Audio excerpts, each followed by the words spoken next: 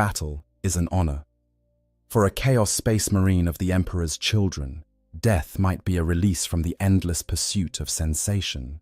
But for an Emperor's children, warrior entombed within a dreadnought chassis, captured alive by orcs, death becomes a distant dream, and the nightmare that unfolds is beyond what even the servants of Slaanesh could imagine.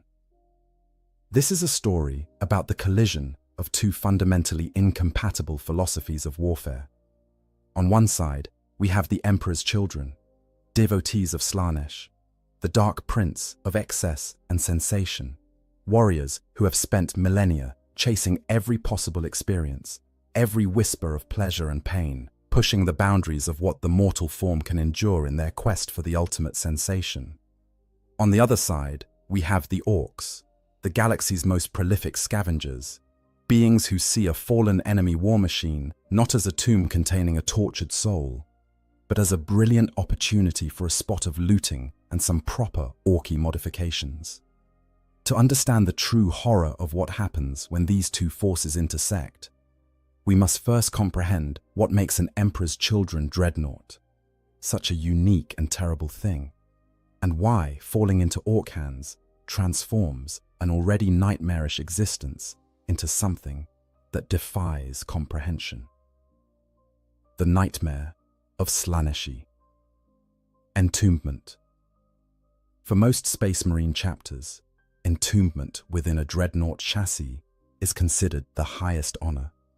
A warrior too grievously wounded to continue fighting in the flesh is given the chance to serve the Emperor beyond death, their consciousness preserved within an armored sarcophagus, awakened only when the chapter has dire need of their wisdom and prowess. These ancients are revered, their counsel sought, their sacrifice honored across the millennia. But the Emperor's children are not most Space Marines. They are the fallen sons of Fulgrim, the Phoenician, the Primarch who led his legion into damnation during the Horus Heresy. Before their fall, the Third Legion was obsessed with perfection, with achieving the apex of martial excellence in every endeavor. After their corruption by Slaanesh, that obsession twisted into something far darker. The pursuit of perfection became the pursuit of excess, of sensation, of experiences so intense that they burned away everything that made them human and left only the raw, screaming need for more. For an Emperor's Children warrior, existence is defined by sensation. Every moment must be filled with input, with stimulation, with experiences that push the boundaries of what the mind and body can process. They augment themselves with Xenos drugs and demonic pacts. They modify their armor to amplify every sensory input. They seek out the most extreme experiences in combat, because only in the absolute peak of intensity can they still feel anything at all. The curse of Slaanesh is that each new high demands an ever greater stimulus to achieve the same result. What once brought ecstasy now barely registers. The threshold keeps rising, the need keeps growing, and the quest becomes all-consuming. Now, imagine taking such a warrior and placing them in a dreadnought. The standard dreadnought chassis is designed to preserve life and enable continued service, but it is not designed for sensory experience. The pilot's broken body is suspended in an amniotic tank, their nervous system hardwired into the machine systems through mind impulse units and cognitive interface arrays. They can see through optical sensors. They can hear through audio pickups. They can maneuver the chassis and fire its weapons. But the richness of human sensory experience is gone. The feeling of wind on skin, the taste of victory, the smell of fear, the texture of enemy flesh beneath a blade, all of these are filtered through mechanical proxies or lost entirely. For a loyalist Space Marine, this is a tolerable sacrifice. For a warrior of the Emperor's Children, it is worse than death. The Emperor's Children developed a specific variant of Chaos Dreadnought called the Sonic Dreadnought to address this problem. These war machines mount massive sonic weaponry, scaled-up versions of the Noise Marine's trademark instruments of destruction. The Blastmaster, the Sonic Blaster, the Doom Siren, All of these produce sound waves of such intensity that they can liquefy flesh, shatter bone, and reduce fortifications to rubble. But more than that, they create sensation. The pilot of a sonic dreadnought experiences the harmonics of destruction, feels the resonance of their weapons through every sensor, and finds in the screams of dying enemies a pale echo of the sensations they have lost. It is not enough. It is never enough. But it is something. Even with these modifications, entombment is viewed by the Emperor's children not as an honor, but as a punishment. It is a sentence handed down to those who have failed their warband, who have displeased their lord, or who simply had the misfortune to suffer catastrophic injuries at an inconvenient time. Some pilots volunteer, driven by the hope that this new form of existence will offer sensations they have never experienced before. They are invariably disappointed. The initial novelty of piloting a walking war machine fades quickly, and what remains is a sensory deprivation more profound than anything their pre-fallen selves could have imagined. The pilot's organic remains float in a suspension of alchemical fluids, connected to the dreadnought systems through dozens of cables and neural interfaces. They retain consciousness, but that consciousness is a prison. The amniotic fluid that sustains them deadens sensation. The metal shell that protects them cuts them off from the world they once knew. The sonic weaponry provides stimulus, yes, but it is a single note in what was once a symphony of experience. They are locked in darkness, trapped in their own minds, able to observe the world, but not truly participate in it. For the servants of Slaanesh, who have spent centuries or even millennia in pursuit of ever greater sensations, this sensory isolation is torture of the most exquisite kind. It is the one thing they cannot abide, the one fate they fear above all others. And yet, when the alternative is true death, and the possibility that Slaanesh might claim their soul for an eternity of service in the warp, even this half-life becomes preferable. The sonic dreadnought pilots of the Emperor's children exist in a state of perpetual hunger. They hunger for sensation, for stimulation, for anything that will make them feel even a fraction of what they once felt. They throw themselves into battle with a desperation that borders on madness, because combat is the only time when their weapons sing and the vibrations of destruction ripple through their senses, and for a few precious moments, they can almost feel something real. This is the baseline. This is the nightmare that the Emperor's children dreadnought pilot endures every moment of every day. Being entombed in a sonic dreadnought is already a fate that would break most beings. It is a hell custom designed for those who worship at the altar of excess, a punishment that takes everything they value and locks it away behind layers of ceramite and adamantium. Now imagine that hell getting infinitely worse. The Orc philosophy of warfare and acquisition. To understand what happens when orcs capture one of these walking nightmares, we must understand what orcs are and how they view the galaxy around them. Orcs are, without question, one of the most successful species in the galaxy. They outnumber humanity. They have spread to every corner of the Milky Way. They thrive in conditions that would kill most other forms of life. And they do all of this with technology that appears to be barely functional, weapons that look like they were assembled by demented children, and vehicles that by all rights should explode the moment someone tries to start them. The secret to orc success is not sophisticated engineering or advanced technology. It is belief. Orcs possess a latent psychic field that they call the Wayag, a gestalt consciousness that grows stronger as more orcs gather together. This field has the remarkable property of making things work simply because orcs believe they should work. Red vehicles go faster because orcs believe red is the color of speed.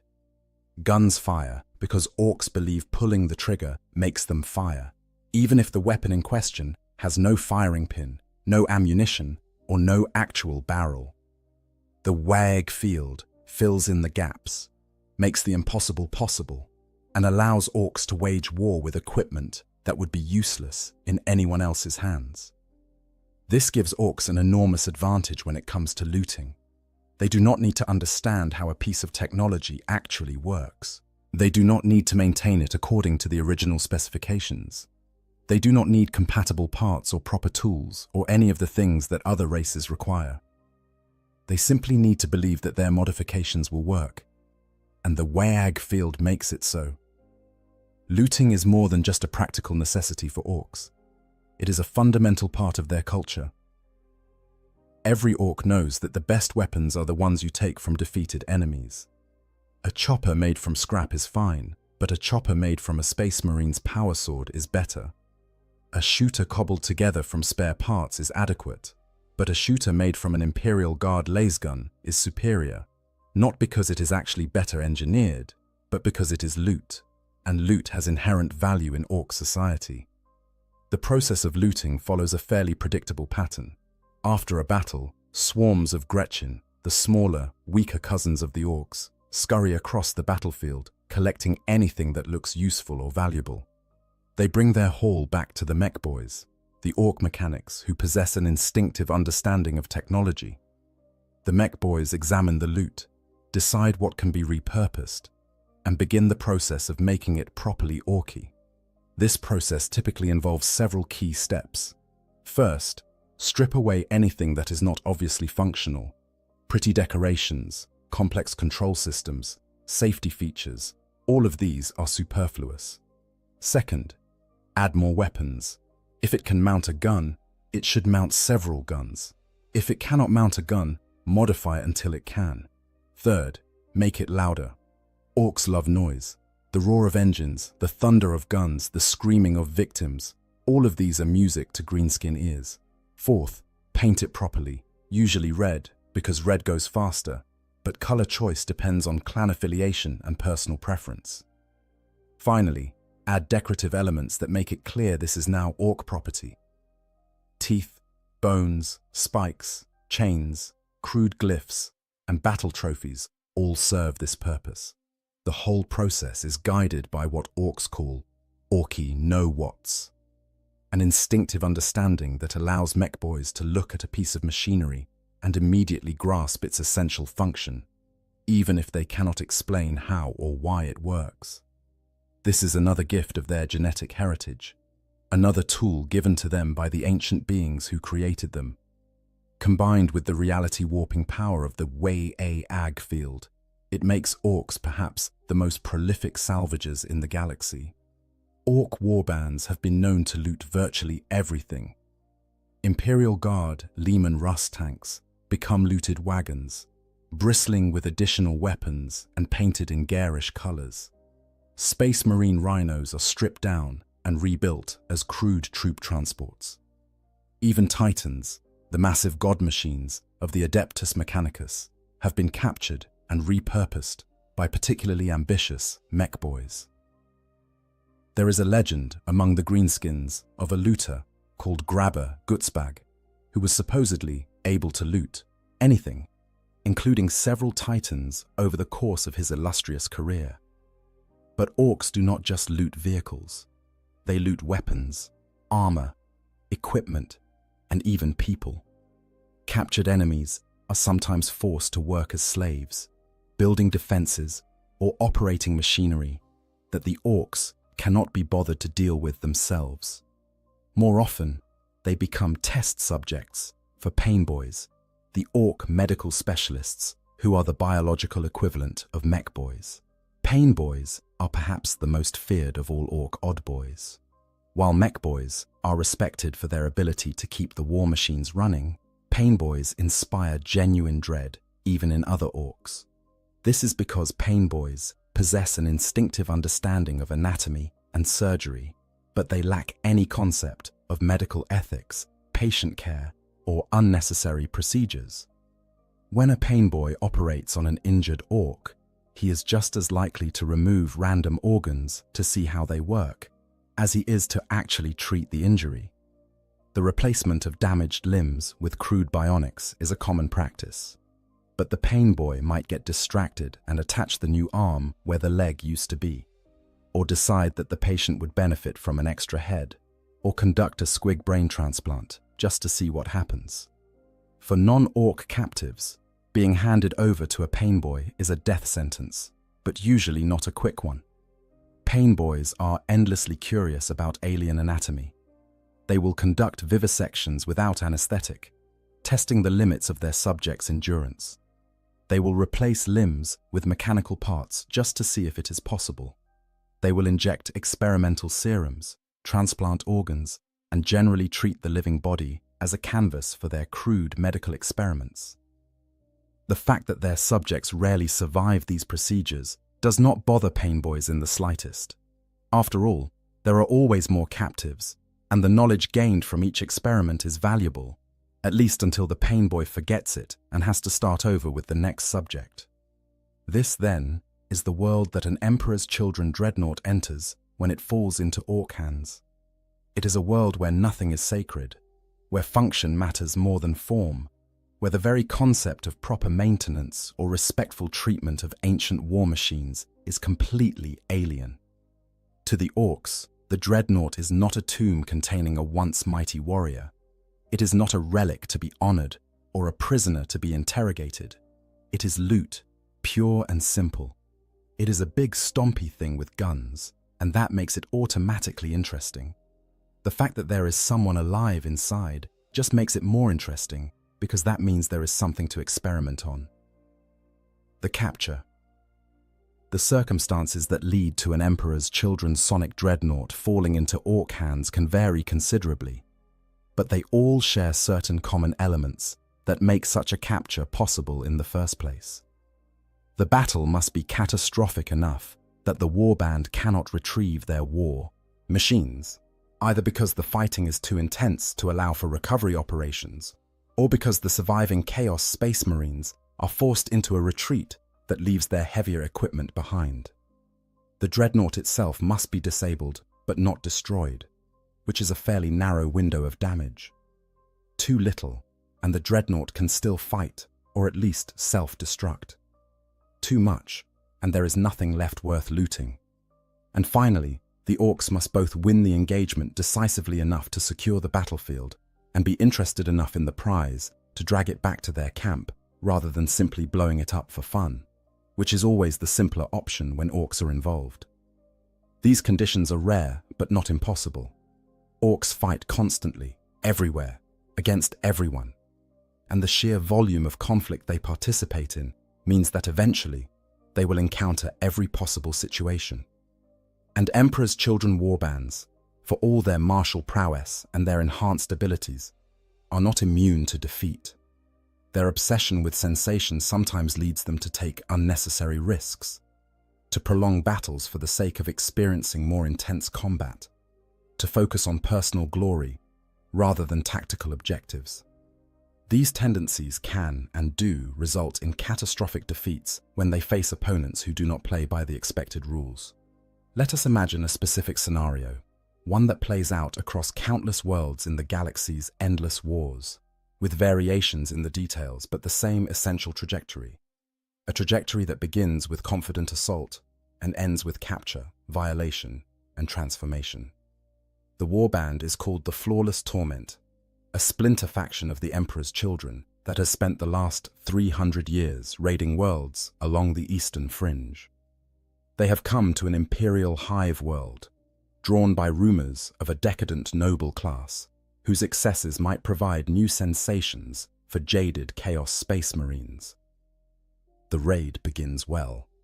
The warband's noise Marines breach the hive's outer defenses with sonic weapons, the harmonics of their guns reducing blast doors to dust and defenders to pulp.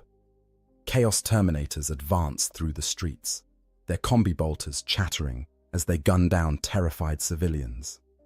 The sonic dreadnought, piloted by a warrior who once bore the name Kalis, but who now answers only to the title, the Resonance, strides through the carnage like a god of sound and fury. Its blastmaster fires and hab blocks collapse.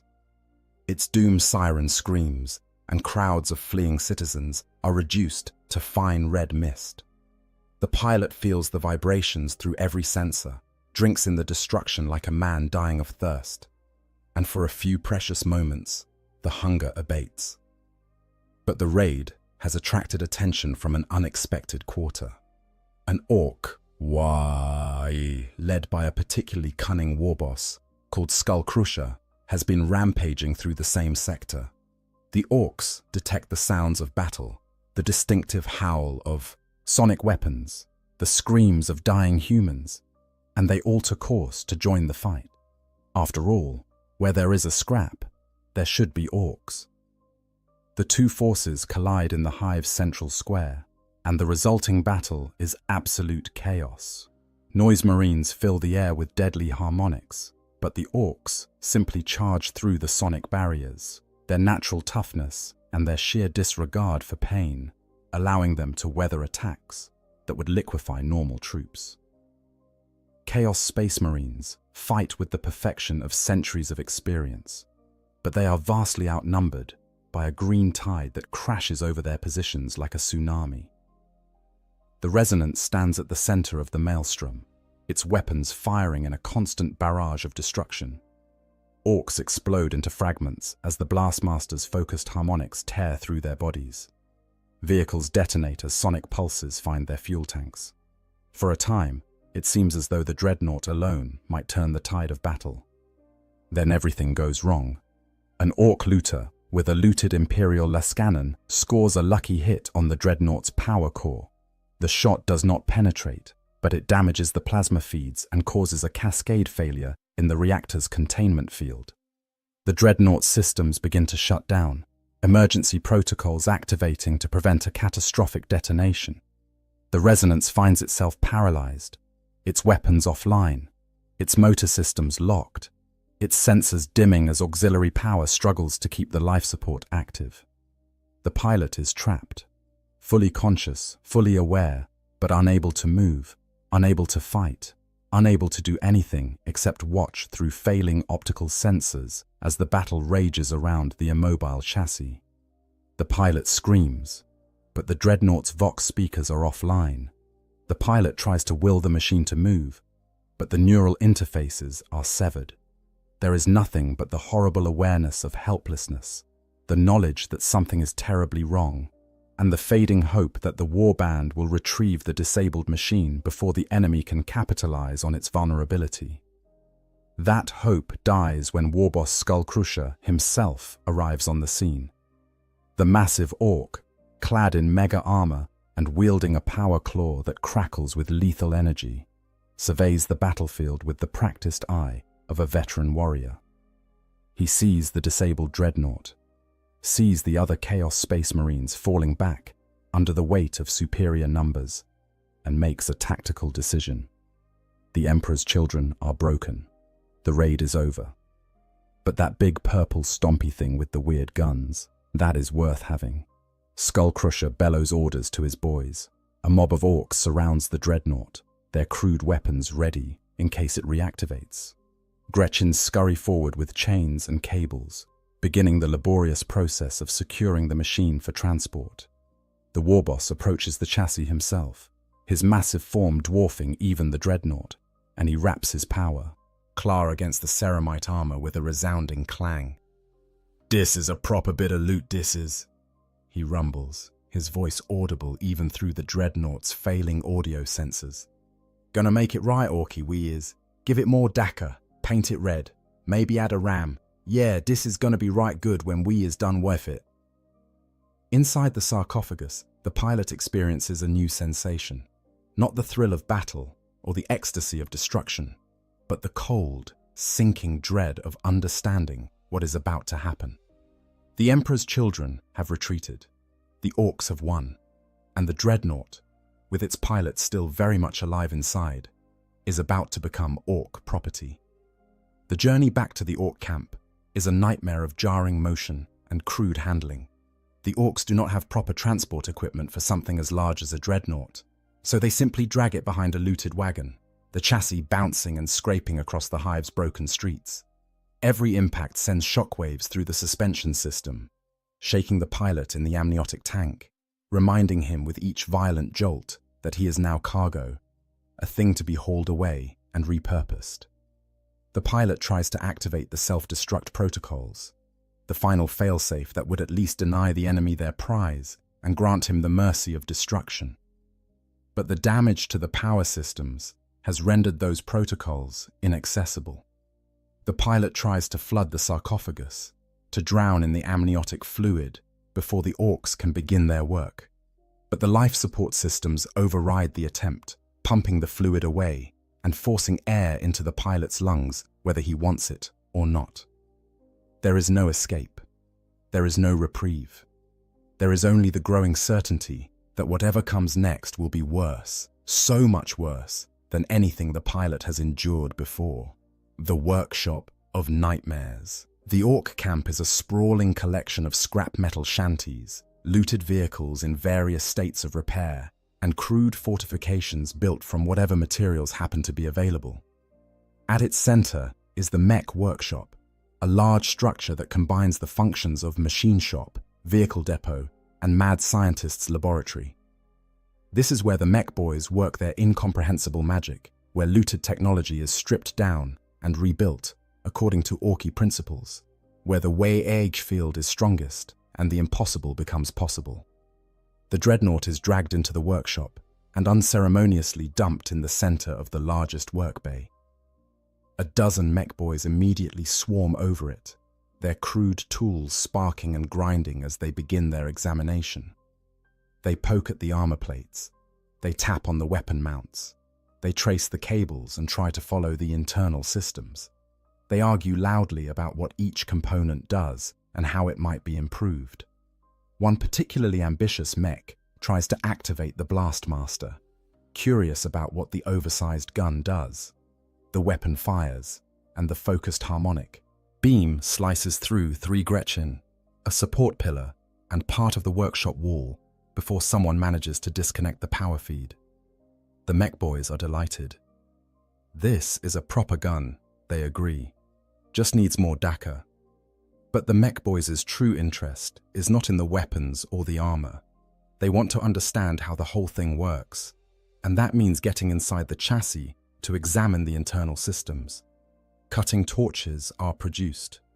Plasma welders ignite, and with the subtle finesse of a meteor impact, the orcs begin to open up the dreadnought. Inside the sarcophagus, the pilot feels every cut, every vibration transmitted through the machine's structure. The dreadnought is not just a vehicle, it is the pilot's body now, and what the orcs are doing feels like surgery performed with chainsaws.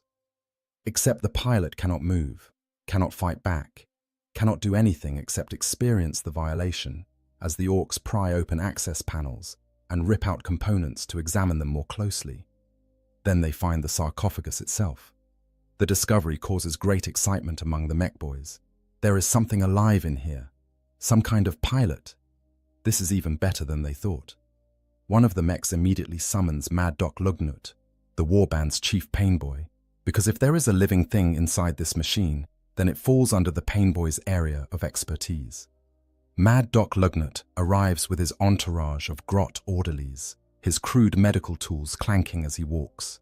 He is a massive orc, heavily augmented with bionics of his own design, his body more machine than flesh after decades of experimental self-surgery.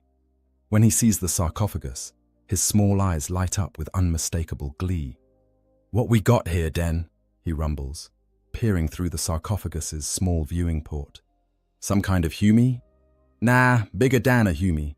Space Marine, maybe. Never had me one of those to work on. This is gonna be proper interesting, this is." The painboy makes his initial assessment by the simple expedient of hitting the sarcophagus with a large wrench and watching how the pilot inside reacts. The impact sends shockwaves through the amniotic fluid, and the pilot's involuntary flinch is clearly visible through the viewport. Lugnut nods with satisfaction. Yes, definitely alive. Good. What happens next is difficult to describe in a way that captures the full horror of the experience. The orcs do not have the technology to properly interface with a Space Marine dreadnought. They do not have the medical equipment to safely extract a pilot from the sarcophagus.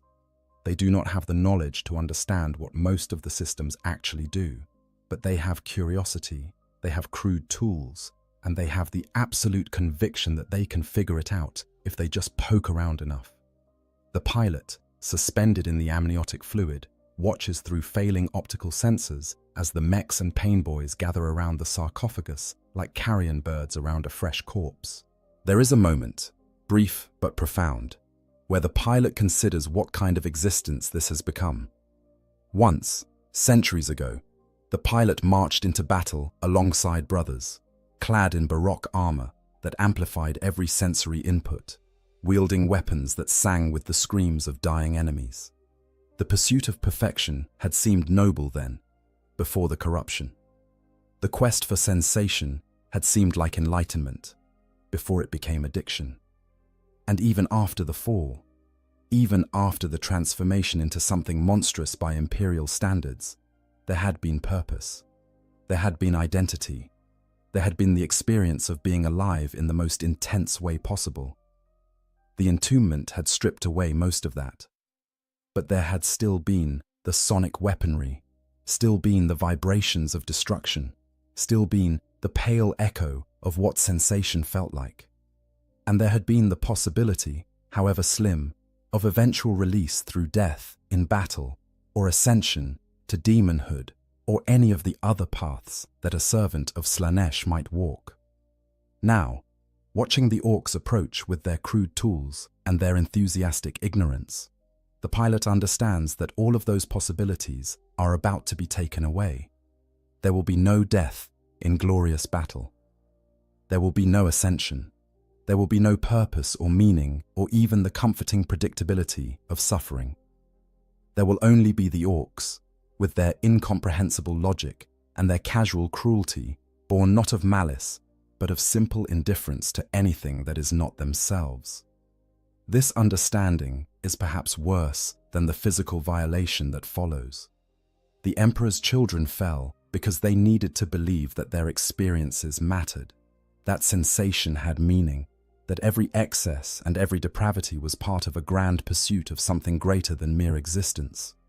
To be reduced to a curiosity for orcs, to become a thing that is poked and prodded not out of hatred or even interest in the suffering caused, but simply because the orcs want to see what is inside, this negates everything the pilot has built an identity around. Mad Doc Lugnut begins by disconnecting the external neural interfaces, the cables that allow the pilot to control the dreadnought's systems. Each disconnection severs another link between the pilot's consciousness and the outside world, narrowing the scope of awareness, cutting off the few remaining sensory inputs that made the entombed existence even slightly bearable. The pilot tries to scream, but the Vox speakers are already disabled. The pilot tries to thrash, but the amniotic fluid dampens all movement to slow, ineffectual twitches. Then the pain boy starts opening additional access ports, drilling through the sarcophagus's outer shell to get a better look at what is inside. He is not trying to kill the pilot. He is genuinely curious about how this whole setup works. But his methods are crude, his tools are brutal, and his understanding of what he is doing is limited at best. Cables are severed, fluid lines are ruptured, life support systems are damaged in the process of examination. The pilot feels everything. The sensory deprivation that made the entombed existence torture for a servant of Slaanesh is now replaced with a deluge of input, all of it horrible. The pain of violated flesh as crude surgical implements probe the body, the chemical burn of non-compatible fluids mixing with the amniotic suspension, the fever heat of infection setting in as sterile systems are breached by contaminated orc tools. Every sensation is magnified by months or years of sensory starvation. The starving organism suddenly force-fed a banquet of agony. For most beings, this would be unbearable. For a servant of Slaanesh, it is complicated. The pilot's consciousness has been twisted by centuries of worship at the altar of excess. Pain and pleasure have long since blurred together. Sensation, any sensation, is better than the void of nothingness. And so even as the pilot's body convulses in the sarcophagus, even as systems fail and alarms scream their warnings into the void, there is a part of the pilot's mind that drinks in the experience, that catalogues every new horror, that finds in this violation something almost approaching the stimulation that has been missing for so long. This realization, the understanding that some part of the pilot is responding to the torture, not with revulsion, but with terrible hunger, is perhaps worse than the physical violation itself. The Emperor's children fell because they could not resist the lure of sensation. They became slaves to Slaanesh because they could not conceive of existence without constant stimulation. And now, trapped in an orc workshop, being vivisected by a mad doc who sees the pilot as nothing more than an interesting specimen, that same addiction reasserts itself. The pilot hates what is happening. The pilot wants it to stop, but the pilot also needs it to continue because the alternative is returning to the sensory void. And that is the one thing that even an Emperor's Children warrior cannot endure. Mad Doc Lugnut, of course, is oblivious to all of this internal struggle. He is having the time of his life. He has never had the chance to examine a Space Marine this thoroughly, let alone one that has been partially integrated with a dreadnought chassis. Every new discovery delights him. The way the neural interfaces connect to the spine, the chemical cocktail in the amniotic fluid, the augmented organs that keep the broken body alive despite catastrophic injuries. He takes extensive notes, by which he means he tells his grot orderlies to remember everything he says, knowing full well they will forget most of it before the day is out. The examination goes on for hours, then days. Mad Doc Lugnut is thorough, and he is in no hurry. The pilot remains conscious through all of it, kept alive by life support systems that the pain boy has learned to avoid, damaging after the first few near-fatal mistakes. There are no rest periods, no moments of unconsciousness to provide respite. The orcs do not understand the concept of anesthesia beyond hit it with a wrench until it stops moving. And since the pilot is already immobilized, there is no need for even that crude measure.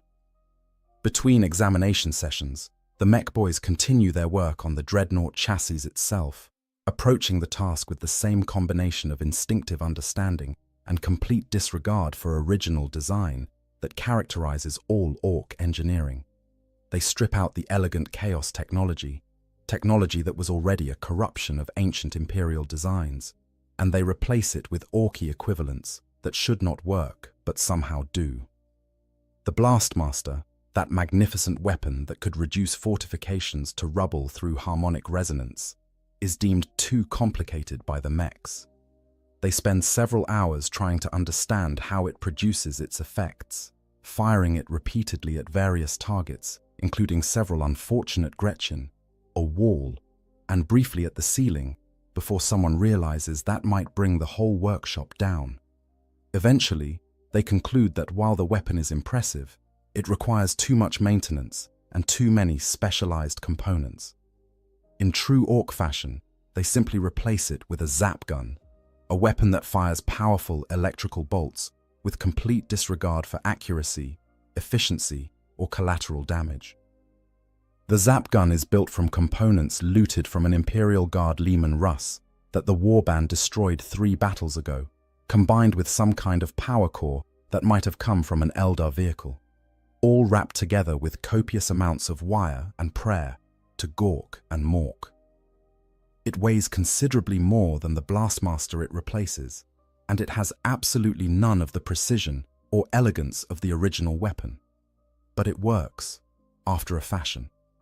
When the trigger is pulled, it discharges a bolt of lightning that will generally hit something in the approximate direction it was aimed. The fact that it sometimes arcs backwards and electrocutes nearby orcs is viewed as a minor design flaw rather than a critical problem.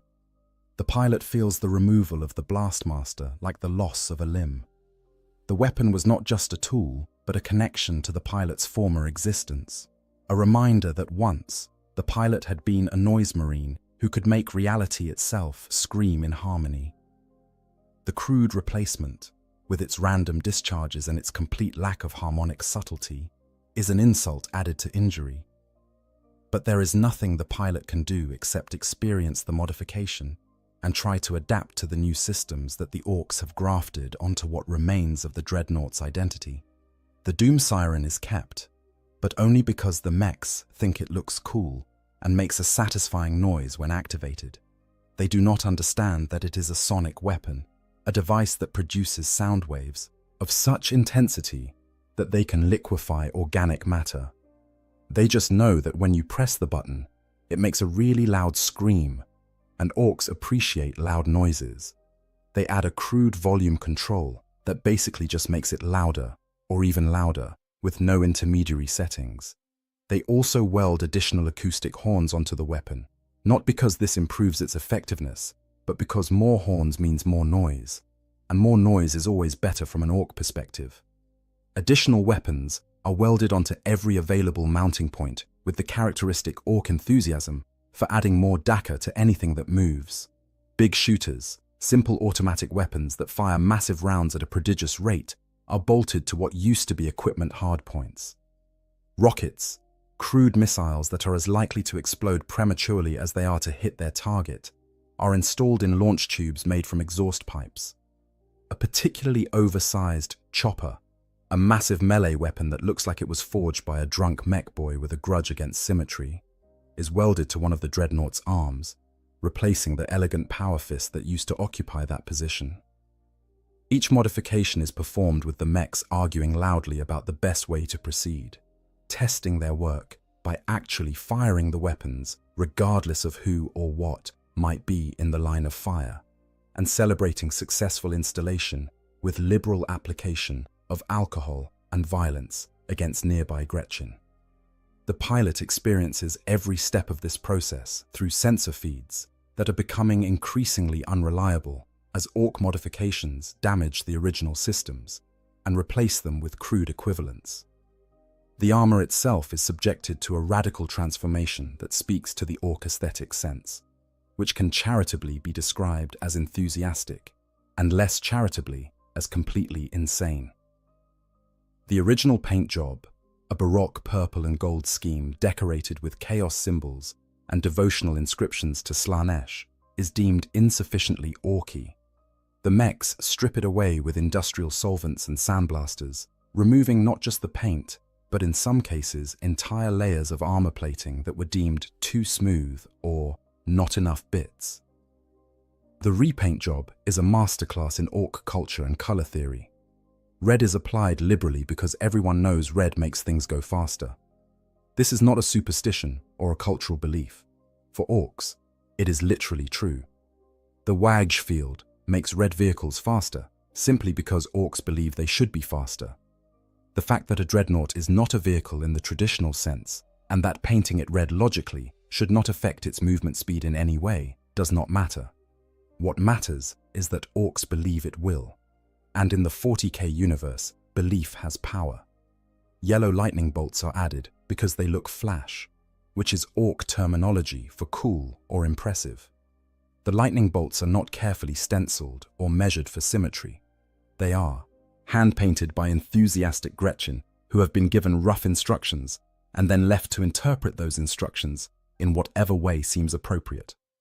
The result is a chaotic mess of jagged lines that covers most of the chassis, some of them actually looking like lightning, and others looking like a drunk Gretchen had a seizure while holding a paintbrush.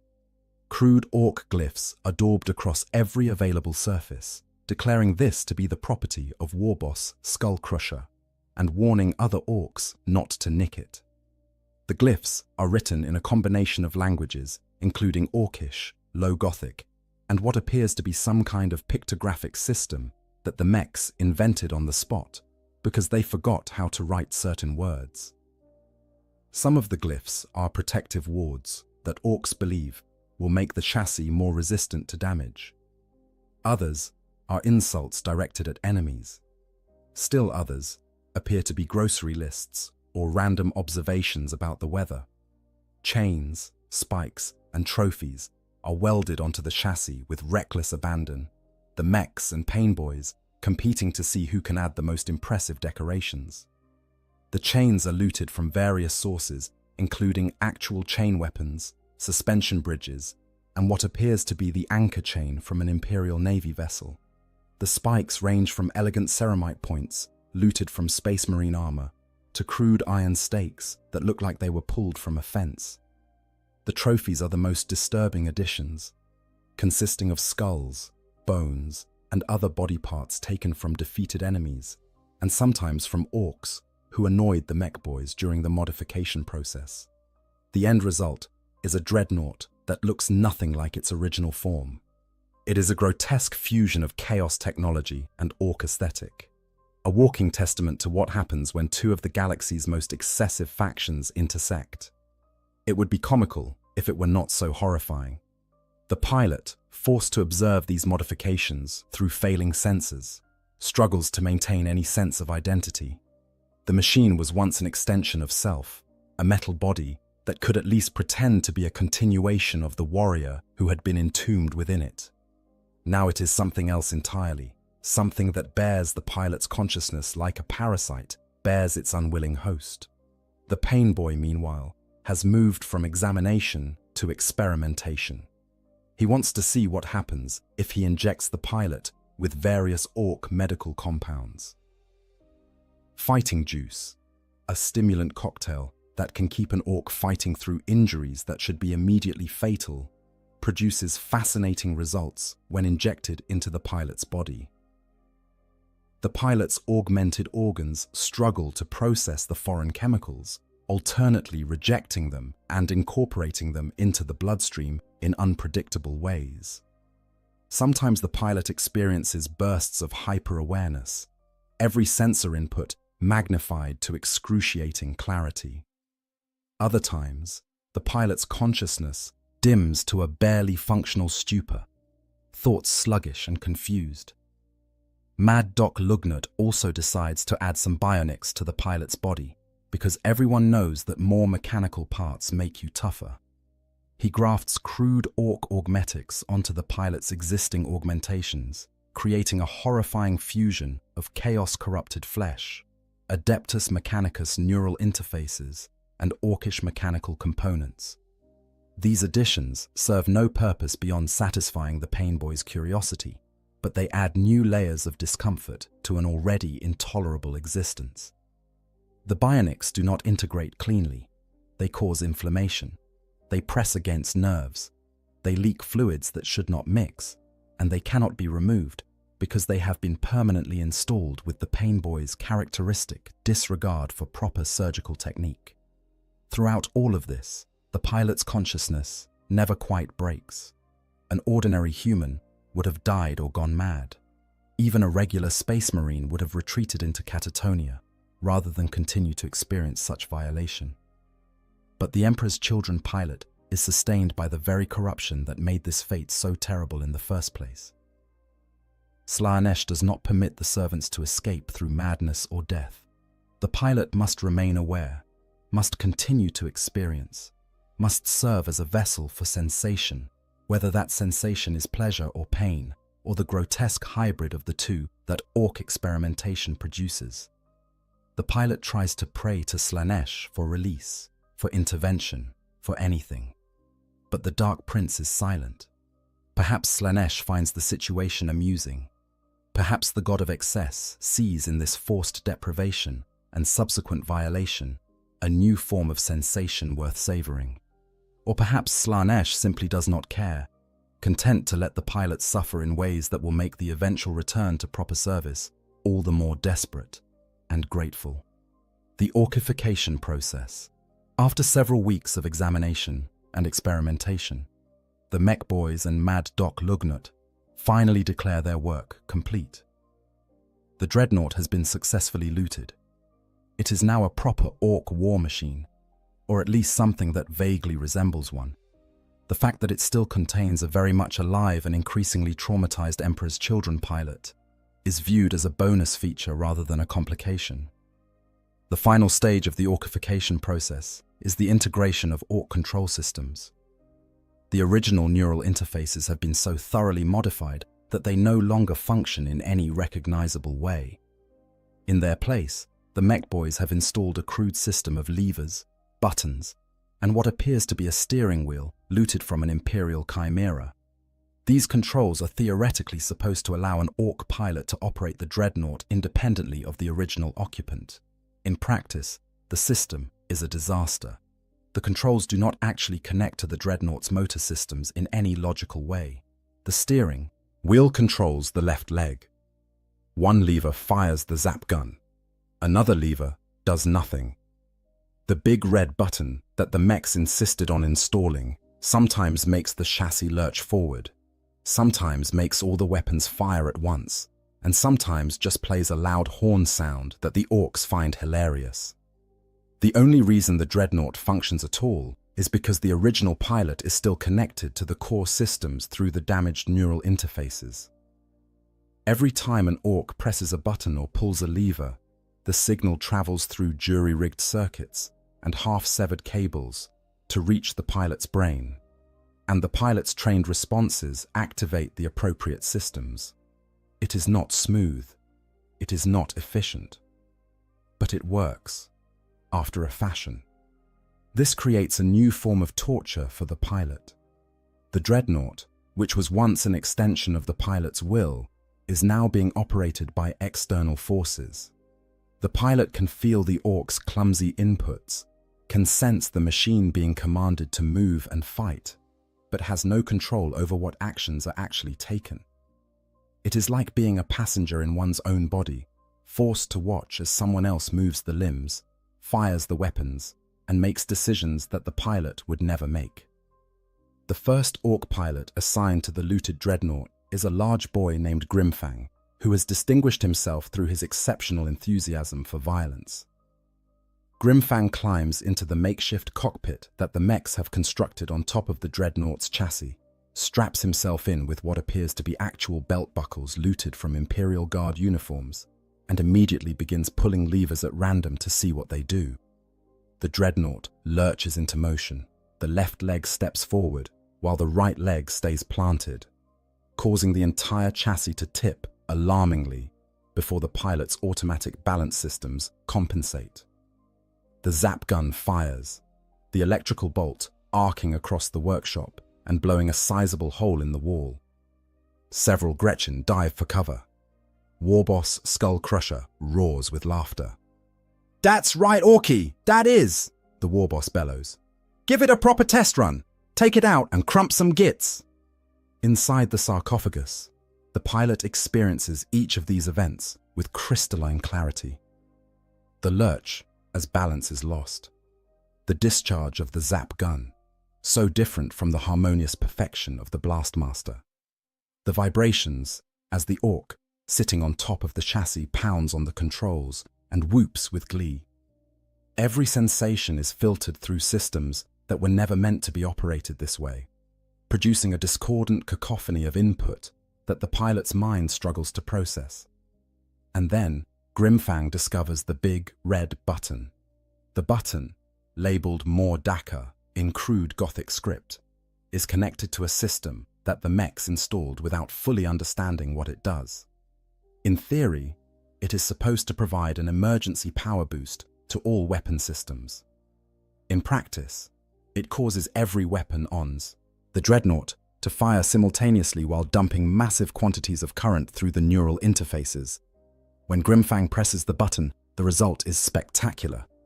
The zap gun fires, the doom siren screams, the big shooters chatter, the rockets launch, and several tons of high-explosive ordnance depart the dreadnought in all directions at once, reducing a significant portion of the orc camp to flaming rubble. For the pilot, the experience is indescribable. The current surge causes every nerve ending to fire at once, every pain receptor to activate, every sensory system to overload simultaneously. It is agony beyond anything the pilot has experienced, even during the worst of Mad Doc Lugnut's experiments. It is also, in a terrible way, exactly what the pilot has been craving. Sensation. Pure, undiluted, overwhelming sensation. The pilot's consciousness whites out, not unconsciousness, not the mercy of oblivion, but a state of sensory overload so complete that thought becomes impossible. There is only the input, the raw data flooding through damaged systems, the feedback loops amplifying and distorting until the boundary between pain and pleasure dissolves entirely, and all that remains is pure experience. When the systems finally discharge and the weapons fall silent, The pilot slowly returns to something approaching coherent thought. The first realization is that the dreadnought is still standing somehow. The second is that Grimfang is laughing maniacally in the cockpit, already reaching for the button again. The third is that this is what existence is going to be now. Not the sensory deprivation of standard dreadnought service, not the focused destruction of proper combat, but this chaotic, unpredictable carnival of violence directed by Orc whim and enabled by crude modifications that should not work, but somehow do. Warboss Skullcrusher is delighted by the button's effects. He immediately orders the mechs to install more such buttons, with labels like Moar Daka, Even Moar Daka, and All Dar Daka. He also decides that the dreadnought needs a proper Orc name. After careful consideration lasting approximately 3 seconds, he dubs it Purple Stompy, because it is purple and it stomps. The fact that the dreadnought is actually painted red and yellow does not seem to concern him. Over the following days, the Orcs conduct extensive field testing of their new toy. Purple Stompy is sent on raids against local Imperial outposts, with various Orcs taking turns in the cockpit to see who can cause the most destruction. Each Orc has a different operating style. Some favor the zap gun, others prefer to stomp things with the dreadnought's feet. One particularly unhinged boy spends his entire session just pressing the big red button over and over, causing the dreadnought to fire everything repeatedly until the ammunition runs dry and several components melt from overuse. The pilot experiences all of these sessions with increasing desperation. There is no rest between battles, no time to process what is happening. The Orcs do not understand the concept of maintenance downtime for organic components. When one Orc finishes his turn, another immediately climbs into the cockpit and starts pulling levers. The pilot's body, never designed to sustain this level of constant activity, begins to break down further. Life support systems strain to keep the failing organs functional. Chemical balances shift toward toxic levels, and through it all, the pilot remains conscious, trapped in a body that is simultaneously dying and being kept alive by machines that the Orcs have modified without understanding. There are moments when the pilot manages to exert some small influence over the dreadnought's actions. When an Orc pulls a lever that would make the chassis charge directly into a minefield, the pilot's reflexes activate the jump jets that the mechs installed specifically so the dreadnought can jump over obstacles. When Grimfang tries to fire all weapons at a target that is far too close, the pilot manages to abort the firing sequence just enough to prevent catastrophic damage from the backblast. These small victories do not make the situation better. They only prove that the pilot is still aware enough to care about survival, still invested enough in continued existence to prevent the merciful release of destruction. Mad Doc Lugnut observes these interventions with interest. He correctly deduces that the original pilot is still capable of influencing the dreadnought's operation, and he sees this as evidence that his surgical modifications were successful. After all, a proper integration of Orc and Space Marine systems should result in a hybrid that is stronger than either component alone. The fact that the pilot is suffering existential horror at the violation of everything they once were does not factor into the Painboy's calculations. The Painboy decides to conduct further experiments to test the limits of this hybrid system. He injects the pilot with various compounds designed to enhance Orc physiology, curious to see how they interact with Space Marine biology and Chaos corruption. Some of these injections have unexpected results. The fighting juice, combined with the pilot's altered metabolism, produces a state of hyperaggression that momentarily overwhelms the pilot's consciousness and causes the dreadnought to go berserk, tearing apart several Orc structures before Grimfang can wrestle the controls back under something resembling command. Other experiments focus on the neural interfaces themselves. Mad Doc Lugnut theorizes that if he can enhance the connection between the pilot and the Orc cockpit controls, the dreadnought will become even more responsive. He attempts this by the simple expedient of drilling additional connection points and running more cables between the sarcophagus and the Orc control systems. This does not improve responsiveness. What it does is give the Orc pilot the ability to directly stimulate the pilot's pain receptors, creating a crude but effective system where the Orc can encourage the pilot to be more cooperative by inflicting jolts of agony whenever the dreadnought does not respond quickly enough to commands. Grimfang, being a typical Orc, finds this absolutely hilarious. He begins using the pain stimulation system not as a motivational tool, but as entertainment, zapping the pilot at random intervals just to see the dreadnought twitch. Other Orcs who take turns in the cockpit adopt similar practices, turning the pilot's suffering into a game. Who can make the dreadnought jump the highest? Who can cause the most dramatic reactions? The fact that these games are slowly driving the pilot toward complete psychological collapse is not even a consideration. Field testing and combat operations. The true test of any Orc modification comes not in the workshop, but on the battlefield. Warboss Skullcrucia's warband is in the midst of a campaign against an Imperial Guard regiment that has been stubbornly defending a strategically important Promethium refinery. The Warboss decides that Purple Stompy will make an excellent vanguard unit for the final assault, both because it is heavily armed and because he finds the idea of using a captured Chaos war machine against the Imperium deeply amusing. The assault begins at dawn, a time of day that Orcs generally consider suboptimal for fighting, but which their human opponents seem to prefer. A massive mob of boys charges toward the Imperial lines, their crude weapons blazing, while looted tanks and trucks provide fire support from the flanks.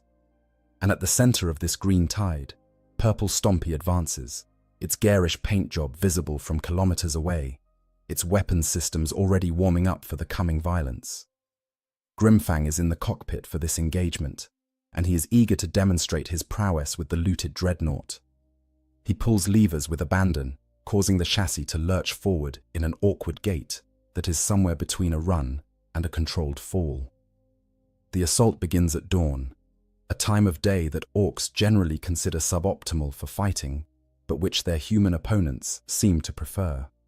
There is something about the psychological comfort of daylight that makes humans believe they have an advantage, as if the Emperor's light somehow shines more brightly when the local star is visible. The Orcs find this hilarious. They have fought in every condition imaginable, from the airless void of space to the crushing depths of ocean trenches, and they know that the time of day matters far less than the quantity of dakka you can bring to bear on your enemies. A massive mob of boys charges toward the Imperial lines, their crude weapons blazing with enthusiasm if not accuracy. They bellow war cries in their guttural language, a cacophony of threats, insults, and observations about how proper this scrap is going to be. Behind them, looted tanks and trucks provide fire support from the flanks, their weapons firing in patterns that would make any trained tactician weep, but which work perfectly well for Orc purposes. Rockets arc through the air, some of them actually hitting their intended targets, while others veer off course to explode spectacularly against terrain features or other Orc units. Big shooters rattle out streams of fire that chew through defensive positions with brute force and volume of fire. And at the center of this green tide, Purple Stompy advances, its garish paint job visible from kilometers away, its weapon systems already warming up for the coming violence. The massive dreadnought moves with an awkward gait that is somewhere between a run and a controlled fall, each step sending tremors through the ground, each movement accompanied by the screech of poorly maintained joints and the roar of an engine that has been modified so many times that it barely resembles its original design. Grimfang is in the cockpit for this engagement, and he is eager to demonstrate his prowess with the looted dreadnought, eager to prove to the warboss that he is the best pilot for this magnificent piece of loot. He pulls levers with abandon, his massive green hands grasping controls that were never designed for Orc physiology, causing the chassis to lurch forward in movements that would be comedic if they were not so dangerous. The dreadnought does not move with the smooth precision of a properly piloted war machine. It moves like a drunk trying to navigate an obstacle course, veering from side to side, occasionally stumbling as the pilot's automatic balance systems struggle to compensate for the Orc's incompetent inputs. The zap gun fires, and the electrical discharge arcs across the battlefield with a sound like reality itself being torn asunder. The bolt slams into an Imperial Chimera, and the armored personnel carrier's systems overload instantly. Sparks fountain from every viewport and access hatch. The crew inside experiences a brief moment of absolute agony as thousands of volts course through their bodies, cooking them in their own armor before the vehicle's fuel tanks detonate and blow the whole thing apart in a fireball that draws approving roars from nearby Orcs. The pilot feels the weapons discharge through sensors that were never meant to process this type of energy signature. Where once the Blastmaster provided elegant feedback through harmonic resonance, the zap gun simply dumps raw current through already damaged systems, causing pain receptors to fire randomly as the electrical surge seeks ground through whatever pathways are available. It is not the sophisticated sensation that the pilot craves. It is crude, overwhelming, like being struck by lightning while simultaneously drowning. But it is sensation, and after months of deprivation, even this horrible input is better than the void of nothingness.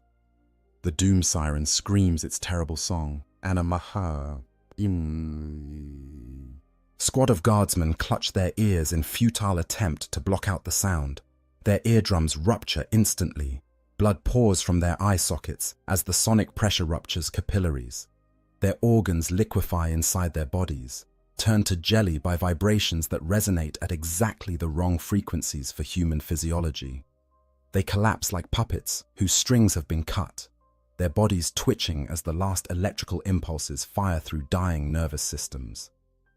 The few who do not die immediately will wish they had, their minds shattered by the experience of hearing their own bodies being destroyed from the inside out. For the pilot, the doom siren's activation provides a moment of something approaching nostalgia. This weapon, at least, still functions in a way that resembles its original purpose. The harmonics are crude compared to what the pilot once commanded, but they are harmonics nonetheless. The pilot can feel the sound waves propagating through the air, can sense the destruction they cause, can almost remember what it felt like to be a noise marine wielding sonic weaponry with precision and artistry. Almost. The memory is there, but it feels distant, like something that happened to someone else in another lifetime. The big shooters chatter, their streams of fire cutting down infantry who are too slow to find cover or too brave to retreat. The massive rounds punch through flak armor like paper, leaving ragged holes and shattered bones in their wake.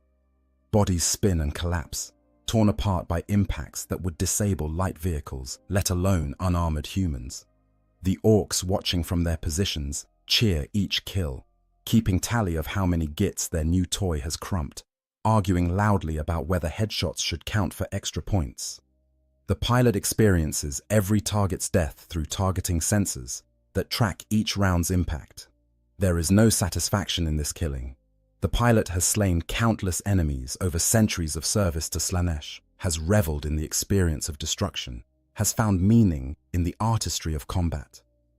But this is not artistry. This is crude butchery directed by an Orc who is pulling triggers without thought or strategy, killing because killing is what Orcs do best.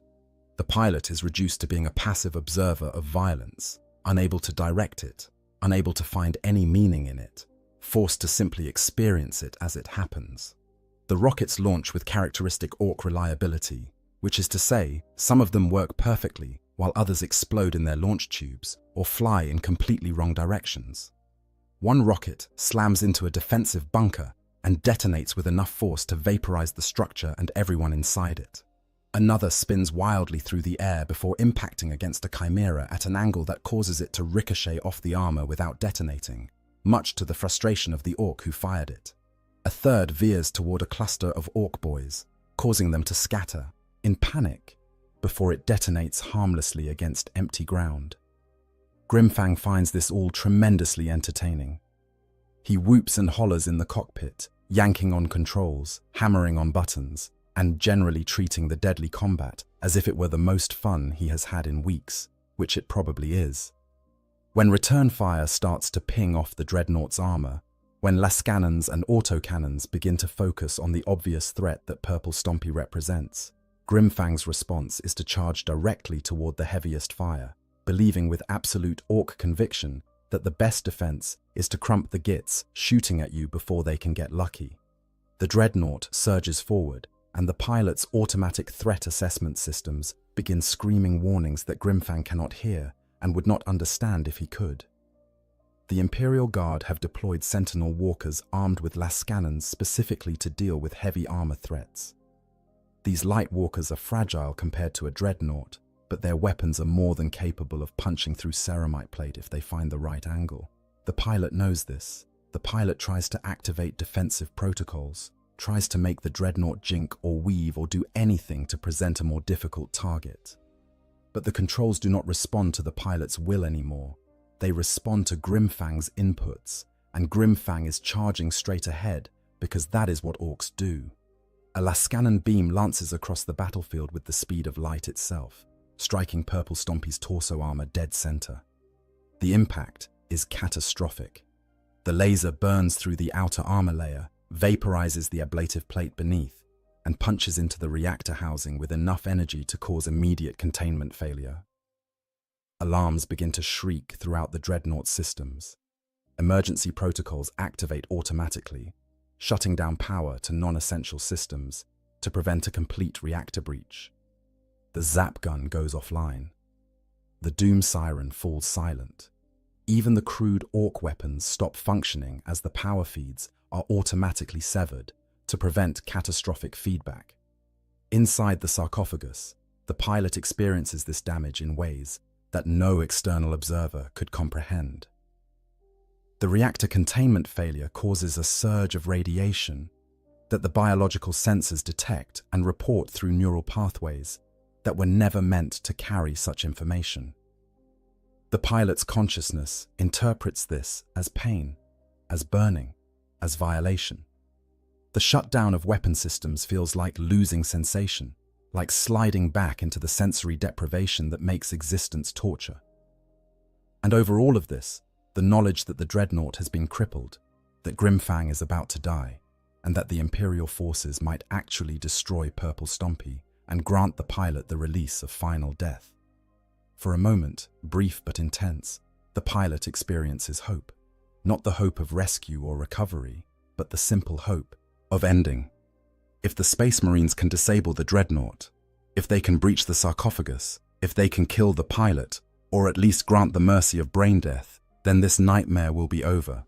The soul will go to Slaanesh, yes, but even eternal damnation in the warp might be preferable to continued existence as Purple Stompy, as an orc's toy, as a consciousness trapped in a body that is no longer remotely human.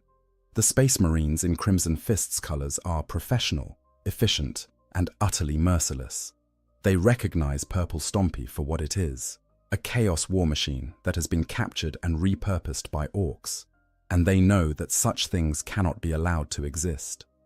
One of their number, a Devastator Marine armed with a lascannon, lines up a precision shot on the dreadnought's left knee joint. The las beam strikes true, severing the actuator and causing the entire leg assembly to collapse. Purple Stompy crashes to the ground with a sound like a building falling, the impact sending Grimfang flying from his cockpit to land in a broken heap several meters away.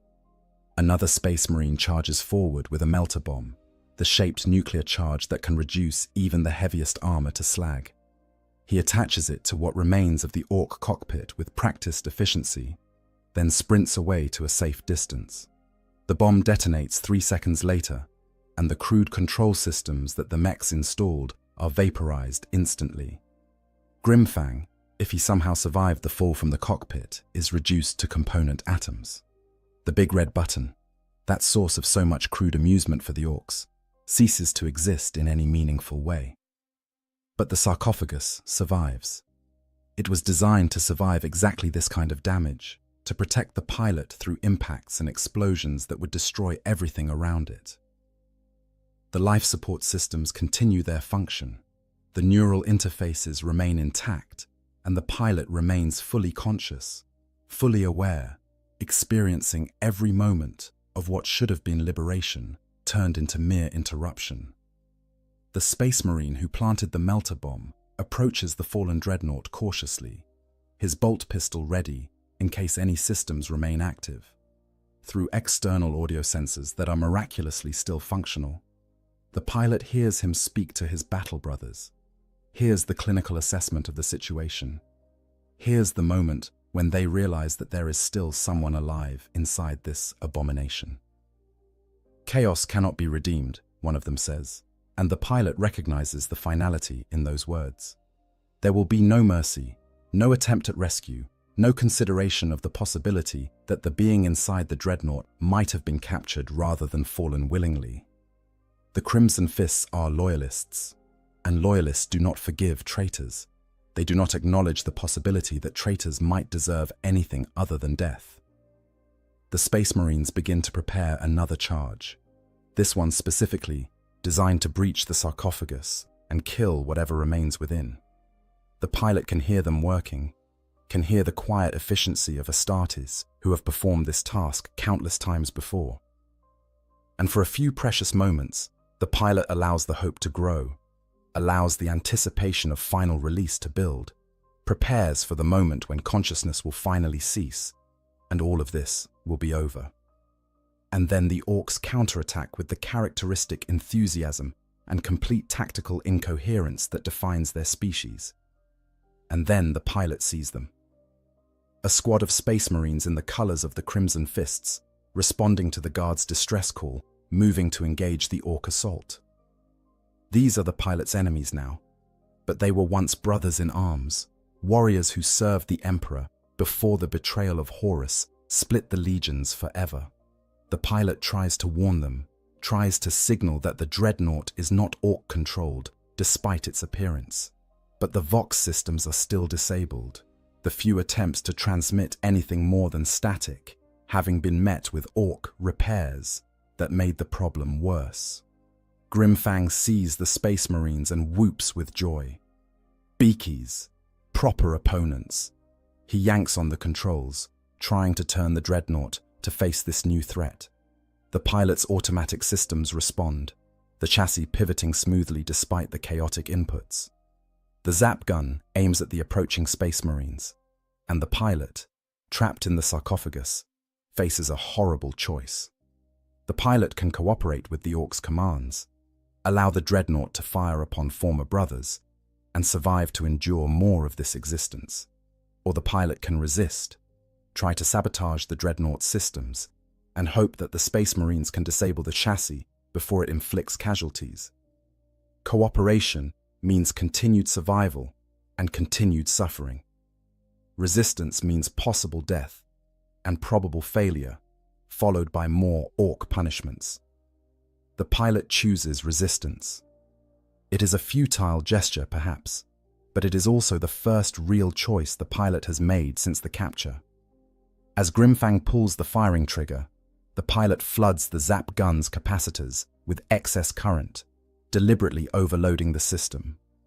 The weapon fires, but instead of a focused electrical bolt, it produces a wild discharge that arcs in all directions, cooking several nearby Orcs and causing the dreadnought's power systems to momentarily brown out. Grimfang roars in anger and immediately activates the pain stimulation system, flooding the pilot's nervous system with agony as punishment for the malfunction. But the damage is done. The Space Marines have been warned by the erratic behavior, and they adjust their tactics accordingly. Instead of treating Purple Stompy as a standard Orc threat, they recognize it as a compromise-friendly unit that needs to be carefully disabled rather than destroyed. A Devastator. Marine armed with a Lascannon scores a precise hit on the Yeats, Dreadnought's left knee joint, severing the motivator and causing the chassis to crash to the ground. Another Space Marine charges forward with a melter bomb, attaching the shaped charge to the Orc cockpit and detonating it. Grimfang is vaporized instantly. The crude Orc control systems are destroyed, and Purple Stompy, no longer under external command, falls silent and still. The pilot's consciousness does not fade. The life support systems, buried deep within the chassis and armored against exactly this kind of damage, continue to function. The pilot can hear the Space Marines approaching, can sense them examining the fallen war machine, can detect the moment when they realize what they are looking at. "Emperor's children," one of the Space Marines says, his voice clearly audible through the dreadnought's external audio sensors. "A sonic dreadnought, and it has been altered." There is a long silence. The pilot waits, hoping that they will understand, that they will see past the Orc modifications to recognize a fellow Astartes in distress. But these are loyalists, and the pilot is a traitor who turned against the Emperor during the Horus Heresy. The brotherhood that once existed between them died 10,000 years ago. "Chaos cannot be redeemed," another Space Marine says. "We show mercy to the machine spirit that has been corrupted, not to the traitor within. Prepare a plasma charge. We will cleanse this abomination." The pilot tries to scream, but the Vox is still offline. The pilot tries to move, but the damaged systems will not respond. There is only the terrible awareness of what is about to happen, the knowledge that the Crimson Fists are preparing to destroy the dreadnought and grant the pilot the death that has been sought since the moment of capture. And then the Orcs counterattack. A mob of boys, enraged by the loss of their new toy, crashes into the Space Marine position with the force of a tidal wave.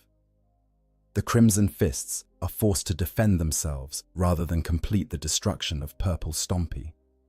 The battle becomes a chaotic melee, bolt pistols and chainswords against choppers and shooters, and in the confusion, Mad Doc Lugnut and a team of Gretchen manage to drag the disabled dreadnought back toward Orc lines.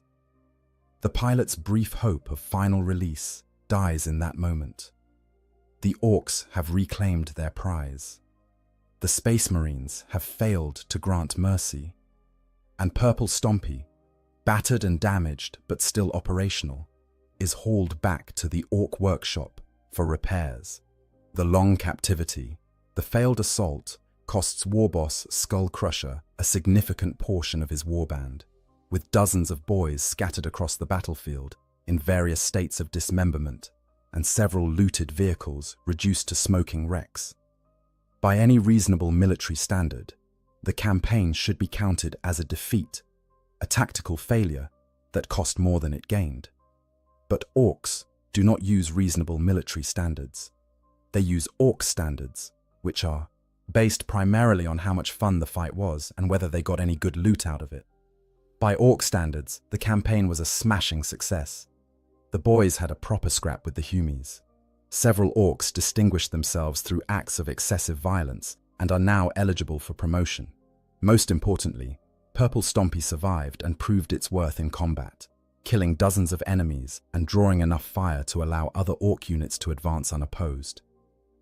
The fact that the Dreadnought's resistance directly contributed to the assault's failure, that its sabotage of the Zap gun prevented what might have been a decisive blow against the Space Marine position, does not register with the Warboss at all. As far as he is concerned, the get in the cockpit was just unlucky, and next time they will make sure to use a better pilot. This Orc logic, this ability to reframe obvious failures as successes through the simple expedient of focusing on the fun parts, is perhaps more alien to the pilot than any of the physical violations that have been endured. The Emperor's children prize excellence, perfection, the achievement of specific goals through superior skill and experience. Even after their fall, even corrupted by chaos, they maintain this focus on measurable success. They might pursue that success through depravity and excess, but they still care whether they win or lose by any objective standard. Orcs simply do not think this way. They fight because fighting is what Orcs do. They loot because looting is fun. They modify their captured equipment because making things more orky is inherently satisfying. Whether these activities lead to strategic victory or tactical advantage is almost incidental to the joy of the activity itself. This fundamental difference in worldview makes communication or understanding effectively impossible, and it means that the pilot's suffering has no meaning to the captors Beyond the practical question of whether the dreadnought continues to function adequately, Mad Doc Lugnot is fascinated by the damage the dreadnought sustained during the battle. He spends days examining the severed knee joint, trying to understand how the original mechanisms worked so he can replace them with proper Orc equivalents. This examination process involves the Painboy poking around inside the chassis with various tools, while the pilot's sensors feed back every impact and vibration.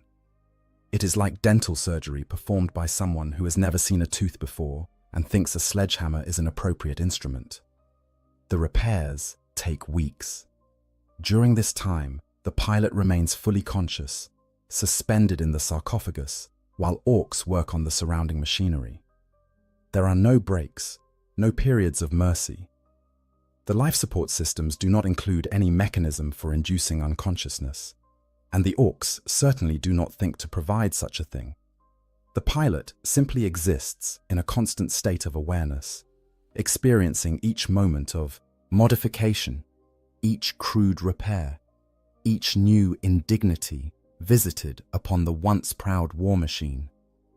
Mad Doc Lugnut decides that the reason the dreadnought malfunctioned during the battle was because the pilot was not properly motivated. In his mind, the solution is obvious: more bionics. If the pilot has more mechanical parts, then the pilot will be more like an Orc and therefore more reliable. This logic makes perfect sense to the Painboy, and he immediately begins a new round of surgeries to graft additional Orc technology onto the pilot's body. The procedures are performed without anesthetic and with only the crudest understanding of anatomy. Mad Doc Lugnut opens new access ports in the sarcophagus, reaching in with his enormous hands to attach wires and tubes directly to the pilot's organs. He replaces several of the pilot's remaining organic limbs with crude Orc prosthetics, not because the original limbs were damaged, but simply because he thinks metal arms are better than flesh ones.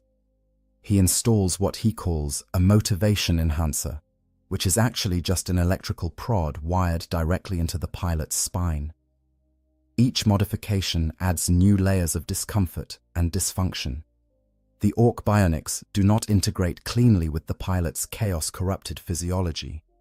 They leak fluids, they generate heat, they press against nerves that were never meant to be touched, and they cannot be removed without killing the pilot, so they become permanent additions to an already nightmarish existence. But the most terrible part of the long captivity is not the physical modifications, or the crude repairs, or even the constant awareness of suffering. The most terrible part is the realization that this could go on indefinitely. Orcs do not grow tired of their toys quickly. They will use Purple Stompy until it is destroyed, or until something shinier catches their attention, and there is no telling how long that might take. Months, years, decades? The pilot's sense of time begins to deteriorate. Days blur together into an endless parade of repair sessions, field tests, and combat operations.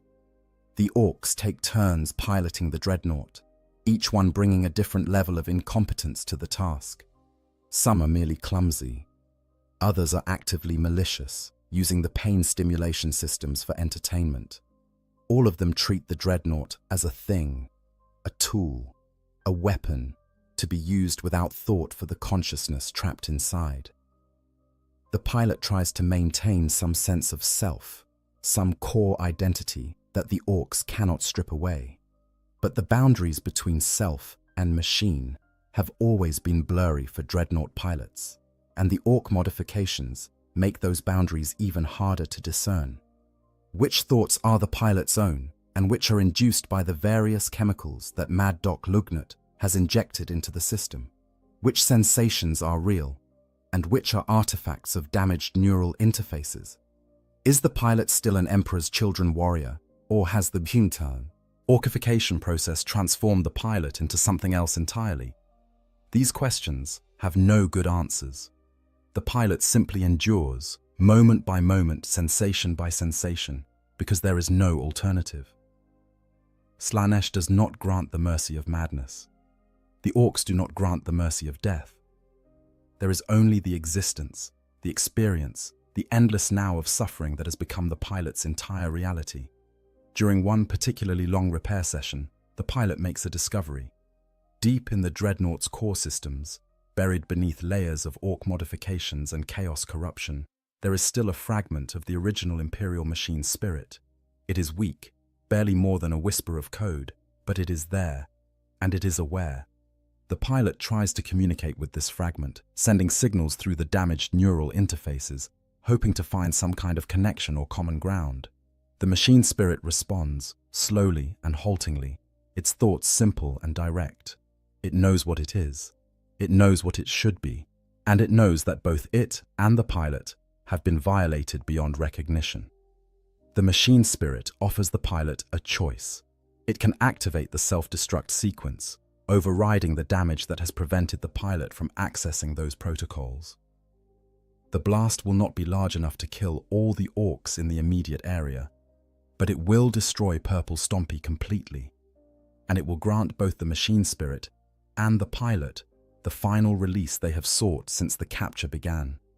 The pilot considers this offer. Death would mean an end to the suffering. It would mean escape from the Orc workshop and the crude modifications and the constant violation of everything the pilot once was. It would mean never having to experience another moment of this existence. But death would also mean facing Slaanesh. The pilot's soul is claimed by the Dark Prince, and when the body dies, that soul will be dragged into the warp to serve in whatever capacity Slaanesh deems appropriate. There will be no rest, no peace, only an eternity of service to a god who finds mortal suffering endlessly amusing. The pilot has avoided this fate by remaining technically alive, the body sustained by life support systems, the soul tethered to flesh by the thinnest of threads, and perhaps most damning of all, death would mean the end of sensation. Even this horrible, twisted existence provides input. It provides experience. It provides the stimulation that the pilot's addiction demands. To choose death would be to choose the final void, the absolute absence of everything, and that is the one thing an Emperor's Children warrior truly fears. The pilot rejects the machine spirit's offer. The self-destruct protocols remain dormant. The existence continues, and the machine spirit, recognizing the pilot's choice, retreats back into its isolated fragment of code, leaving the pilot alone once more with the consequences of that decision. Possible outcomes and implications.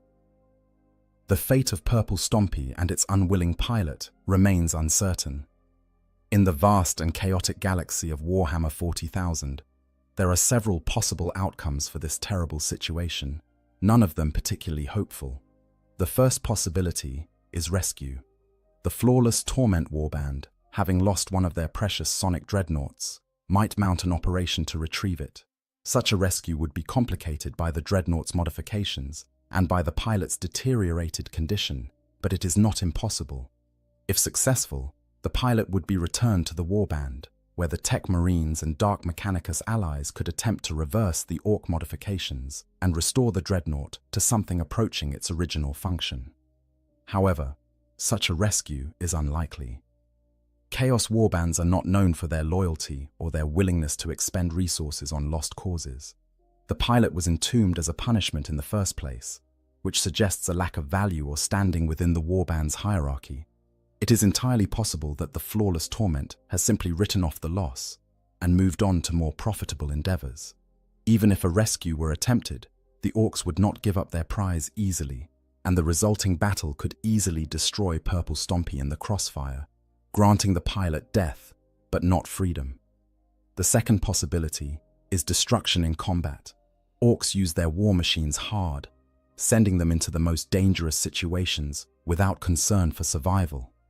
Purple Stompy could be deployed against an enemy that has the firepower to destroy it utterly, or it could suffer a catastrophic malfunction during battle that causes the reactor to explode.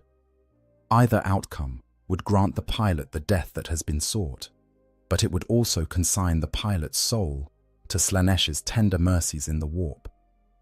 The third possibility is long-term captivity leading to complete psychological breakdown.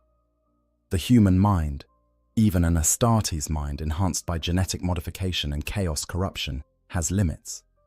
Eventually, the pilot's consciousness might simply fragment under the strain of constant violation and sensory overload. The resulting entity would no longer be recognizable as the warrior who was first captured, but rather a collection of traumatized fragments held together only by the neural interfaces and the stubborn refusal to die. This outcome might actually please the orcs. A completely broken pilot, one who no longer resists or sabotages the systems, would make Purple Stompy much easier to operate. The dreadnought would respond to commands without the unpredictable interference that has characterized its performance so far. From the orc perspective, this would be a successful taming of a difficult piece of loot, proof that even the most stubborn captives can be brought to heel with enough time and creative motivation. The fourth possibility is escape, though this seems the least likely of all. The pilot cannot move independently. The dreadnought systems are too damaged to operate effectively without orc intervention. Even if the pilot could somehow regain control of the chassis, where would there be to go? The orc camp is in the middle of contested territory, surrounded by enemies on all sides.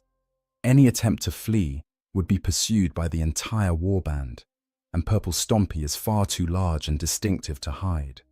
Yet stranger things have happened in the galaxy. Perhaps the pilot could bargain with the machine spirit for limited control during a critical moment. Perhaps an external force, an Imperial raid, or a Xenos incursion could create enough chaos that the pilot could use the distraction to escape. The odds are astronomically low, but in a universe where faith can move mountains and psychic powers can reshape reality, impossible does not mean unattainable. The final possibility, and perhaps the most terrible, is that the pilot simply continues to exist in this state indefinitely. The orcs never grow bored of Purple Stompy. The pilot never dies or goes mad. The existence just stretches on, an eternity of crude modifications and combat operations and painboy experiments, each day indistinguishable from the last, until time itself loses meaning and there is only the now, the endless experience of suffering that defines every moment. What does this nightmare scenario reveal about the factions involved? For the Emperor's children, it demonstrates the ultimate consequences of their devotion to Slaanesh. They pursued sensation so relentlessly that they became slaves to it, unable to exist without constant stimulation, willing to endure any horror rather than face the void of sensory deprivation. The pilot's refusal to activate the self-destruct protocols, even when offered a clean death, shows how completely the addiction has taken hold. For a servant of the Dark Prince, even suffering is preferable to nothingness. For the orcs, the scenario showcases both their greatest strengths and their most horrifying qualities. Their ability to loot and repurpose anything is unmatched in the galaxy. They can take sophisticated technology they do not understand and make it work through a combination of crude modifications and gestalt psychic power. But their complete lack of empathy or understanding regarding the suffering they cause is equally remarkable. Mad Doc Lugnut genuinely does not comprehend that his experiments are torture. He is simply curious, simply exploring, simply doing what painboys do. The cruelty is not intentional malice, but rather the natural result of orc nature applied to a helpless subject.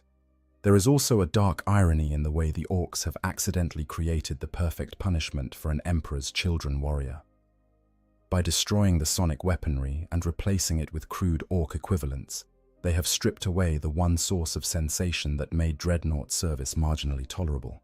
By adding their crude modifications and conducting their experiments, they have flooded the pilot with new experiences, but all of them horrible, all of them violations of body and mind.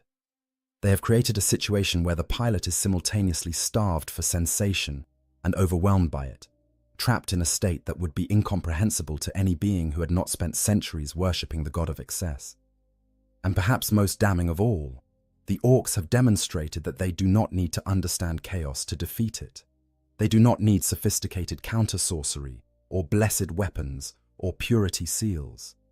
They simply need to be themselves, to approach everything with the same enthusiastic incomprehension that characterizes their entire civilization. The Emperor's Children pilot expected many possible fates after entombment: capture by the Imperium and execution, falling in battle against a worthy foe, perhaps even eventual ascension to demonhood if service to Slaanesh proved sufficiently devoted. But being looted by orcs, being orcified beyond recognition, becoming purple stompy, this was not a fate that any warrior could have anticipated or prepared for. Conclusion: in the grim darkness of the far future, there is only war. But even in a galaxy where entire worlds are burned from orbit and civilizations are ground to dust beneath the treads of continent-sized war machines, even in a universe where gods feast on mortal suffering and the warp itself howls with the screams of the damned, there are still gradations of horror. There are still fates that stand out as particularly terrible, particularly cruel, particularly worthy of the descriptor worse than death. The capture and orcification of an Emperor's Children sonic dreadnought represents one such fate. It is a collision of incompatible philosophies, a meeting of irresistible orc enthusiasm and immovable Slaaneshi addiction, played out on the body and mind of a warrior who has already sacrificed everything in pursuit of sensation. The pilot sought excess and found deprivation. The pilot sought pleasure and found violation. The pilot sought meaning in experience and found only the endless repetition of crude modifications and combat operations directed by beings who will never understand what they have done. This is not a story with a happy ending. There are no happy endings in Warhammer 40,000. But it is a story that reveals fundamental truths about the factions involved, about the nature of suffering in a universe without mercy, and about what happens when the galaxy's greatest scavengers encounter a prize that should never have been found. Purple Stompy continues to serve in Warboss Skull Crusha's warband, its weapons firing on command, its legs carrying it into battle after battle, its pilot trapped inside, experiencing every moment with the terrible clarity that only a servant of Slaanesh can know. The orcs are pleased with their loot. Mad Doc Lugnut considers the whole affair a successful experiment. And somewhere in the warp, the Dark Prince of Excess observes this situation with whatever passes for amusement among the Chaos Gods, content to let the pilot suffer in this unique and creative way for as long as the body endures. There are no heroes in this story. There are no villains, really, just beings acting according to their nature.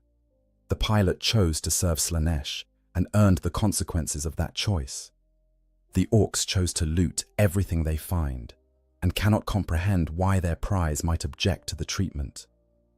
And the machine spirit, trapped alongside the pilot in a chassis that has been defiled beyond recognition, can only wait for an ending that may never come.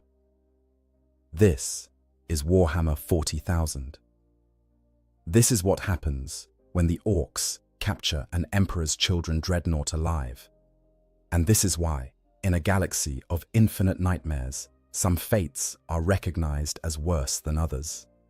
If you enjoyed this deep dive into one of the most horrifying scenarios the 40K universe has to offer, please consider liking this video and subscribing to the channel. We explore the darkest corners of Warhammer lore, bringing you stories that other channels might shy away from. Stories that showcase just how grim and dark the far future really is.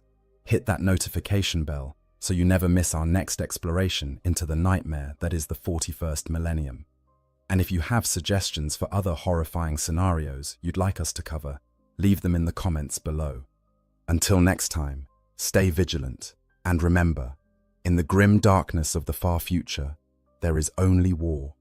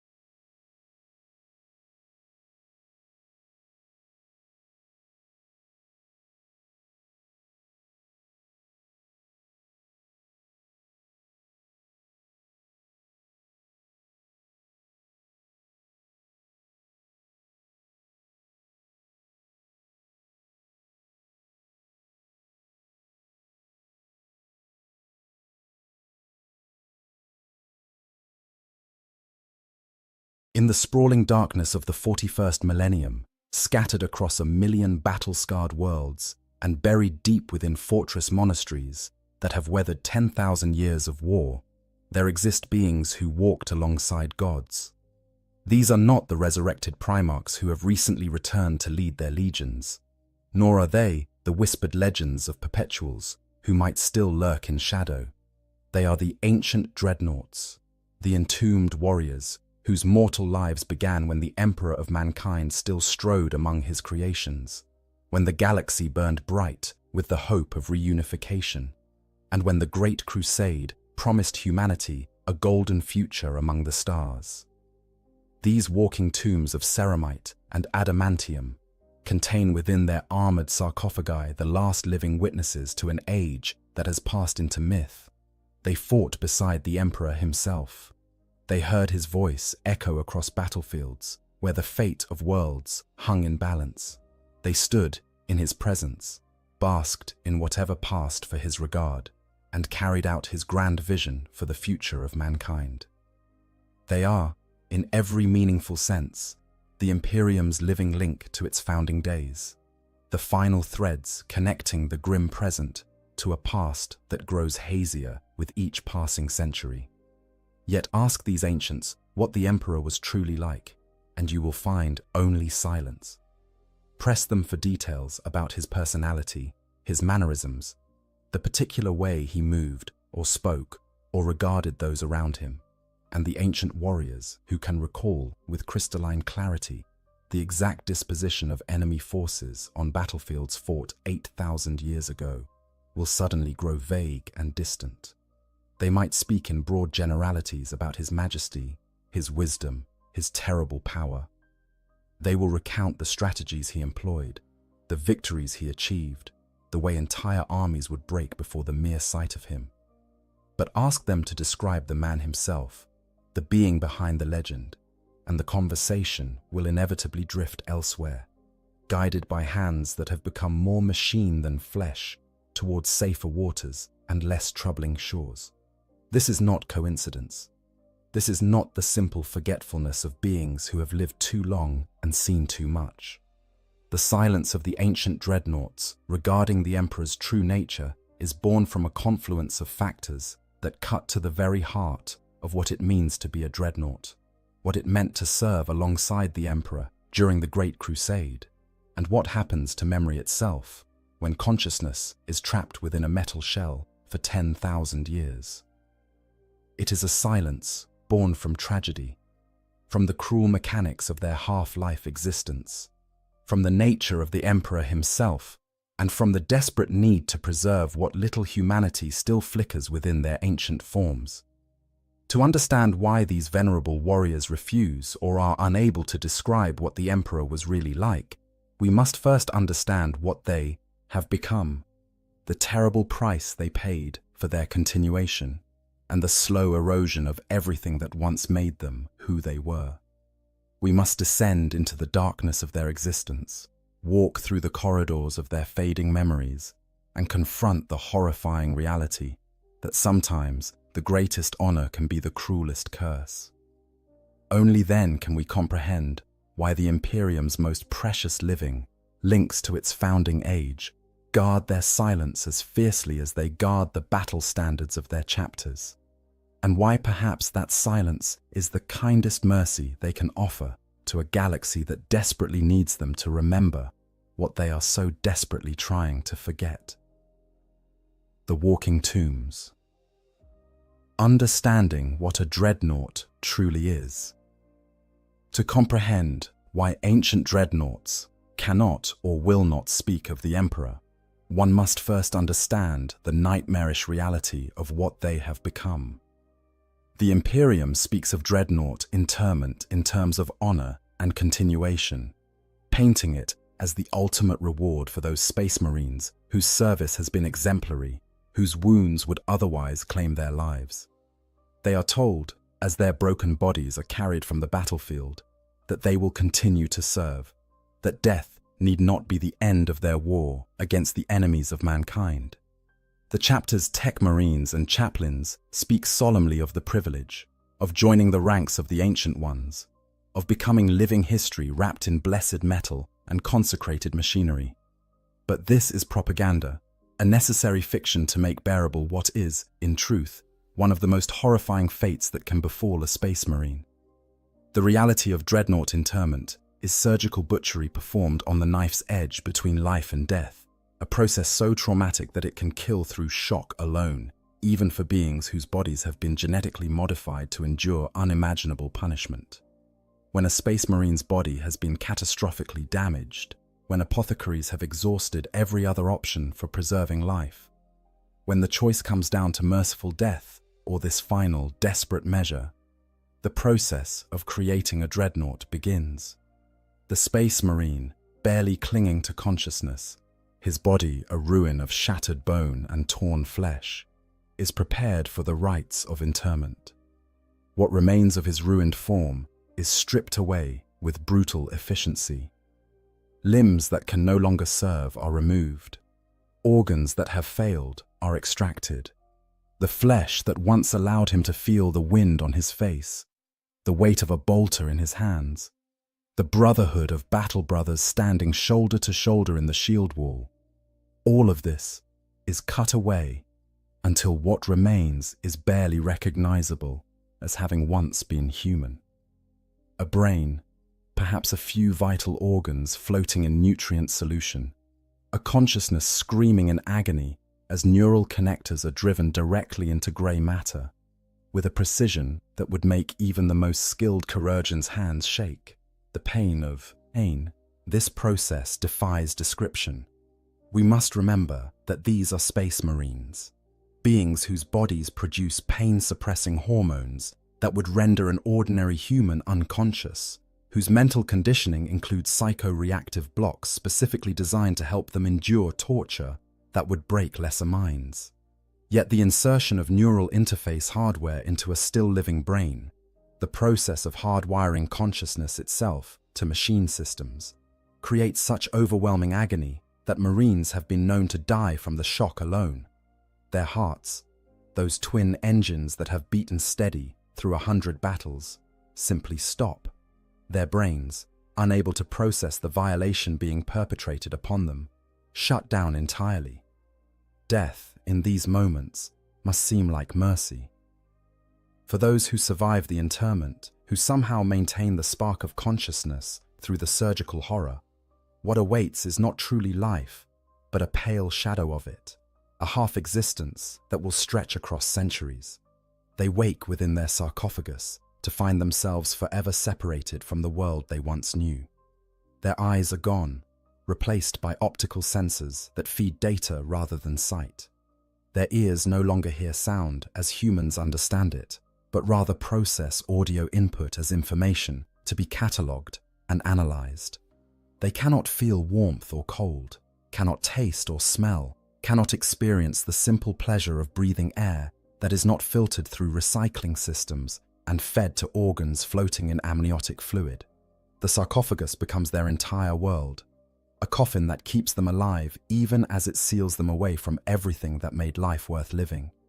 They float in darkness and synthetic fluids, their consciousness tethered to the dreadnought systems by neural links that never let them forget the machine they have become. Every movement of the dreadnought's massive limbs, every targeting solution calculated, every enemy engaged and destroyed, all of this is experienced not as a warrior wielding weapons, but as a mind that has become the weapon itself. They are no longer space marines who wear armor. They have become living components in a war machine, organic processors running tactical algorithms in shells of blessed metal. But perhaps the cruelest aspect of dreadnought existence is not the initial transformation, but what comes after, the slow psychological degradation that awaits all who are interred. The extended neural interface, with something as massive and complex as a dreadnought, creates immense mental stress on the occupant.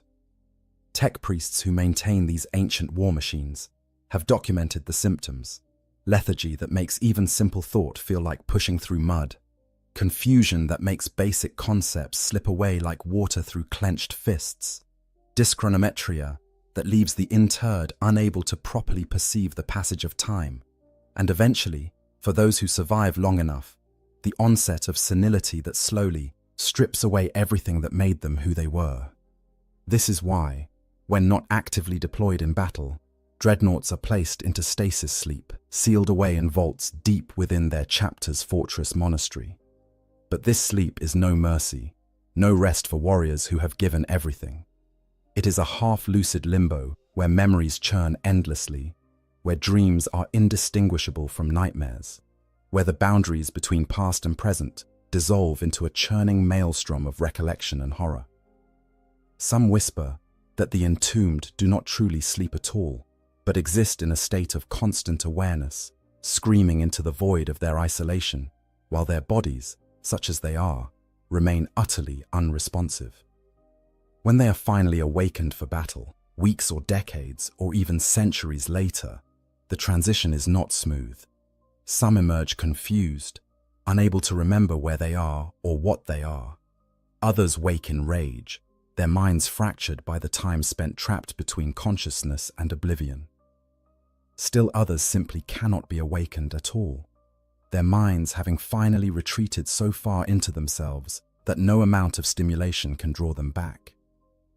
And with each awakening, with each battle fought and then returned to the darkness of stasis, memories begin to erode.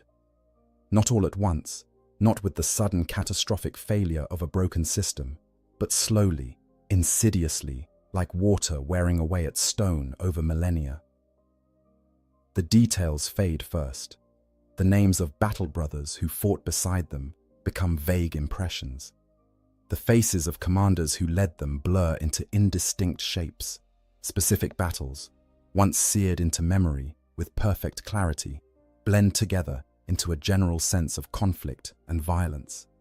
The human elements of their existence, the small moments of camaraderie and connection that defined their lives as flesh and blood warriors, these slip away first because the machine has no need of them, no place to store such impractical, unnecessary data. What remains, what the dreadnought systems allow to persist, are tactical assessments and combat effectiveness ratings.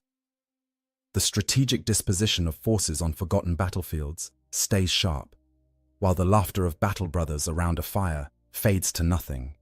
The exact specifications of enemy armor and weaponry remain perfectly catalogued, while the sensation of brotherhood, of belonging to something greater than oneself, slowly dissolves into abstract concepts without emotional weight. The dreadnought remembers how to kill with perfect efficiency, while forgetting why killing once mattered, what they were fighting for beyond the simple mechanical fulfillment of assigned objectives. This is the true horror of dreadnought existence, the realization that comes slowly to all who are interred. They are not warriors anymore, not really. They are weapons that can think, consciousness trapped in machines designed for nothing but violence, slowly losing everything that made them human while gaining nothing but the ability to kill more efficiently.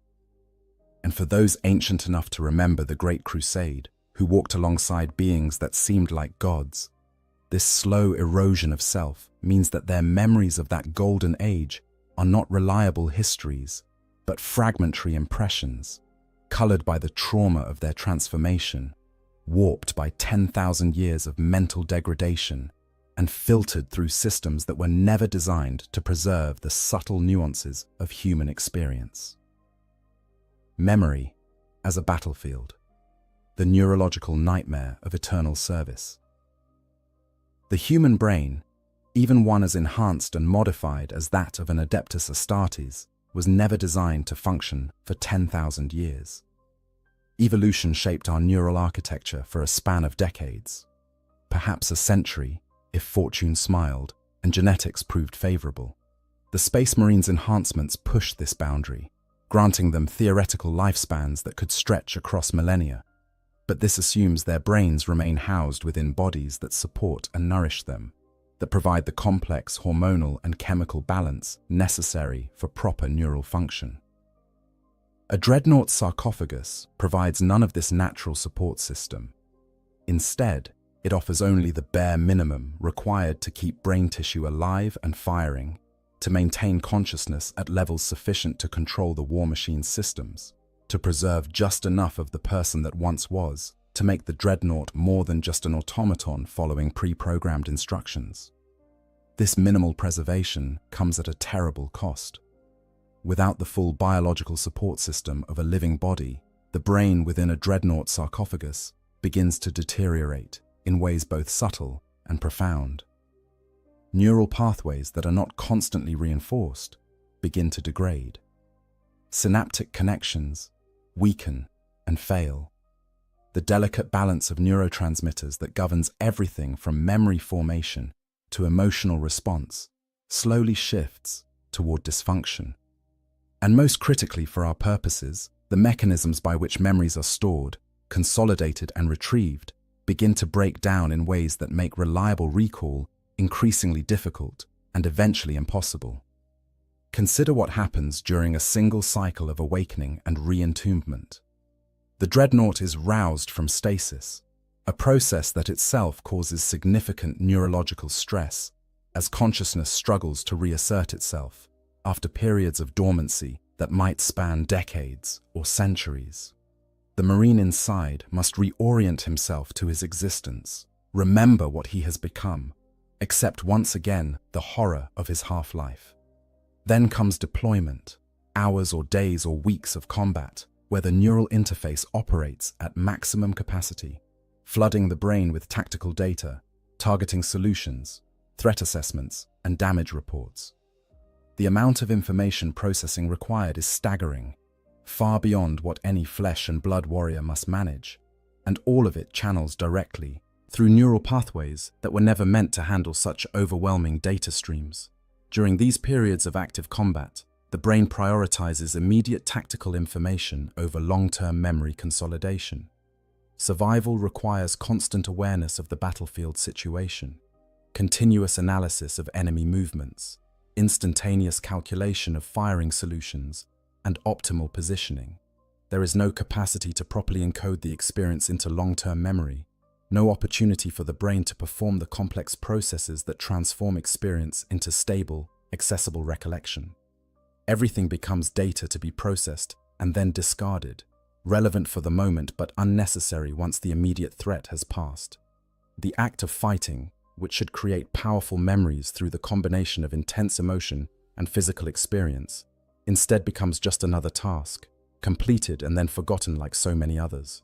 Then, when battle is done and the dreadnought is returned to stasis, the brain is given no opportunity for the natural memory consolidation that occurs during normal sleep. Instead, consciousness is simply shut down, frozen in place without the dream cycles and unconscious processing that allow ordinary minds to sort through experiences, reinforce important memories, and discard irrelevant information. When awakening comes again, possibly after centuries of this frozen state, the brain must somehow make sense of memories that were never properly consolidated in the first place, must try to connect experiences separated by vast gulfs of time, during which nothing existed but darkness and half-aware nightmares. The result is a memory system that becomes increasingly unreliable with each cycle. Early recollections might remain relatively intact, preserved in those first years after interment, when the brain still functioned in something approaching its natural state. But as centuries accumulate, as the number of awakenings and re-entombments grows, the clarity of memory degrades dramatically. Specific details blur into generalities. Sequential events lose their temporal anchoring, becoming jumbled together in ways that make it impossible to say with certainty what happened first or last, or whether they happened at all. Faces become indistinct. Names vanish entirely, or become attached to the wrong people, the wrong moments, the wrong contexts. For an ancient dreadnought who remembers the Great Crusade, this degradation is particularly devastating, because those memories are not only the oldest, but also the ones that have been subjected to the most cycles of awakening and re-entombment. Every time they have been roused for battle over the past 10 millennia, those ancient memories have been accessed, pulled from storage, examined through the lens of their current diminished state, and then returned to neural pathways that grow less reliable with each passing century. It is like making copies of copies of copies. With each iteration, introducing new errors, new gaps, new uncertainties, until what remains bears only the faintest resemblance to the original experience. Moreover, the trauma of the interment process itself has colored these memories in ways that make them unreliable, even beyond the simple degradation of neural pathways. The overwhelming pain and horror of transformation into a dreadnought, the shock of suddenly finding oneself cut off from all normal sensory experience, the desperate psychological adaptation required to accept this new existence, all of this creates a lens of trauma through which all subsequent memories must pass. Psychologists have long understood that traumatic experiences fundamentally alter how memories are encoded and retrieved. The brain, in its attempt to protect itself from overwhelming distress, can fragment memories, suppress certain details while amplifying others, or even create false memories that are more bearable than the truth. An ancient dreadnought's recollections of the Great Crusade are therefore not simple recordings of events as they occurred, but rather reconstructions filtered through millennia of trauma, degradation, and the inhuman perspective of a being that has become more machine than man. When such a warrior tries to remember what the Emperor was like, he is not accessing a clear memory file, but rather attempting to piece together fragments of fragmentary recollections, each piece degraded by time, distorted by trauma, and processed through neural systems that no longer function as they were designed to. The question is not whether such memories are reliable, but whether they can be said to be memories at all, or whether they are simply stories the mind tells itself about a past that grows more distant and less substantial with each passing century. And there is something else, something even more insidious than simple degradation. The extended neural interface with the dreadnought systems does not merely preserve consciousness, it begins to fundamentally alter it. Over time, the boundary between the Marine's organic brain and the artificial intelligence systems of the dreadnought chassis begins to blur. The warrior starts to think in ways more suited to the machine, processing information in tactical frameworks rather than human narratives, prioritizing efficiency over emotional resonance, viewing experiences as data points rather than moments of lived reality. This is not a conscious choice, but an inevitable result of spending centuries hardwired directly into systems that were never designed to accommodate human consciousness in the first place. For the eldest dreadnoughts, those who have endured since the heresy or even before, this blurring has progressed to the point where they can no longer be certain which thoughts are their own and which are simply the machine's logic running through what remains of their organic neural tissue. When they try to access memories of the Emperor, they cannot be sure whether they are remembering their actual experiences or whether they are simply running through tactical assessments and historical data that have been fed into their systems by others. The very act of trying to remember becomes an exercise in uncertainty, in questioning whether anything they think they recall can be trusted, or whether it is all just the machine's approximation of what a memory might be, processed through systems that have no understanding of human experience and no capacity for genuine recollection. This uncertainty, this growing inability to trust one's own memories, is perhaps the cruelest aspect of a dreadnought's existence. They have been preserved specifically because they carry within them the history of their chapters, the accumulated wisdom of centuries of warfare, the living connection to their founding and their primarchs and the Emperor himself. Yet the very mechanisms that preserve their consciousness also make it impossible for them to fulfill this purpose with any real confidence. They are living history that cannot reliably recount history, witnesses whose testimony grows less credible with each passing year, repositories of knowledge that are increasingly uncertain whether the knowledge they contain has any relationship to truth. And so, when asked about the Emperor, when pressed for details about what he was truly like, these ancient warriors face an impossible task. They must try to access memories that are 10,000 years old, that have been degraded by countless cycles of stasis and awakening, that have been colored by unimaginable trauma, and that may not even be genuine memories at all, but rather reconstructions created by minds that no longer function as human consciousness was meant to function. The silence that follows such requests is not evasion or unwillingness, but rather the sound of a consciousness confronting the limits of its own reliability and finding nothing there but uncertainty, doubt, and the terrible suspicion that the past they think they remember never existed in quite the way they believe it did. The Emperor's masks, understanding his psychic glamour. Even if an ancient dreadnought's memory were perfect, even if the degradation and trauma of their existence had not eroded their capacity for reliable recollection, they would still face an insurmountable obstacle in describing what the Emperor was truly like. This obstacle has nothing to do with their limitations and everything to do with the nature of the Emperor himself, specifically his use of what the few who understood it called psychic glamour, the ability to manipulate perception itself such that every being who encountered him saw something different, something tailored to their expectations, their needs, their psychological makeup, and their capacity for comprehension. The Emperor of mankind was the most powerful psyker ever to exist in human history, a being whose command of the warp and its energies dwarfed even Magnus the Red at the height of his power.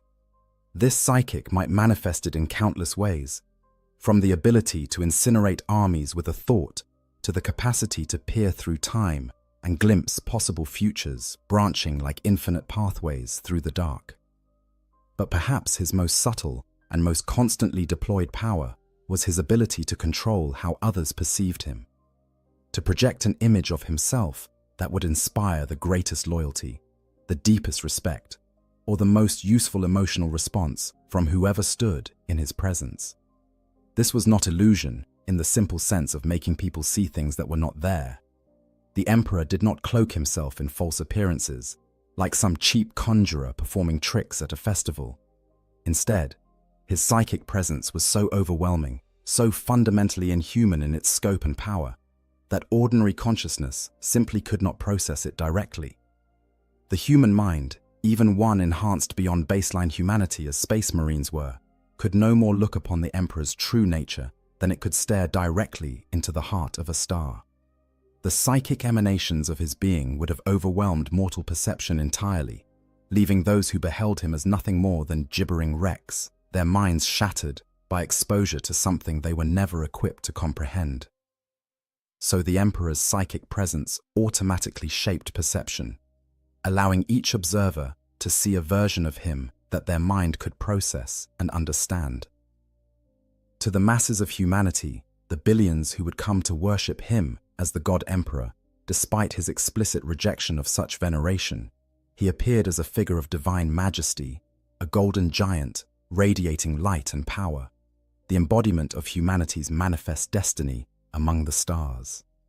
To his custodians, those golden warriors who served as his personal guard and whose loyalty was absolute, he appeared as the pinnacle of human achievement, a warrior philosopher whose every movement spoke of perfect technique and whose every word carried the weight of ages of accumulated wisdom. To the Primarchs, his genetically engineered sons scattered across the galaxy and then slowly reunited with their father, the Emperor appeared in forms tailored to each individual's particular psychology and needs. Some saw him as a father figure, warm and approving, the parent they had unconsciously craved throughout lives spent on alien worlds far from terror. Others saw him as a commander, a general whose tactical acumen and strategic vision demanded respect and obedience. Still others saw him as something more abstract, a force of nature or a manifestation of pure will, something to be studied and understood rather than simply followed. The evidence for this appears throughout the historical records of the Great Crusade, though it is scattered and fragmentary, with chroniclers often failing to note the discrepancies because they assumed everyone saw what they saw. In the novel Deliverance Lost, the Primarch Corax experiences a moment of profound revelation when he looks upon the Emperor and suddenly perceives two overlapping images. First, the expected golden giant radiating power and majesty, but then, glimpsed through that facade, like seeing through a veil, a much more ordinary figure, a man whose appearance was notable primarily for how unremarkable it was. The implication is clear. The magnificent being that inspired such awe was a projection, a psychic construct designed to invoke specific responses, while the true Emperor, the actual physical and spiritual entity beneath the glamour, was something that could pass unremarked through a crowd of ordinary humans. Similar accounts appear in other sources. In The Last Church, a short story detailing the Emperor's final conversation with the last priest on Terra before the conquest of the planet was complete, he appears as an ordinary man in practical clothing, someone who could be taken for a scholar or a philosopher rather than the master of mankind. In tales of his meetings with various primarchs, he appears differently to each. To Mortarion as a figure whose presence spoke of both divine authority and earthly pragmatism, to Vulcan as a smith whose skill transcended mortal capability, to Lemon Russ as a warrior king, whose bearing and manner resonated with the savage nobility of Fenrisian culture. Only those with no presence in the warp at all, the pariahs and blanks whose souls were voids in the psychic realm, could see through the glamour to whatever lay beneath. The Sisters of Silence, that order of blank warriors who served as the Emperor's ultimate weapon against psykers and demons, reportedly saw him as he truly was, unadorned by any psychic projection. But even they left no clear records of what that true appearance might have been, either because they were sworn to secrecy or because what they saw was so at odds with everyone else's experience that they had no language to adequately describe it. This has profound implications for any attempt by a space marine, even one who stood in the Emperor's presence during the Great Crusade, to provide an accurate description of him. What they remember seeing is not what he actually looked like, but rather what his psychic presence caused them to perceive, a perception shaped by their own psychology, their conditioning, their role within the Imperial war machine, and their capacity for processing the overwhelming reality of his power. Two space marines, standing side by side, might have looked at the Emperor and seen entirely different beings, yet neither would have been wrong, because both were seeing equally valid projections of a consciousness that existed on a level far beyond normal human experience. For a dreadnought trying to access memories of the Emperor from 10,000 years ago, this presents an impossible challenge. Not only must they try to recall memories that have been degraded by time and trauma, but they must try to remember something that was never really there in the first place, or rather, was there in a form specifically tailored to their perception at that moment in time. The Emperor they remember might bear little resemblance to the Emperor that another warrior remembers, and both might be equally distant from whatever the truth might be. Even worse, as their consciousness has been altered by millennia of existence as a dreadnought, the psychological framework that originally shaped their perception of the Emperor has changed dramatically.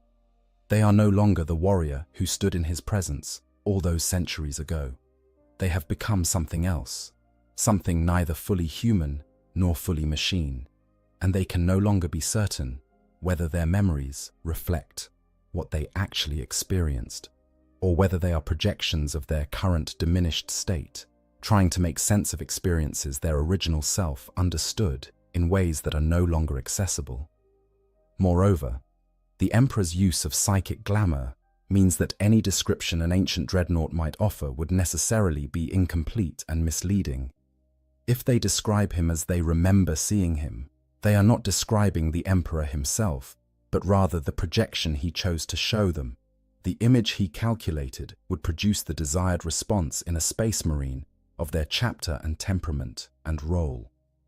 To claim this projection as truth would be to participate in a kind of historical fraud, to present a tailored appearance as objective reality, to mistake the mask for the face beneath.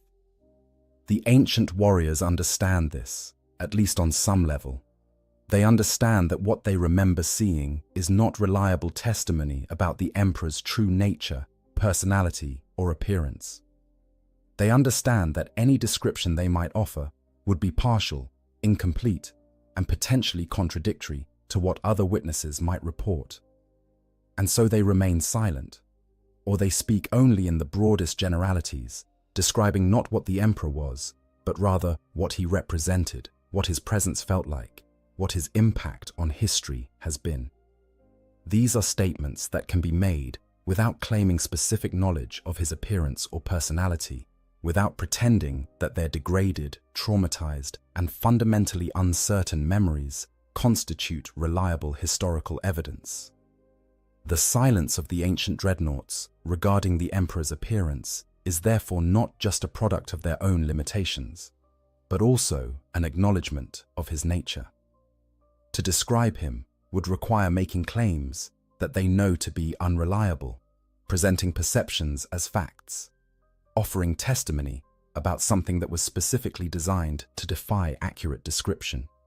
Better, then, to speak of his deeds rather than his appearance, his impact rather than his personality, his legacy rather than the particular way he moved or spoke or regarded those around him. These are statements that can be made with confidence because they are objectively verifiable, recorded in the history of the Great Crusade and the Imperium he founded. The rest, the specific details of appearance and manner and personality, these are lost not just to time and trauma, but to the fundamental impossibility of perceiving a being who existed on a level beyond normal human consciousness, who shaped perception itself to serve his purposes, and whose true nature may never have been accessible to anyone, not even those who served him most closely. Bjorn the Fell-Handed, the eldest, and his fading recollections. Among all the ancient dreadnoughts who still serve in the 41st millennium, one stands alone as the most ancient, the most revered, and potentially the most tragic. Bjorn the Fell-Handed of the Space Wolves is the last surviving space marine who can credibly claim to have fought during the Horus Heresy itself, to have served directly under his Primarch Leman Russ, and to have walked in the Emperor's presence during the Golden Age of the Great Crusade.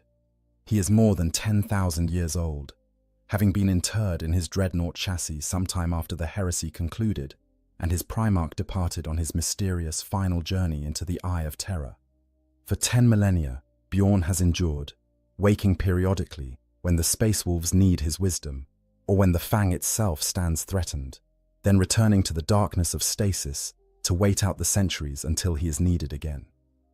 Bjorn represents the ultimate example of what we have been discussing, a consciousness that has endured far beyond any reasonable lifespan, that has been subjected to countless cycles of awakening and re-entombment, that has witnessed the slow decline of the Imperium from its heights during the Great Crusade to its desperate situation in the 41st millennium, and that carries within its failing neural pathways the last living memories of an age that has passed into legend.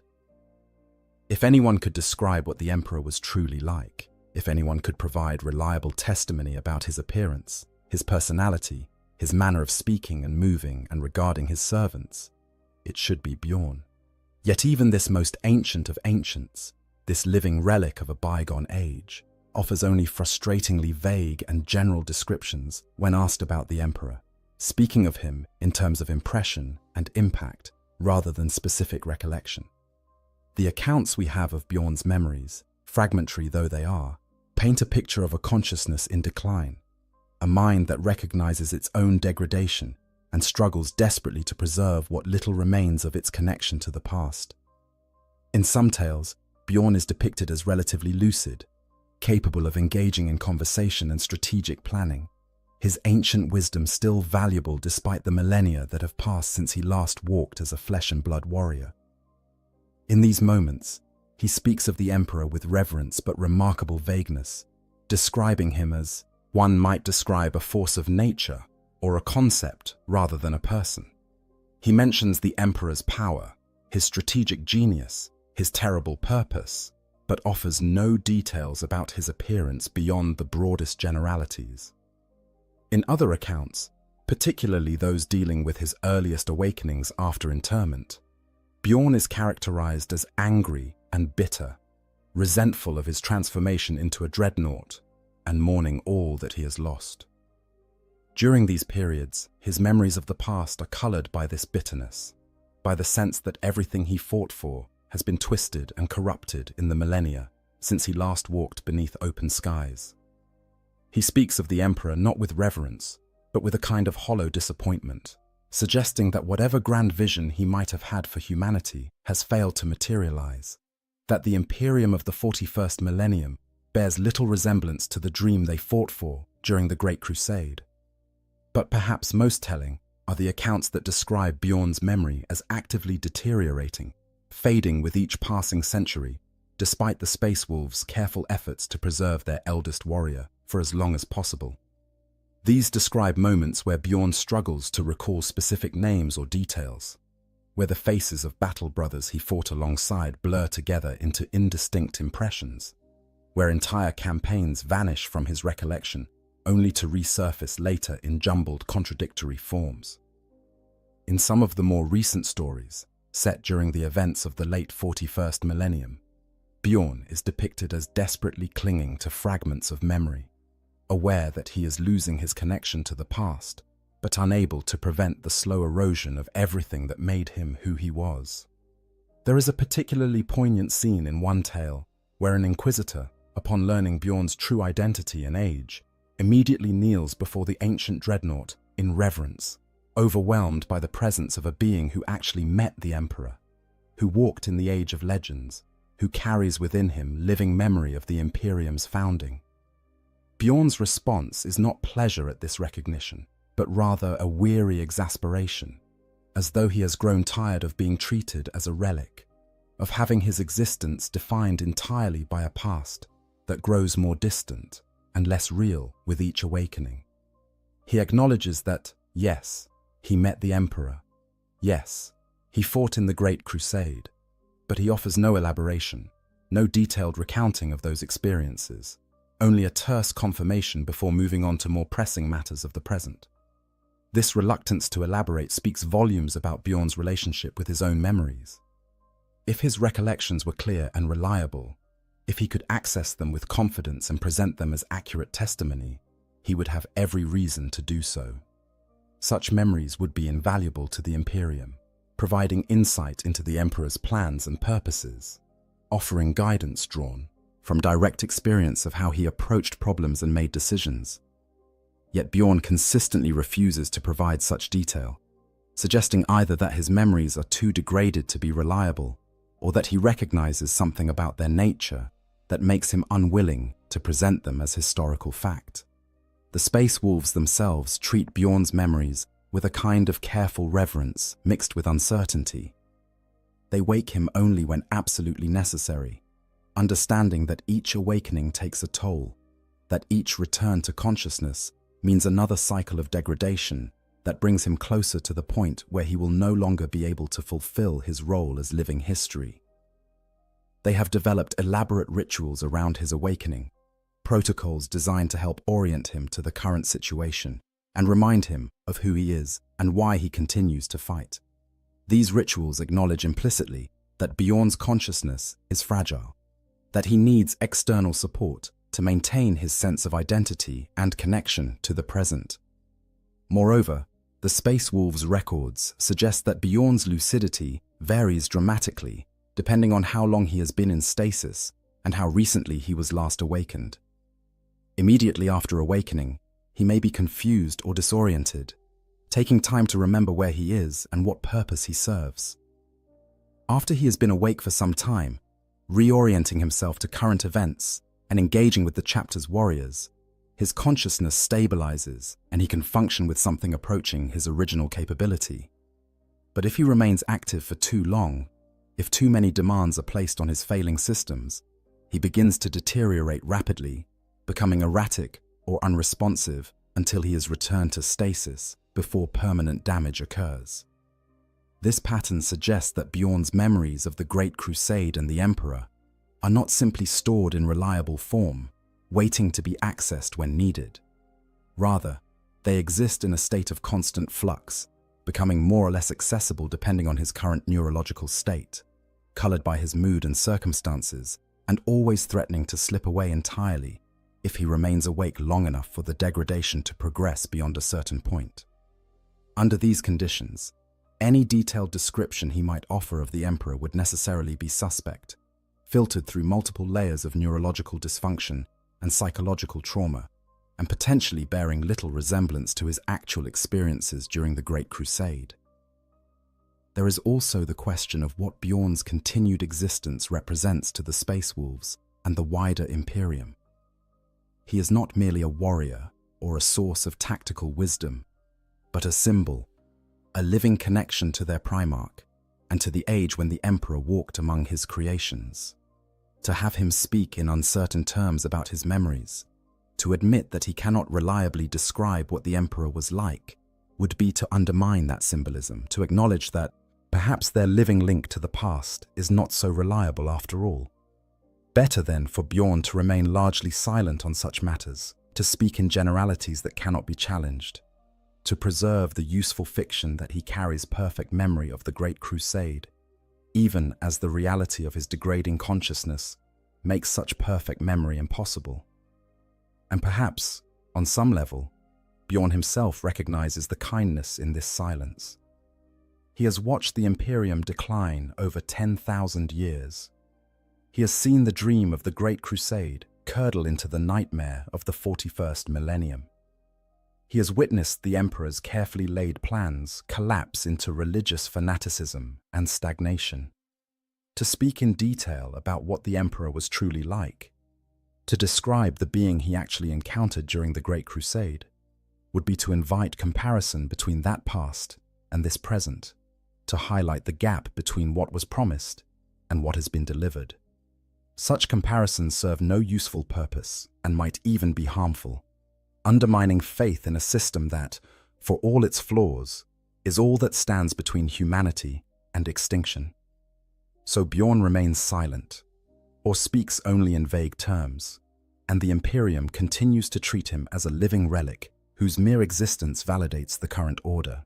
The truth of his fading memories, the uncertainty of his degrading consciousness, the impossibility of reliable testimony about events that occurred 10,000 years ago and were perceived through a psychic glamour that made accurate description impossible even at the time. All of this remains unspoken, hidden behind the facade of venerable wisdom and ancient authority. It is a kindness, perhaps, both to Bjorn and to those who need to believe that somewhere, someone still remembers the golden age before everything went wrong. The weight of witness, psychological burdens of being living history. Beyond the mechanical degradation of memory and the impossibility of accurately perceiving the Emperor, there exists another layer of explanation for why ancient dreadnoughts will not describe what he was truly like. This reason is psychological rather than neurological, rooted in the immense burden of being one of the few remaining witnesses to an age that has achieved mythological status in the minds of those who came after. To be an ancient dreadnought in the 41st millennium is to exist as a walking contradiction. You are revered as living history, but also suspect, because your very existence challenges the carefully constructed narratives that the Imperium has built around its founding age. The Imperium of the 41st millennium desperately needs its myths. After 10,000 years of grinding warfare, of slow technological regression, of bureaucratic stagnation and religious extremism, the people of the Imperium require the belief that once things were better. They need to believe that during the Great Crusade and before the Horus Heresy, the Emperor walked among his people and guided humanity toward a golden future. They need to believe he was wise, benevolent, impossibly powerful, and possessed of a grand vision that would have saved mankind, if only it had not been betrayed by Horus and the traitor Primarchs. They need to believe that the current nightmare is an aberration, a temporary setback, and that somewhere within the Imperium's history lies the blueprint for reclaiming what was lost. These beliefs require a particular image of the Emperor, the God Emperor, the master of mankind, the figure of divine authority whose word was law and whose presence inspired absolute loyalty. The official histories and religious texts of the Imperium present this version consistently, describing him in terms of unambiguous majesty and terrible power, as a being who transcended normal humanity to become something approaching divine. This image serves important functions within the Imperium's ideological structure, providing both a model of perfection to aspire toward and a justification for the autocratic, totalitarian nature of the current government. An ancient dreadnought who actually met the Emperor possesses knowledge that might complicate or contradict this carefully maintained mythology. They remember, however imperfectly, that the Emperor was also pragmatic and ruthless, willing to commit genocide against human populations that refused to submit to his authority, willing to suppress any expression of religious belief, even as his own Great Crusade took on increasingly religious overtones. They remember that he was often distant and inscrutable, making decisions that seemed arbitrary or cruel to those who served him, treating even his own sons with a coldness that bordered on contempt when they failed to meet his expectations. They remember that the dream of the Great Crusade involved massive casualties, entire cultures wiped from existence, and a level of ideological rigidity that left no room for dissent or alternative visions of humanity's future. These memories, if spoken aloud and presented as reliable testimony, would undermine the mythology that the Imperium requires. They would humanize the Emperor in ways that make his divinity questionable. They would reveal that the Golden Age was perhaps not so golden after all, that the dream of the Great Crusade involved nightmare elements from its inception, that perhaps the current state of the Imperium is not a tragic deviation from his plans, but rather their natural conclusion. Such revelations would be devastating to imperial morale and potentially heretical under the doctrines of the ecclesiarchy, which has spent millennia constructing an elaborate theology around the emperor's divinity. The ancient dreadnoughts understand this danger.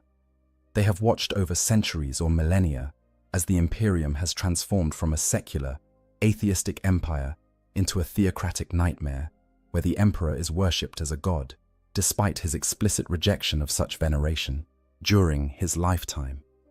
They have seen how this religious fervor, however misguided it might be from the perspective of the emperor's original intentions, provides essential psychological sustenance to populations living in unbearable conditions.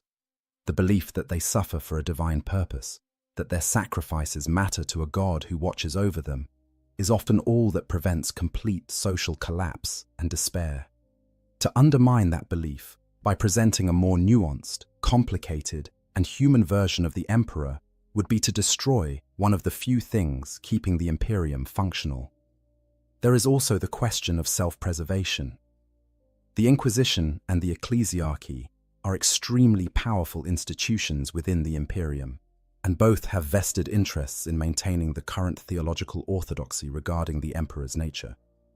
An ancient dreadnought, who began speaking about the emperor in ways that contradicted official doctrine, who suggested that perhaps he was not quite the divine being the Imperium worships, would find themselves in grave danger. Even their status as venerable warriors and chapter relics might not protect them from charges of heresy, from demands that they be subjected to mind cleansing or simply destroyed to prevent the spread of dangerous ideas. Moreover, the ancient dreadnoughts themselves are not immune to doubt about their own memories and perceptions. They have existed long enough to understand how unreliable memory can be, how easily recollections can be colored by subsequent events and changing perspectives. They remember the Great Crusade and the Emperor, but they also remember everything that came after: the heresy, the scouring, 10,000 years of decline and degradation. How can they be certain that their memories of the Emperor are accurate when those memories have been filtered through so many subsequent experiences, when their understanding of events has been fundamentally altered by knowing how the story ends? This uncertainty creates a kind of paralysis. To speak with confidence about what the Emperor was like would require claiming reliability that they cannot honestly assert. Yet, to speak hesitantly, to express doubt about their own memories, would undermine their value as witnesses and potentially invite exactly the kind of scrutiny they wish to avoid. Better, then, to remain silent on specific details, to speak only in generalities that cannot be challenged, to preserve their position as living relics, without making claims that might expose them to accusations of heresy or raise uncomfortable questions about the foundations of imperial mythology. There is also a profound loneliness in being one of the last witnesses to an age that no one else can truly understand. The ancient dreadnoughts exist in a kind of temporal isolation, separated not just by their physical entombment, but by the vast gulf of years that divides them from their battle brothers and the wider Imperium. When they speak of the Great Crusade, they speak of experiences that no one listening has shared, of a world that exists only in memory and legend, of beings who have passed into myth. This isolation makes genuine communication difficult, because there is no common frame of reference, no shared context that would allow them to adequately convey what their experiences meant, or what the Emperor's presence felt like to those who stood in it. How does one describe the sensation of standing in the presence of the most powerful psyker who ever lived, when the person you are speaking to has never encountered anyone even remotely approaching that level of power? How do you convey the overwhelming sense of purpose and destiny that characterized the early Great Crusade, when your audience lives in an age where such grand visions have been replaced by grim pragmatism and desperate survival? How do you explain what it meant to believe in the Emperor's vision of a secular, rational human empire when your listeners live in a theocracy built around worshipping him as a god? The experiences of the ancient dreadnoughts are so far removed from the reality of the 41st millennium that they lack the language to make them comprehensible to those who did not share them. This communication barrier reinforces the tendency towards silence. If speaking cannot adequately convey the truth of their experiences anyway, if any description they offer will necessarily be misunderstood or reinterpreted through the lens of current imperial ideology, then perhaps it is better not to try. Better to let the myths remain unchallenged, to allow the Imperium to maintain its beliefs about the Emperor and the Great Crusade, to preserve the illusion that somewhere in the past there was a golden age worth fighting to reclaim.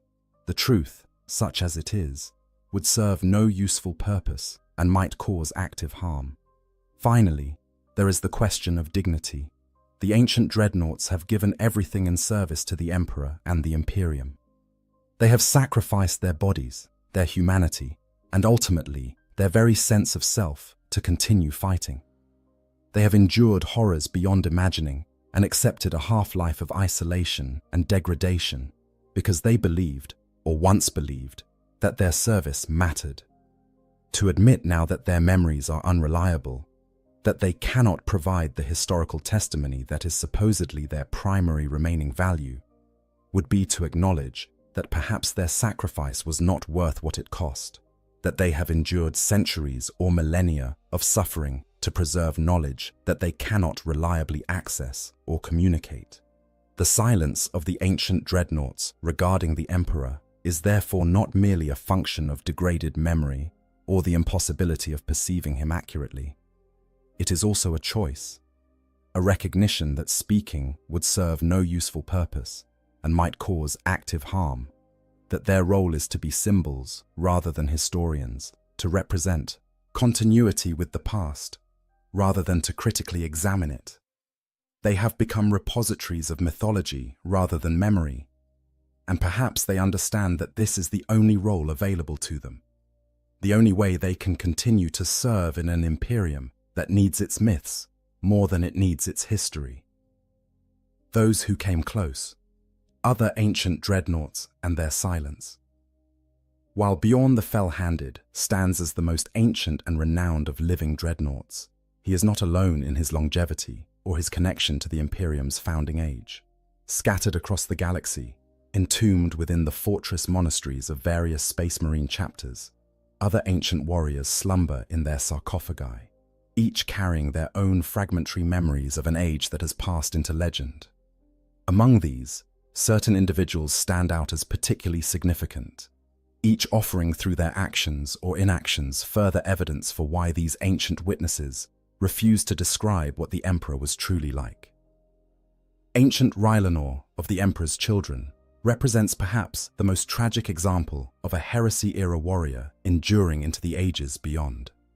Buried beneath the virus-bombed ruins of Istvan III, after surviving the initial betrayal by Horus and the traitor legions, Rylanor remained conscious and aware for 10,000 years, denied even the mercy of stasis sleep, his consciousness trapped within a failing sarcophagus while the planet's surface slowly cooled around him. When finally discovered by members of his legion, now fully corrupted by chaos and serving Slaanesh, Rylanor's first act was to attempt to destroy them and himself with a virus bomb, preferring annihilation to continuing existence in a galaxy where his legion had fallen so far from what it once was. Rylanor's story is particularly instructive because it illustrates the depth of trauma and disillusionment that can afflict those who remember the Great Crusade. He had served loyally under the Emperor, had fought to bring his vision of a united humanity to reality, had believed in the righteousness of their cause and the nobility of their purpose. The betrayal on Istvan shattered that belief completely, revealing that the perfection his legion supposedly embodied was nothing but facade and corruption waiting to bloom. For 10,000 years, he had nothing to do but contemplate this betrayal, to replay in his mind everything he had believed and everything he had lost.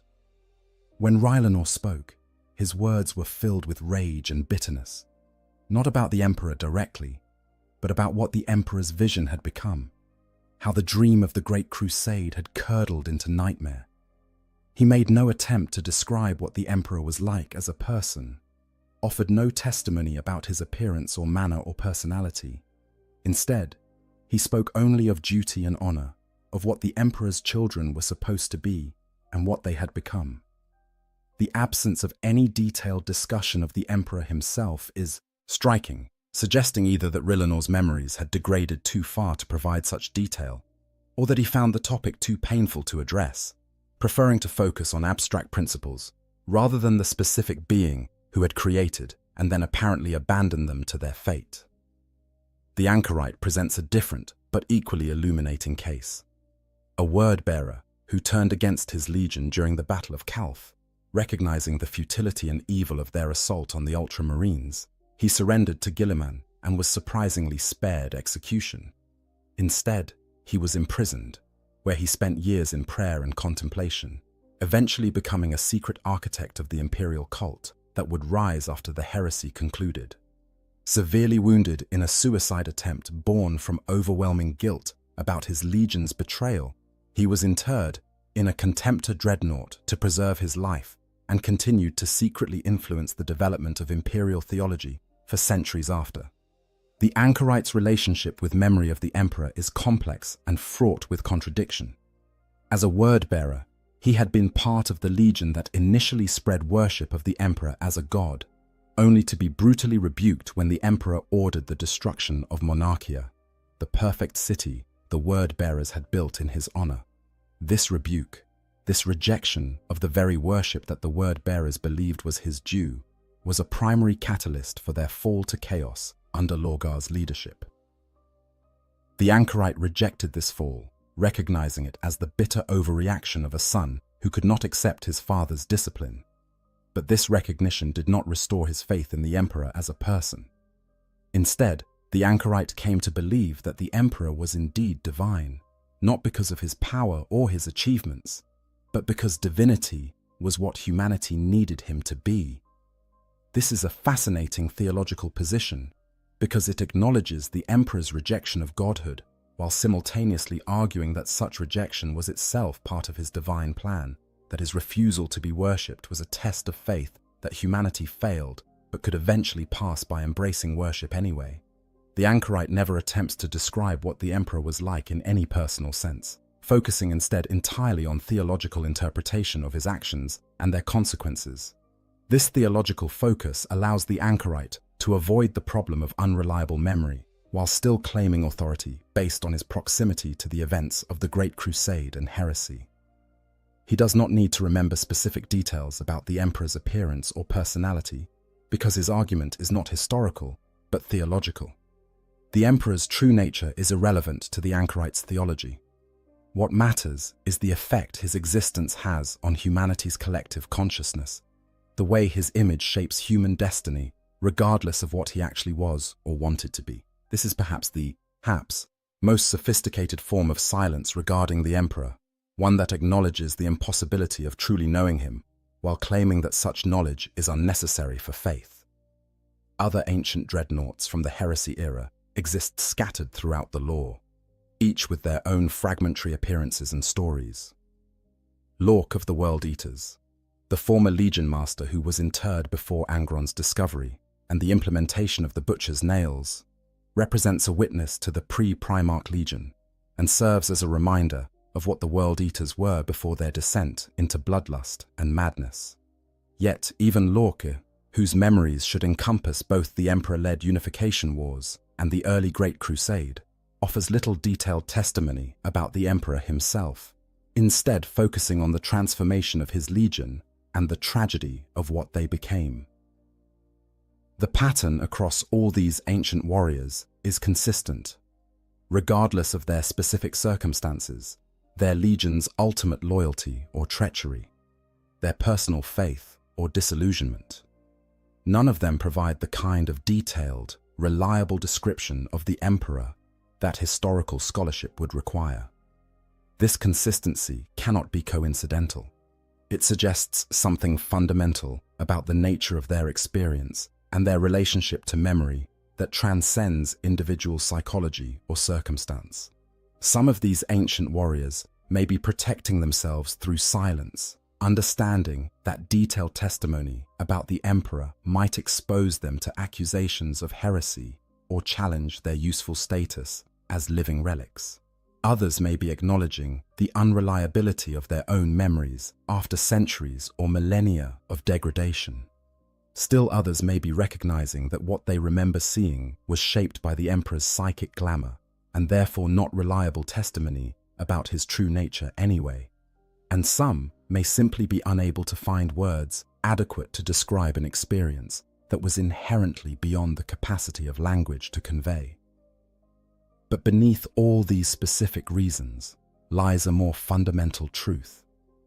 These ancient warriors have all come to understand, through long years of reflection and the perspective that only extreme age can provide, that the Emperor was not simply a man, or even a superhuman being, whose nature could be adequately described through normal means. He was a force of nature, a living singularity, whose presence fundamentally altered the reality around him, a consciousness operating on levels that normal human perception could not fully grasp. To describe him would be like trying to describe the sun to someone who had never seen light, attempting to convey through words alone an experience that required direct encounter to truly understand. Moreover, these ancient warriors have watched the Emperor become something else entirely in the 10,000 years since his internment on the Golden Throne. The being they remember, whatever his appearance or personality might have been, no longer exists in that form. The Emperor has become an idea, a symbol, a god in the warp shaped by the faith of countless trillions. The gap between what he was and what he has become is so vast that any description of the former seems irrelevant to the latter. They remember a man, however extraordinary, while the Imperium worships a god. To speak of that man would be to challenge the god, and perhaps they have come to believe that the god, however false it might be to the original being's intentions, is what humanity needs more than it needs the truth. So they remain silent, these ancient witnesses, or they speak only in generalities that reveal nothing specific. They have become guardians not of historical truth, but of necessary myth, understanding that their role is not to correct the record, but to preserve the illusion that the record can be trusted. They are living lies in service to a greater truth, that humanity requires belief in something beyond itself, something perfect and powerful, and ultimately benevolent, even if that something never truly existed in the form that current belief imagines. Their silence is not failure, but rather the final service they can offer, the last gift they can give to an imperium that desperately needs to believe in the golden age that never quite was. The descent into machine logic, how dreadnoughts stop thinking like men. Beyond all the factors we have already discussed, there exists perhaps the most fundamental and terrifying reason why ancient dreadnoughts cannot reliably describe what the Emperor was like. This reason has nothing to do with memory degradation, psychic glamour, or the psychological burden of being living history. Instead, it concerns the fundamental nature of consciousness itself, and what happens when a human mind is hardwired directly into machine systems for thousands of years. The ancient dreadnoughts have not simply forgotten what the Emperor was like.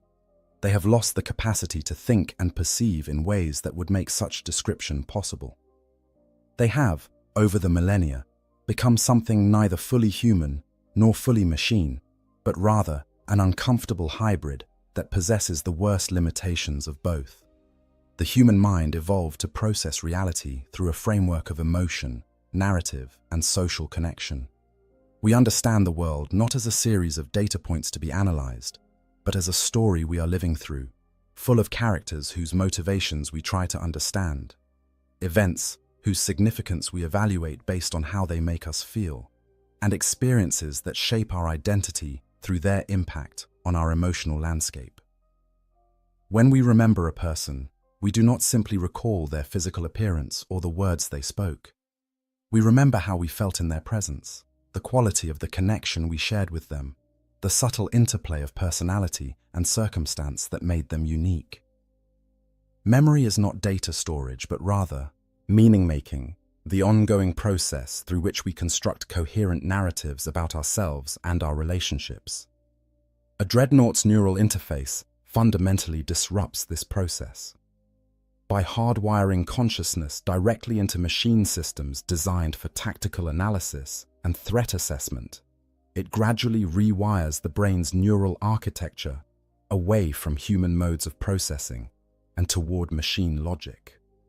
The dreadnought systems demand constant attention to tactical data, enemy positions, threat assessments, ammunition counts, damage reports, optimal firing solutions, strategic evaluations.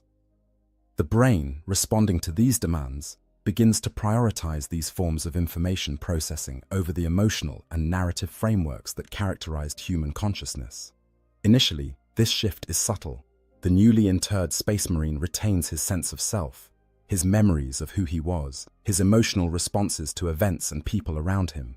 But with each awakening, with each battle fought and return to stasis, the balance shifts incrementally further toward machine thinking. Neural pathways associated with emotional processing and narrative construction are used less frequently and begin to weaken. Meanwhile, pathways devoted to tactical analysis and threat assessment are reinforced through constant use, becoming stronger and more dominant. Over decades and then centuries, the fundamental architecture of consciousness changes, becoming something that is no longer quite human in its functioning. For an ancient dreadnought, this process has progressed to the point where they genuinely no longer think like the human warrior they once were. When they try to remember the Emperor, they do not access the kind of rich, emotionally textured memory that a human would construct. Instead, they retrieve something more like a tactical assessment. Here was a force of overwhelming power, a strategic asset of immense value, a command authority that demanded obedience and delivered results. These are not false memories, but they are also not human memories. They are machine interpretations of human experiences, data points extracted from emotional context that no longer exist in any accessible form. This transformation is most evident in how ancient dreadnoughts speak about their past. Their language becomes increasingly technical and abstract, focusing on tactics, casualty rates, strategic objectives, and mission parameters. The human elements that would make these memories vivid and real, the friendships forged in battle, the fear before an assault, the exhilaration of victory, the grief for fallen brothers, These gradually fade from their narratives until what remains is a sterile accounting of events, stripped of all emotional content. When they try to describe the emperor, they fall back on these same patterns, speaking of him as a tactical asset or strategic authority, rather than as a person they knew and served. Moreover, the machine logic that has gradually colonized their consciousness makes certain kinds of thinking difficult or impossible. Ambiguity, nuance, contradiction, all the messy complexity that characterizes human experience and human relationships, these become increasingly difficult to process. The machine demands clear categories: threat or ally, efficient or inefficient, mission critical or expendable.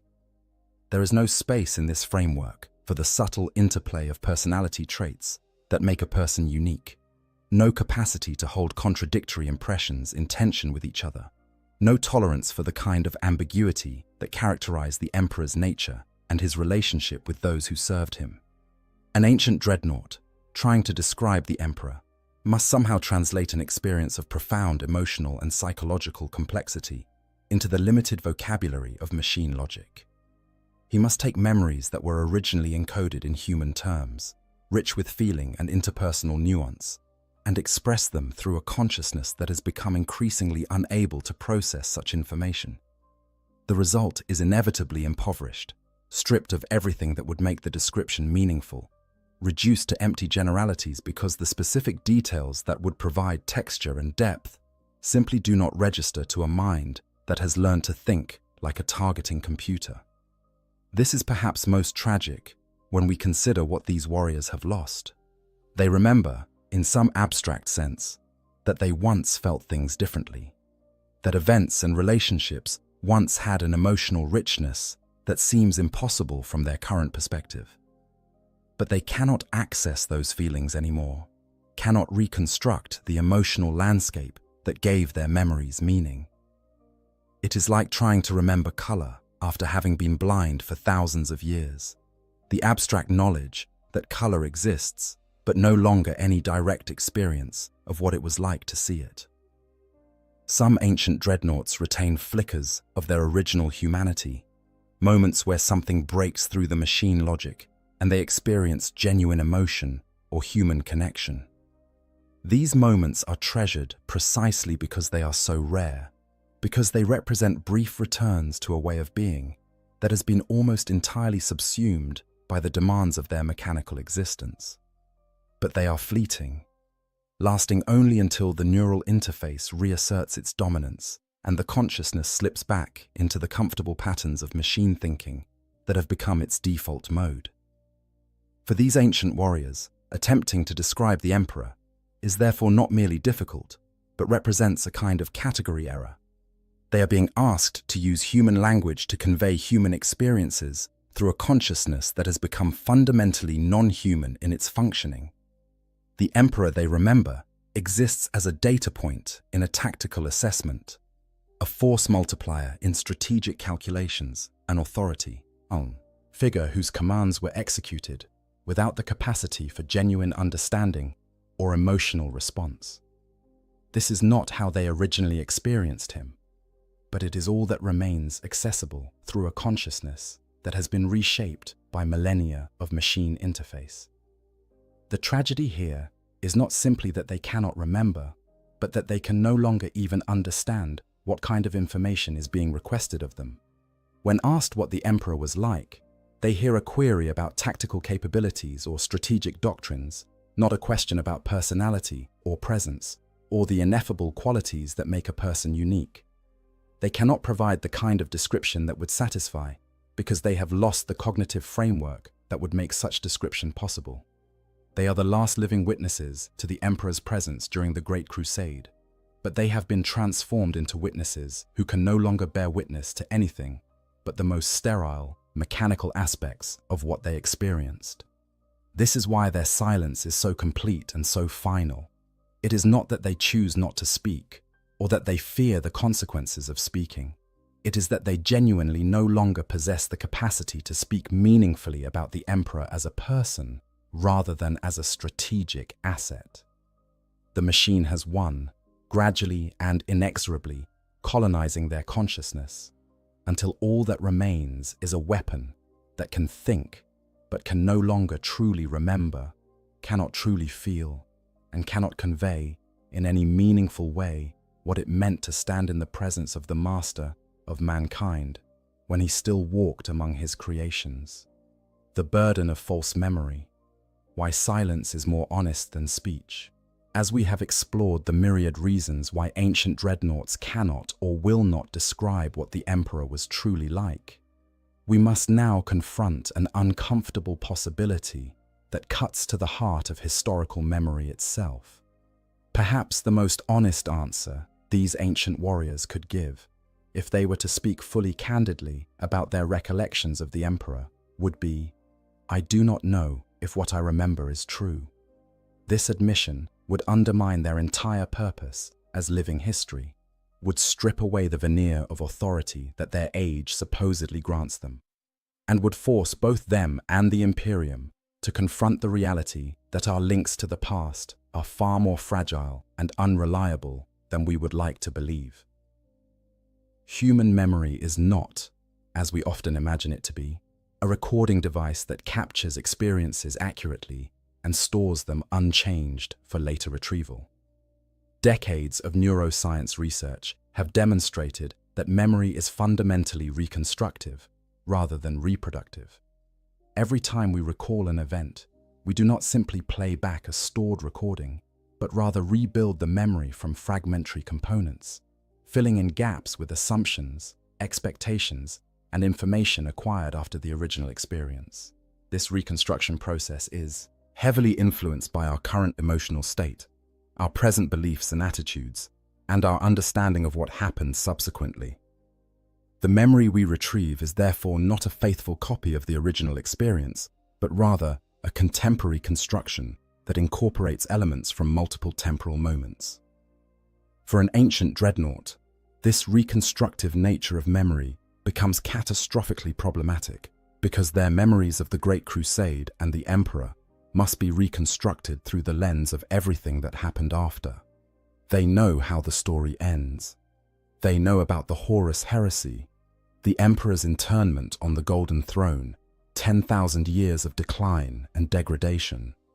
This knowledge inevitably colors their reconstruction of earlier memories, causing them to interpret the Emperor's actions and words in light of subsequent events, to find foreshadowing or significance in moments that might have seemed ordinary at the time, to impose narrative coherence on experiences that were more ambiguous and uncertain when they occurred. Moreover, the ancient dreadnoughts have been repeatedly exposed to the Imperium's official histories and mythologies about the Great Crusade and the Emperor.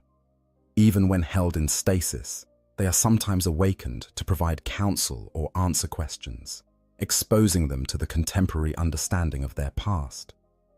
Over millennia, this exposure means they have encountered countless retellings of events they participated in, each retelling shaped by the theological and political needs of the moment. These retellings cannot help but influence their own memories, introducing elements that may not have been present in the original experience, but which have been incorporated through repeated exposure to later narratives. This creates a situation where an ancient dreadnought's memory of the Emperor is not simply their own first-hand experience, but rather an amalgamation of that original experience, 10,000 years of subsequent events and their interpretation, exposure to official imperial mythology about the Emperor's nature and purposes, and the reconstructive processes of a consciousness that has been fundamentally altered by machine interface and neural degradation. What they remember might be completely accurate to the original experience, or it might be almost entirely constructed from these later influences, or more likely, it is some unknowable mixture of the two. The honest response to this situation would be to acknowledge the uncertainty, to admit that they cannot distinguish between genuine memory and later construction, to confess that their testimony is unreliable and should not be taken as authoritative historical evidence. But such admission would serve no useful purpose and might cause active harm. The Imperium needs its witnesses to be reliable, needs to believe that somewhere there still exist beings who carry authentic memory of the founding age, needs the reassurance that comes from having living connections to its mythological past. An ancient dreadnought who admitted doubt about their own memories would undermine this need, would force uncomfortable questions about the reliability of all historical testimony, and would ultimately diminish their own value to their chapter and the wider Imperium.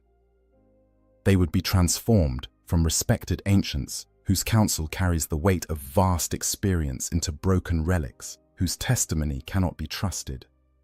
The silence they maintain regarding the Emperor is therefore not just protective of themselves, but protective of the entire structure of historical memory that the Imperium relies upon. There is also a more subtle form of honesty in their silence. By refusing to provide detailed descriptions that they cannot verify, the ancient dreadnoughts are actually displaying intellectual integrity despite the pressure to do otherwise. They understand, perhaps better than anyone else in the Imperium, that memory is unreliable, that their experiences were shaped by factors that make accurate recall impossible, and that speaking would require claiming certainty they do not possess. Their silence is therefore the most honest answer they can give to questions they cannot answer reliably. I do not know what the Emperor was truly like, and I have too much respect for truth to pretend otherwise. This honesty extends to their understanding of the Emperor's psychic glamour. If different people saw him differently based on his manipulation of their perceptions, then any description an ancient dreadnought might offer would necessarily be only their perception, not objective truth about his appearance or nature. They would be describing not the Emperor, but rather the image the Emperor chose to project to a space marine of their particular psychology and role. To present this projection as truth would be dishonest, would mistake the mask for the face beneath, and would contribute to the perpetuation of myths that might bear little relationship to reality.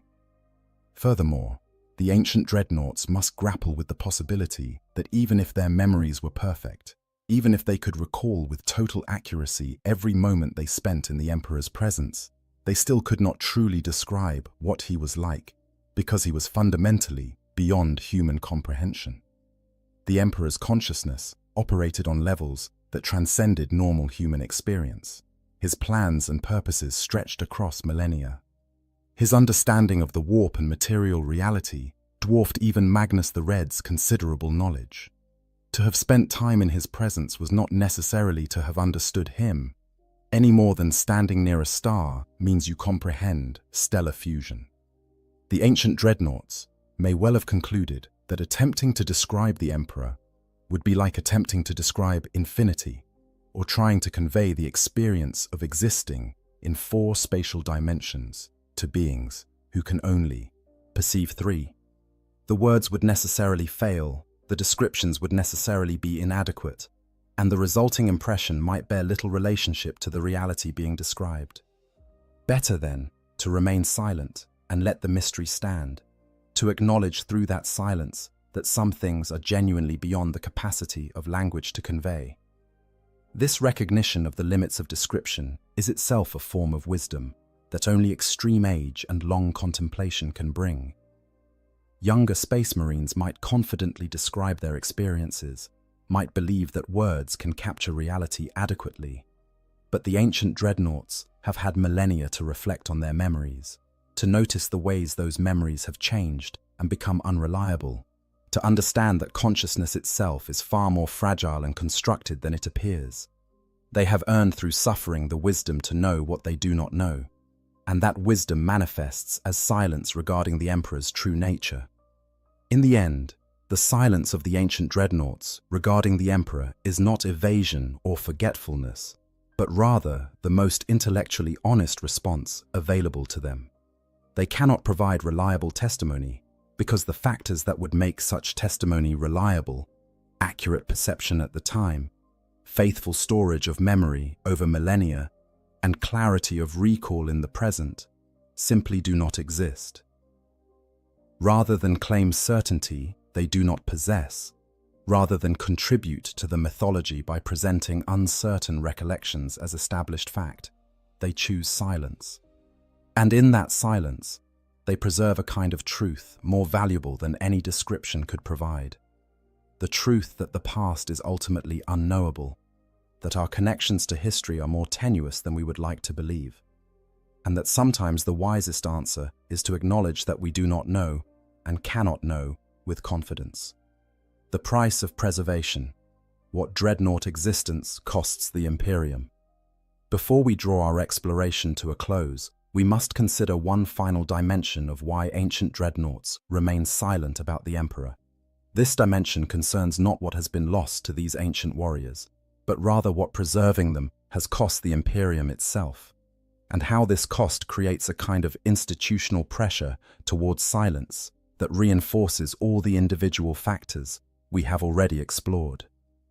The Imperium's desperate need to maintain its ancient dreadnoughts as living links to its past has created a system that actively discourages honest testimony about that past, that rewards vague generalities over specific details, and that ultimately values the symbol of historical continuity more than actual historical truth.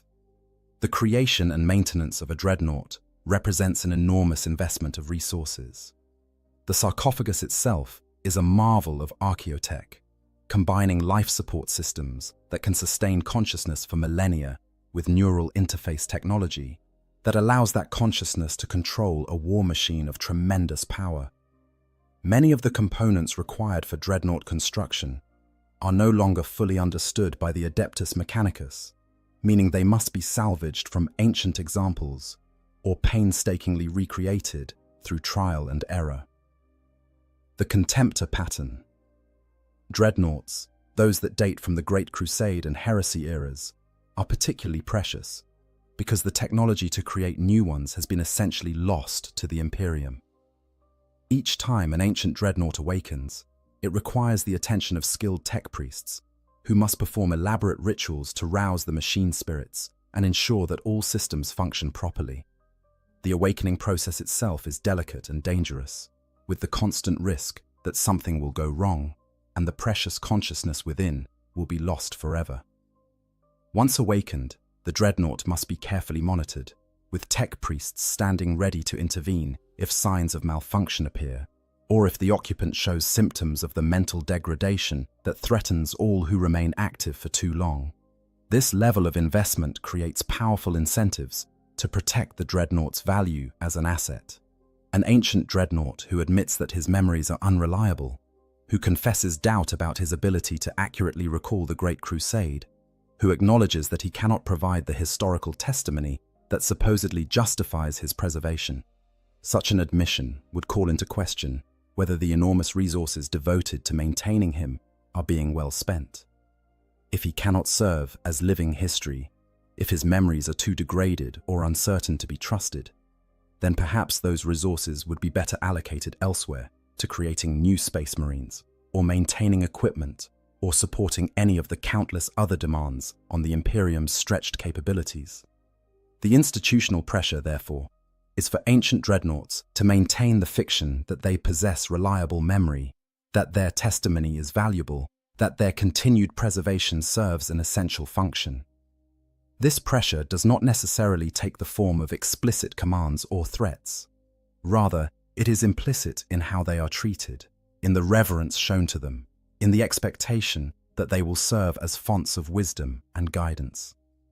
To disappoint these expectations, to reveal themselves as broken relics whose primary value is symbolic rather than substantive, would be to betray the trust placed in them and potentially doom themselves to abandonment or even destruction. Moreover, the chapters that house these ancient dreadnoughts have their own reasons for maintaining the fiction of reliable historical memory.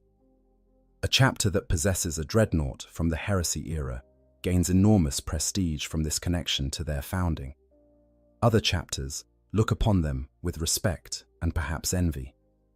The Inquisition and other imperial institutions treat them with deference. This prestige would be significantly diminished if it became widely known that these ancient witnesses cannot actually provide reliable testimony about the age they supposedly remember. The chapter's leadership therefore has incentive to present their ancient ones as authoritative sources of historical knowledge. regardless of the actual state of those ancient warriors' memories. This creates a conspiracy of silence, though one that is more organic than organized.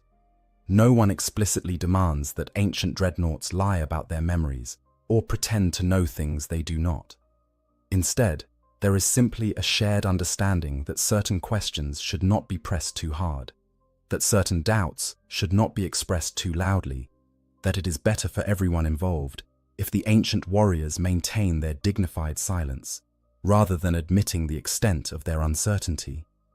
The silence regarding the Emperor is therefore not just a personal choice made by individual dreadnoughts, but rather a systemic response to institutional pressures that reward silence and punish honest acknowledgement of limitations. There is also the question of what revealing the full truth about ancient dreadnoughts' mental state would mean for the wider institution of dreadnought interment. Currently, Space Marines who are catastrophically wounded are told that interment in a dreadnought represents the highest honor, that they will continue to serve their chapter and their emperor for centuries to come, that their wisdom and experience will guide future generations. This narrative makes the horror of interment bearable by framing it as continuation rather than ending, as elevation rather than diminishment. But if it became widely known that dreadnought existence leads inevitably to mental degradation, to the slow erosion of memory and personality, to the eventual transformation into something neither human nor machine, but rather a weapon that can think but cannot truly remember or feel, this narrative would become much harder to maintain. Space Marines facing interment might resist or request the mercy of death instead. Chapters might find it increasingly difficult to convince their wounded warriors that this fate is preferable to simply allowing them to die with dignity and have their gene seed harvested for the next generation.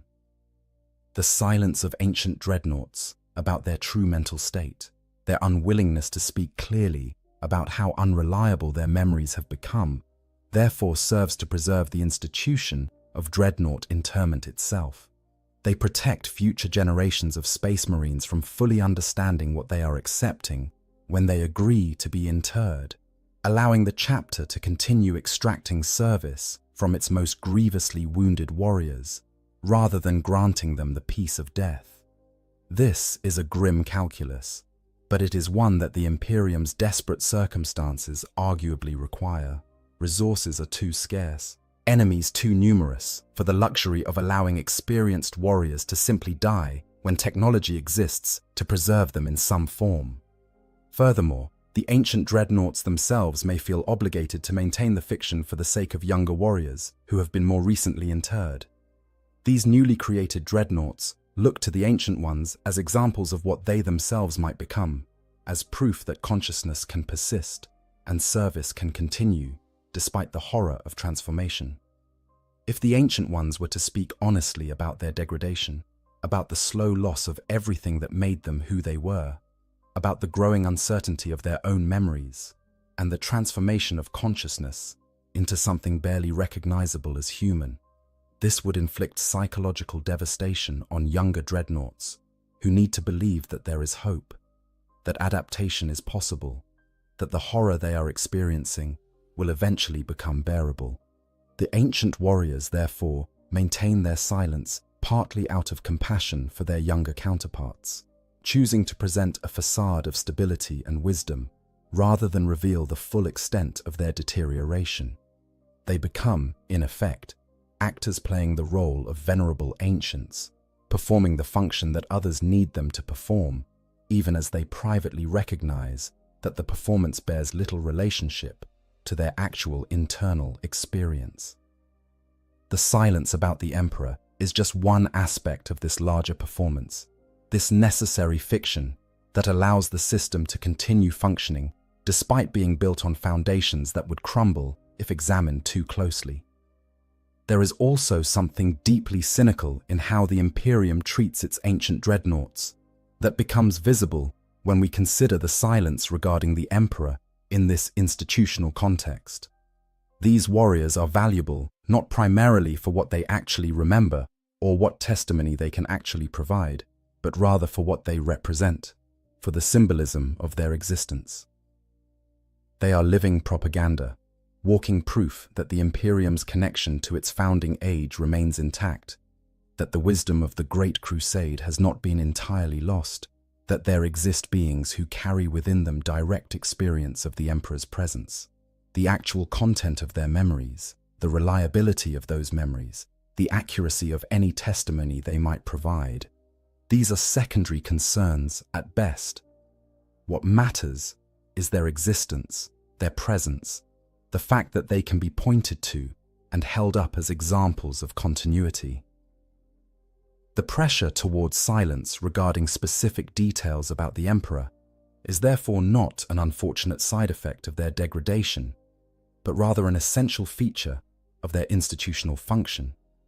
Vague generalities are more useful than specific details, because generalities cannot be challenged or fact-checked, because they allow each observer to project their own preferred interpretation onto the ancient warrior's words, because they preserve the mystery and majesty that surrounds the Emperor's memory, rather than reducing him to mundane historical specifics.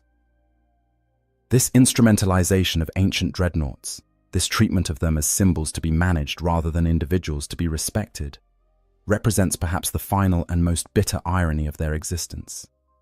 They sacrificed everything to serve the Emperor and the Imperium, accepting transformation into these mechanical horrors because they believed their service mattered, that their continuation served some essential purpose. Yet the purpose they actually serve has little to do with their genuine capabilities or knowledge, and everything to do with maintaining useful fictions that the Imperium requires to function. They are not really historians or advisors or fonts of wisdom. They are living icons, relics whose value lies in their age rather than their insight, in what they represent rather than what they know. The silence of the ancient dreadnoughts regarding the Emperor is therefore embedded in a larger institutional context that actively produces and reinforces that silence. It is not simply that they cannot or will not speak about him, but rather that the system within which they exist creates powerful incentives for silence and disincentives for honesty. To speak clearly about their failing memories, to admit uncertainty about their perceptions of the Emperor, to acknowledge the extent of their mental degradation, would be to threaten their own continued existence, to undermine the institutional functions they serve, and to potentially destabilize the larger system of dreadnought interment that the Imperium depends upon. So they remain silent or speak only in platitudes, and the system perpetuates itself. The Imperium gets its living links to the past, even if those links are more symbolic than substantive. The chapters get the prestige of housing ancient warriors, even if those warriors can no longer reliably remember what makes them ancient. The newly interred get the hope that their horrifying transformation serves some higher purpose, even if that purpose is more performance than reality. And the ancient warriors themselves get to maintain the dignity of believing that their sacrifice mattered, that their continued existence serves essential functions, even as they privately recognize the growing void where their memories and their humanity used to be. This institutional dimension of their silence is perhaps the most tragic aspect of their entire situation, because it reveals that even if they wanted to speak honestly about the Emperor and their degraded memories, even if they chose to prioritize truth over institutional convenience, the system would likely find ways to suppress or discredit their testimony. An ancient dreadnought, who began speaking uncomfortable truths about memory degradation and the unreliability of historical testimony, would quickly find himself marginalized, described as having finally succumbed to the madness that threatens all who are interred for too long. His words dismissed as the confused ramblings of a failing consciousness, rather than the honest assessment of someone who has earned the right to speak truth through millennia of suffering. The silence is therefore not just self-imposed, but systemically enforced, not just individual choice, but collective necessity, not just personal limitation, but institutional requirement. The ancient dreadnoughts cannot describe what the Emperor was truly like, not only because of degraded memory, psychic glamour, trauma, and the transformation of consciousness into machine logic, but also because the institutions they serve need them not to, because the Imperium requires them to be symbols rather than historians, because honesty about their limitations would threaten systems that cannot afford to be threatened.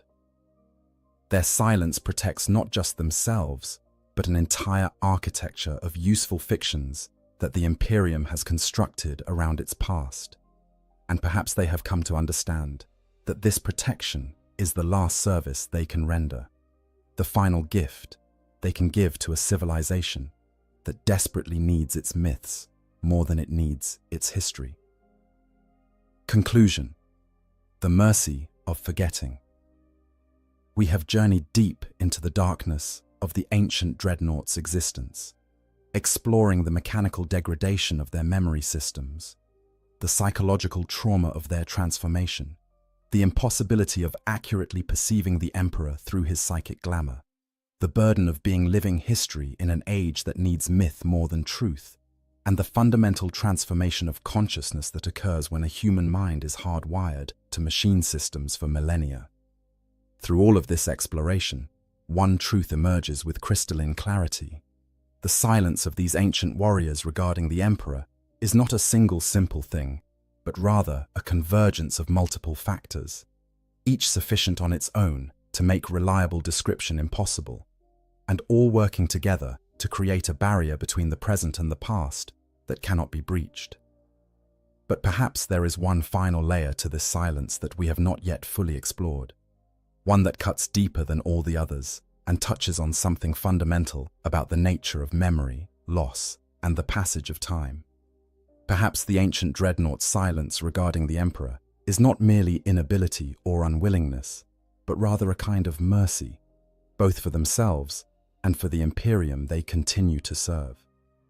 Perhaps forgetting, or at least the inability to speak of what has been forgotten, is the only way these broken warriors can continue to exist without being consumed by grief for what has been lost.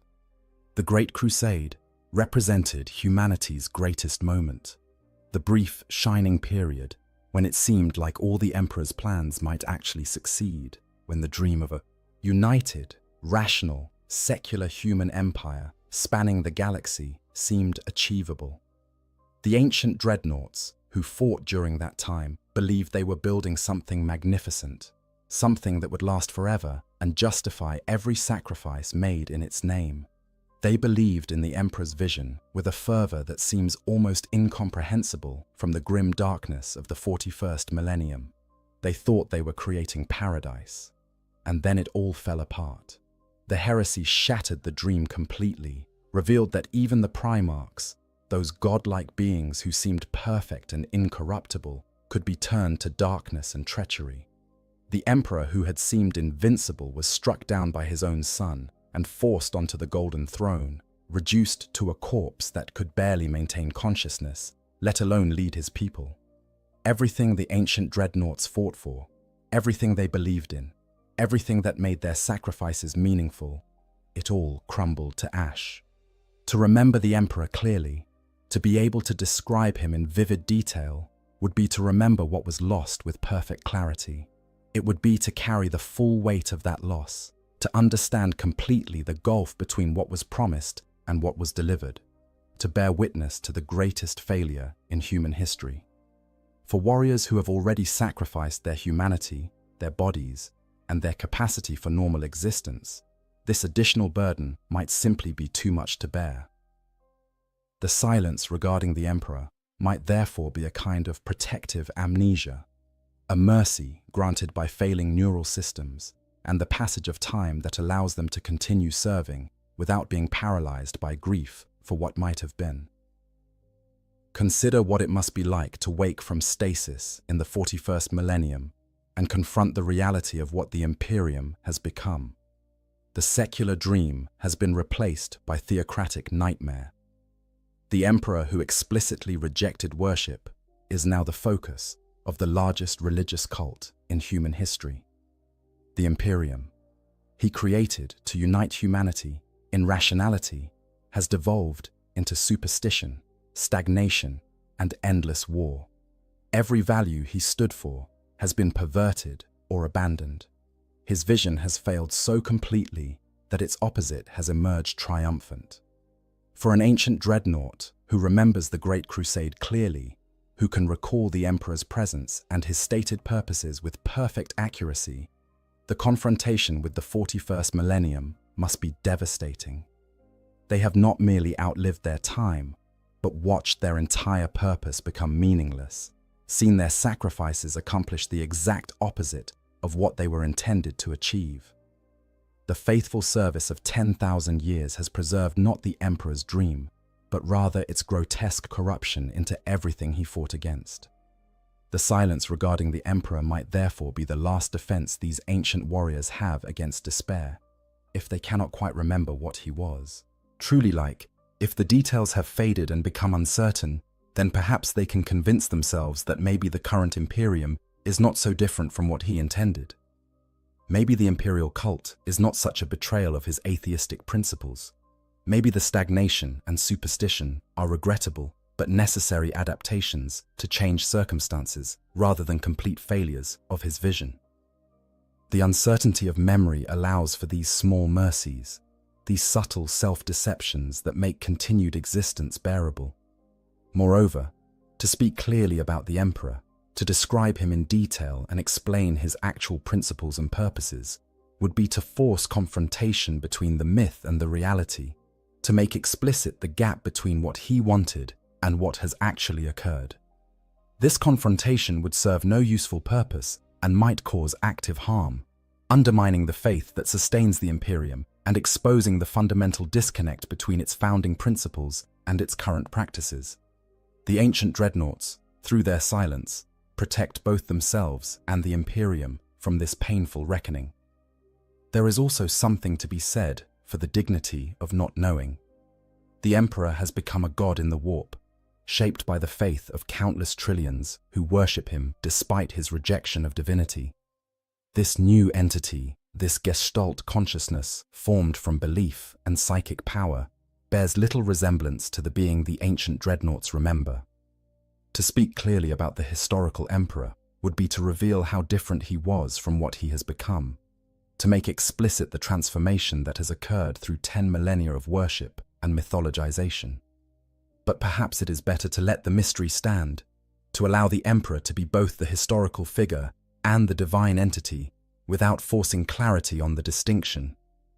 The ancient dreadnought's silence permits this ambiguity, allows the Imperium to maintain both its historical connection to a founder who walked among his people and its religious devotion to a god who watches over them from the Golden Throne. To speak would be to break this useful synthesis, to force choice between incompatible visions of the Emperor's nature, when maintaining both serves the Imperium's needs better than embracing either one exclusively. In the end, perhaps the greatest kindness these ancient warriors can offer is the gift of doubt. By refusing to provide definitive descriptions of the Emperor, by maintaining silence or speaking only in vague generalities, they leave room for each person to imagine him according to their needs. The faithful can believe he was always divine, that his godhood was merely hidden during the Great Crusade. The cynical can believe he was simply a powerful psyker whose posthumous deification was political convenience. The pragmatic can believe he was something between these extremes, human yet transcendent, mortal yet eternal. The ancient dreadnoughts' silence supports all these interpretations, and others besides, allowing the Emperor to be whatever people need him to be, rather than constraining him to a specific historical reality that might satisfy no one. This is perhaps their final service, the last gift they can give after millennia of sacrifice. They preserve the possibility of hope by refusing to confirm the certainty of despair. They protect the dream by not describing too clearly the dreamer. And so they remain silent, these walking tombs, who carry within them the last living memories of an age when the Emperor walked among his people. They will not tell you what he looked like, will not describe his manner or his personality or the particular way he spoke. They will speak of his power, his vision, his impact on history, but never of the man himself. And in that silence, in that final mercy of forgetting or refusing to remember, they offer the Imperium something more valuable than any description could provide. The continued possibility of believing that once, somewhere in the past, there existed something perfect and true and worth fighting for, even if the details of that perfection have been lost to time and trauma and the endless years that separate the present from that golden age that never quite was. The ancient dreadnoughts are the last witnesses to the Emperor's presence during the Great Crusade. But they are witnesses who have lost the capacity to bear witness, monuments to memory who can no longer trust their own memories, living history who understand that history itself is a fragile construction built from unreliable components. Their silence is not failure, but rather the recognition that some questions have no good answers, that some truths are better left unspoken, and that sometimes the kindest thing we can do for ourselves and others is to admit that we simply do not know, and perhaps were never meant to know. So if you ever find yourself in the presence of an ancient dreadnought, if you ever have the opportunity to ask one of these venerable warriors what the Emperor was truly like, do not be surprised when they offer no answer or speak only in meaningless generalities. Understand that their silence is not evasion or forgetfulness, but rather the final service they can render, the last mercy they can grant, the ultimate expression of wisdom earned through millennia of suffering and reflection. They have given everything in service to the Emperor and his Imperium. The silence they maintain regarding his true nature is perhaps the most valuable gift they have left to give. If you found this deep dive into the grimdark fascinating, please consider subscribing to the channel and hitting that like button. There are countless more mysteries in the Warhammer 40k universe waiting to be explored, and your support helps make these comprehensive explorations possible. Until next time, may the Emperor protect. The sky bleeds crimson and violet, colors that should never exist together, yet somehow do in this place where reality itself has been wounded. Jagged spires of crystallized screams pierce upward through ground that pulses with a rhythm disturbingly close to a heartbeat. In the distance, mountains made of compacted bone and sinew shift positions when no one watches them directly, their movements leaving trails of impossible geometry burned into the air itself. This is a demon world, a place where the immaterium has torn through the fabric of real space and remained, festering like an open wound in the galaxy's flesh. On worlds like these, the very laws of physics become suggestions rather than rules, subject to the whims of entities that exist beyond mortal comprehension. Time flows backward and forward simultaneously. Gravity pulls in directions that don't exist in normal space. The ground beneath your feet might be solid stone one moment and composed of frozen whispers the next. Forests grow here, but their trees are made of calcified terror, their leaves dripping with concentrated despair. Rivers run through these twisted landscapes, but what flows through them is not water. It's liquid malice, concentrated suffering given form and motion. Into this nightmare realm, something golden has fallen, something that doesn't belong, something that represents everything these corrupted spaces were meant to destroy. It lies half buried in the shifting, screaming soil, its auramite plating dulled by centuries of exposure to the warp's corrosive touch, but still intact, still recognizable for what it is to those with the knowledge to see. A Contemptor Galatus dreadnought of the Adeptus Custodes, the Emperor's personal guardians, lies dormant on a demon world, and it is not alone in this terrible place. From the swirling miasma of warp-touched atmosphere, a sound emerges. Not the cacophony of demon howls, or the whispered temptations that constantly echo across these cursed landscapes. No, this sound is different. It's raucous, joyful, utterly out of place in this realm of calculated cruelty. It's laughter, orc laughter, specifically, that particular brand of aggressive mirth that only the greenskins can produce. The sound of beings who find violence hilarious and combat the most entertaining thing in existence. They've arrived on this demon world not through careful planning or strategic calculation, because orcs don't do either of those things. They're here because their ramshackle space hulk, held together by equal parts scrap metal and unshakable belief, got caught in a warp storm and spat out in this location. And rather than being horrified by their surroundings like any sensible species would be, the orcs are absolutely delighted. A place where the very environment wants to kill you? That sounds like a proper good fight to them. But this story isn't really about how they got here. It's about what happens next. It's about the moment when two of the Imperium's most formidable forces, one noble and one savage, one refined to the absolute peak of genetic perfection, and the other a crude weapon of war left over from conflicts millions of years old, come together in the absolute worst possible location. It's about what happens when orcs, with their reality-warping belief systems and their insatiable hunger for loot and violence, discover a treasure beyond their wildest dreams, sitting abandoned on a world where madness is the natural state of being. This is the story of what happens when orcs find a custodian dreadnought on a demon world.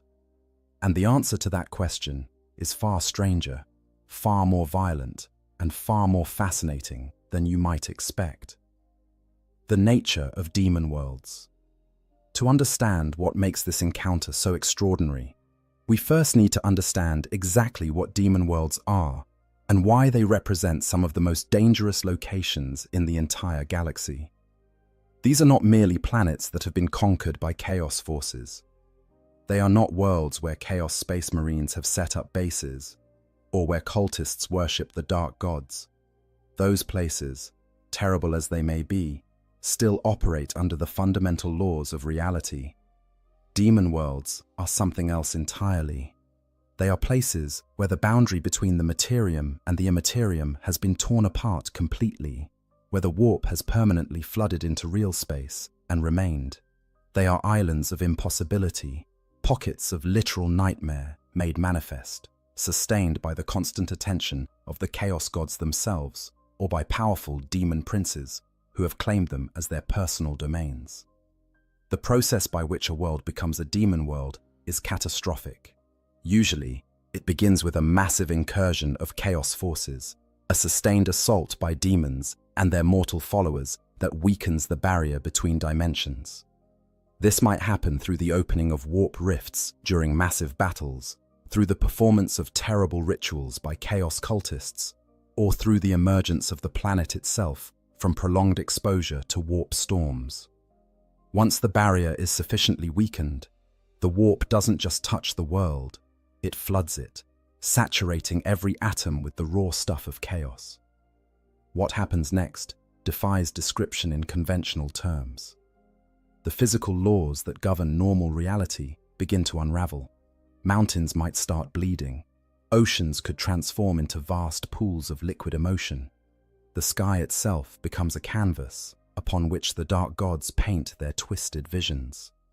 Cities warp and twist into impossible architecture that hurts to look at directly. Living beings caught in this transformation fare even worse, their flesh and minds twisted into new forms that serve the whims of their new masters. Each demon world is unique, shaped by which of the chaos gods holds dominance over it, or by the particular obsessions of the demon prince who rules it. A world claimed by Horn becomes an endless battlefield, its surface scarred by infinite war, its rivers running with blood that never stops flowing, its inhabitants locked in eternal combat. A Nurgle demon world transforms into a garden of pestilence, where diseases take on physical form and wander the landscape, where the very ground is composed of decomposing matter that somehow continues to decay forever without ever disappearing completely. Slaanesh demon worlds are perhaps the most disturbing to contemplate, places where sensation itself has been amplified to levels that would shatter mortal minds, where pleasure and pain have become so intertwined that they're indistinguishable, where the inhabitants experience ecstasies and agonies simultaneously in endless cycles. Tzeentch demon worlds are labyrinths of constantly shifting reality, where cause and effect become suggestions, where the future and past coexist with the present, where truth is mutable and lies can become reality simply through the act of speaking them. But not all demon worlds belong to a single god. Many are contested territories, battlegrounds where the forces of all four dark powers wage eternal war against each other for control. These might actually be even more dangerous than single-god demon worlds, because the conflicting energies create zones of complete chaos, where reality doesn't just bend, it shatters completely. You might step forward and find yourself transported to a different location entirely. You might swing your weapon and have it age 1,000 years in the time it takes to complete the arc. You might breathe in air and exhale something that isn't a gas at all, isn't even matter as conventional physics would define it. The inhabitants of demon worlds are equally varied and terrifying. Demons themselves can manifest with ease here, maintaining their presence in real space without the constant expenditure of energy that would normally be required. They patrol these twisted landscapes, hunting for souls to devour or torment. Mortal followers of chaos might be found here too, either those who willingly came seeking power, or those who were unfortunate enough to be trapped when the world transformed. These mortals rarely remain entirely human for long. The constant exposure to warp energies mutates them, twisting their bodies and minds into new forms that might eventually transcend mortality entirely, or might simply drive them into gibbering madness. What makes demon worlds particularly relevant to our story is that they are also treasure troves of sorts. Not in the conventional sense of wealth or resources, although those might exist in twisted forms. No, demon worlds often contain remnants of what came before the transformation. Ancient imperial installations might still stand, their architecture warped, but their contents sometimes intact. Battlefields from conflicts that occurred before the demon world's creation might dot the landscape, littered with weapons and vehicles and war machines from various factions. These relics of the material universe become prizes to be claimed, either by daemon princes seeking to add to their collections, or by the mortal champions who serve them. And this brings us to the specific demon world where our story takes place. We don't know its original name, if it ever had one. We don't know which of the chaos gods currently holds dominance over it, if any single one does. What we do know is that somewhere on this world, half buried in soil that screams when disturbed, lies a Contemptor Galatus dreadnought of the Adeptus Custodes, and that changes everything. The Custodian dreadnought, a marvel of imperial engineering. To appreciate what the orcs have discovered, we need to understand exactly what a Custodian dreadnought represents. These are not the standard dreadnoughts used by the Space Marine chapters, as impressive as those might be. These are something far more advanced, far more powerful, and far more rare.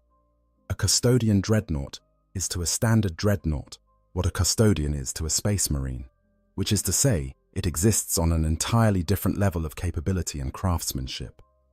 The Adeptus Custodes, the 10,000 golden warriors who serve as the Emperor's personal bodyguards, are the pinnacle of human enhancement. Each Custodian is a work of art, crafted through genetic manipulation and alchemical treatments that make the process of creating a Space Marine look crude by comparison.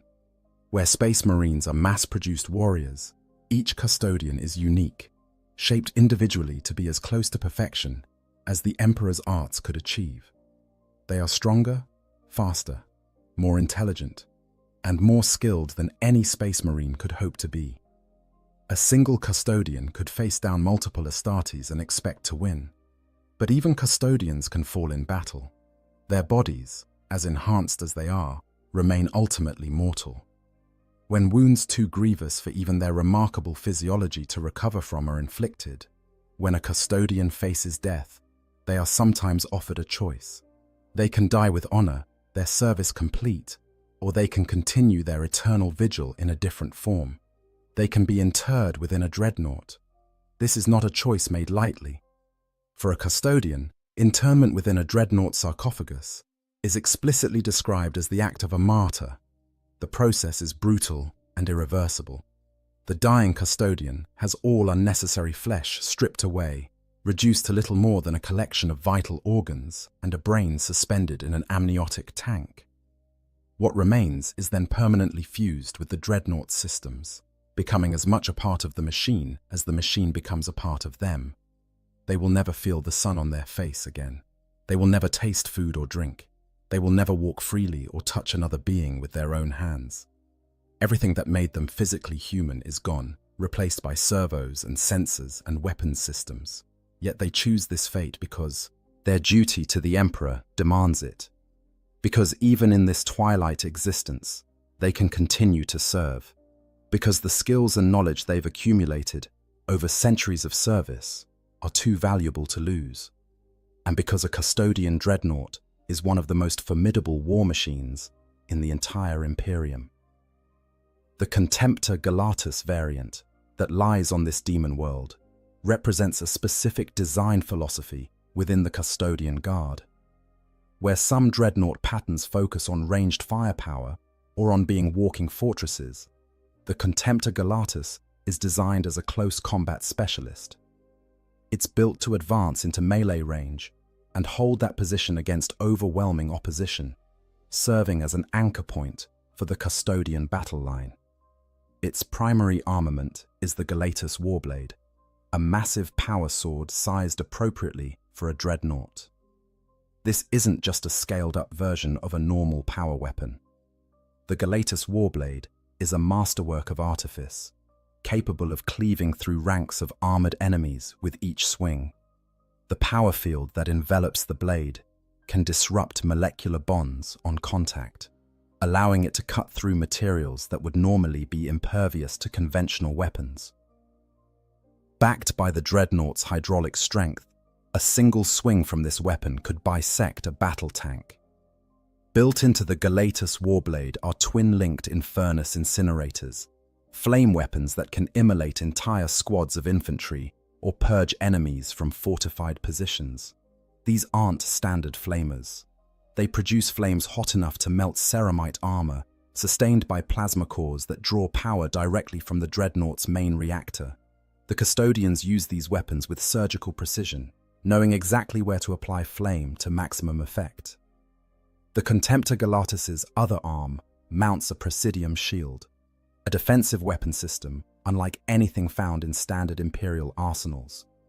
This isn't merely a physical shield, although it certainly functions as one. It's auramite construction capable of deflecting even heavy weapons fire.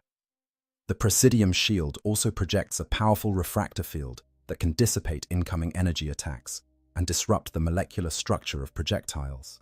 When combined with the dreadnought's already formidable armor, this makes the Contemptor Galatus almost impossible to damage through conventional means. The armor itself deserves special mention. Where standard dreadnoughts might be constructed from ceramite or adamantium, custodian dreadnoughts are sheathed in auramite, a material whose exact composition is one of the Emperor's closely guarded secrets. Auramite is lighter than adamantium, yet stronger, more resistant to both physical and energy weapons, and possesses an unusual resistance to the corrupting touch of chaos. This last property is particularly relevant, given where this dreadnought currently rests. Inside the armored sarcophagus, at the dreadnought's heart, lies the custodian himself. Or, rather, what remains of him after the interment process. We don't know this warrior's name, don't know what battles he fought before his injury, don't know if he's been conscious during his time on this demon world, or if his systems have kept him in suspended animation.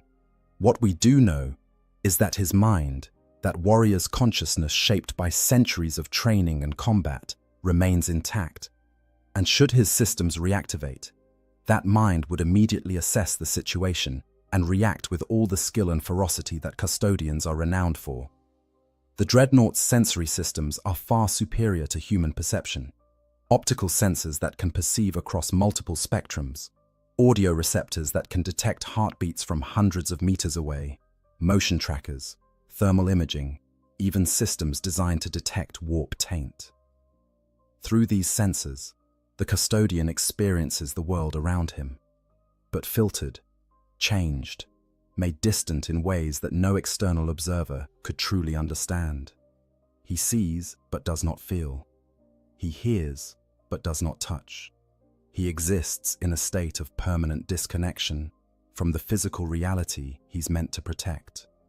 In terms of pure combat capability, a Contemptor Galatas dreadnought represents a concentration of force that few things in the galaxy can match.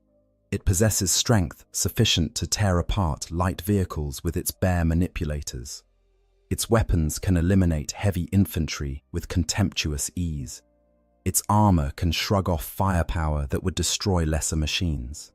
And guiding all of this power is a warrior who has devoted his entire existence to the perfection of combat arts, who possesses centuries of experience fighting every enemy the Imperium has ever faced. But it's been damaged. It must have been, or it wouldn't be here, lying dormant on a demon world. Perhaps its power systems failed during whatever catastrophe brought it to this place. Perhaps its sarcophagus was damaged, forcing the internal systems to put the custodian within into a deep hibernation to preserve his life. Perhaps exposure to warp energies has disrupted its machine spirit, the artificial intelligence that helps coordinate the dreadnought's various systems. We don't know the specific nature of its damage, but we know it's not functioning at full capacity, because if it were, this story would have a very different outcome. And now, after however many years or decades, or possibly even centuries, it's been lying here, after existing as just another piece of debris on this nightmare world. It's about to be discovered. The orcs are coming, and they have no idea what they're about to find. How did it get here? The dreadnought's dark journey. Before the orcs arrive, before the looting and the violence and the chaos that will inevitably follow, we should pause to consider the question of how a custodian dreadnought ended up on a demon world in the first place. The Adeptus Custodes do not abandon their fallen. They do not lose track of their equipment. Each piece of war gear used by the 10,000 is accounted for with religious devotion, and a dreadnought, especially one containing a still-living custodian, would never simply be left behind under normal circumstances. But these were not normal circumstances. The presence of the dreadnought on a demon world suggests something catastrophic occurred, some series of events so dire that even the vaunted custodians couldn't prevent this outcome. One possibility is that this demon world wasn't always a demon world. Perhaps, when the custodian expedition arrived here, this was a normal imperial world, or at least a world that existed in normal space. The custodians might have been responding to a distress call, arriving to find the world already under assault by chaos forces. They would have fought magnificently, as custodians always do, but even their phenomenal abilities have limits. If the chaos forces were numerous enough, if demonic entities were already manifesting in large numbers, if the boundary between reality and the warp was already critically weakened, then even the custodians might have found themselves in an unwinnable situation. During the battle, the Contemptor Galatas would have been in the thick of the fighting, its Galatas warblade reaping a terrible toll among the enemy ranks. But battles against chaos forces are not won through martial skill alone. The demons would have kept coming, manifesting faster than they could be banished, their numbers sustained by the very violence being done to them. At some critical point, the world itself might have transformed, reality rupturing completely as the demon world was born. In the apocalyptic chaos of that transformation, separated from his brothers, the dreadnought systems might have failed. Another scenario involves the warp itself. The custodians might have been traveling through the immaterium, their ship guided by navigators and protected by Geller fields, when disaster struck. Perhaps a warp storm overwhelmed their defenses, tearing the ship apart and scattering its contents across multiple realities. The dreadnought, somehow surviving the catastrophe intact, might have been deposited on this demon world when the storm finally subsided. In this case, the custodian within might not even know how much time has passed.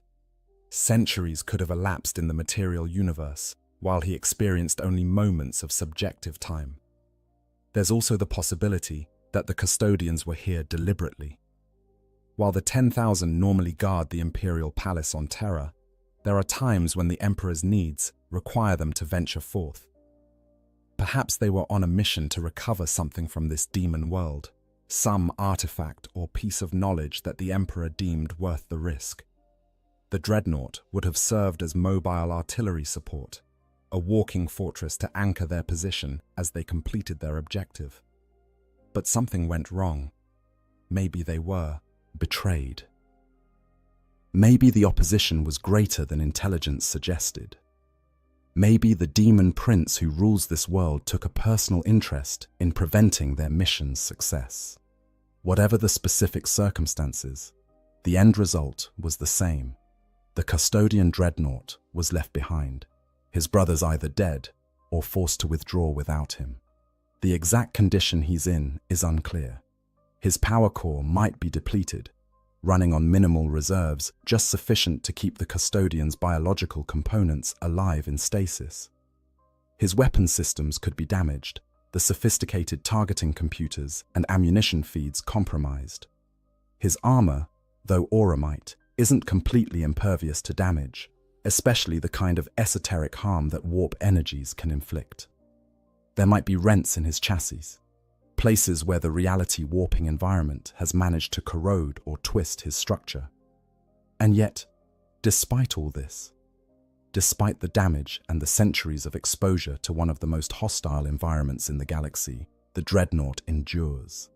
This speaks to both the quality of custodian engineering and the sheer determination of the warrior within. Custodians do not give up. They do not surrender.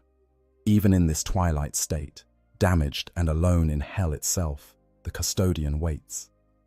Perhaps he's conscious, experiencing every moment of isolation with crystal clarity.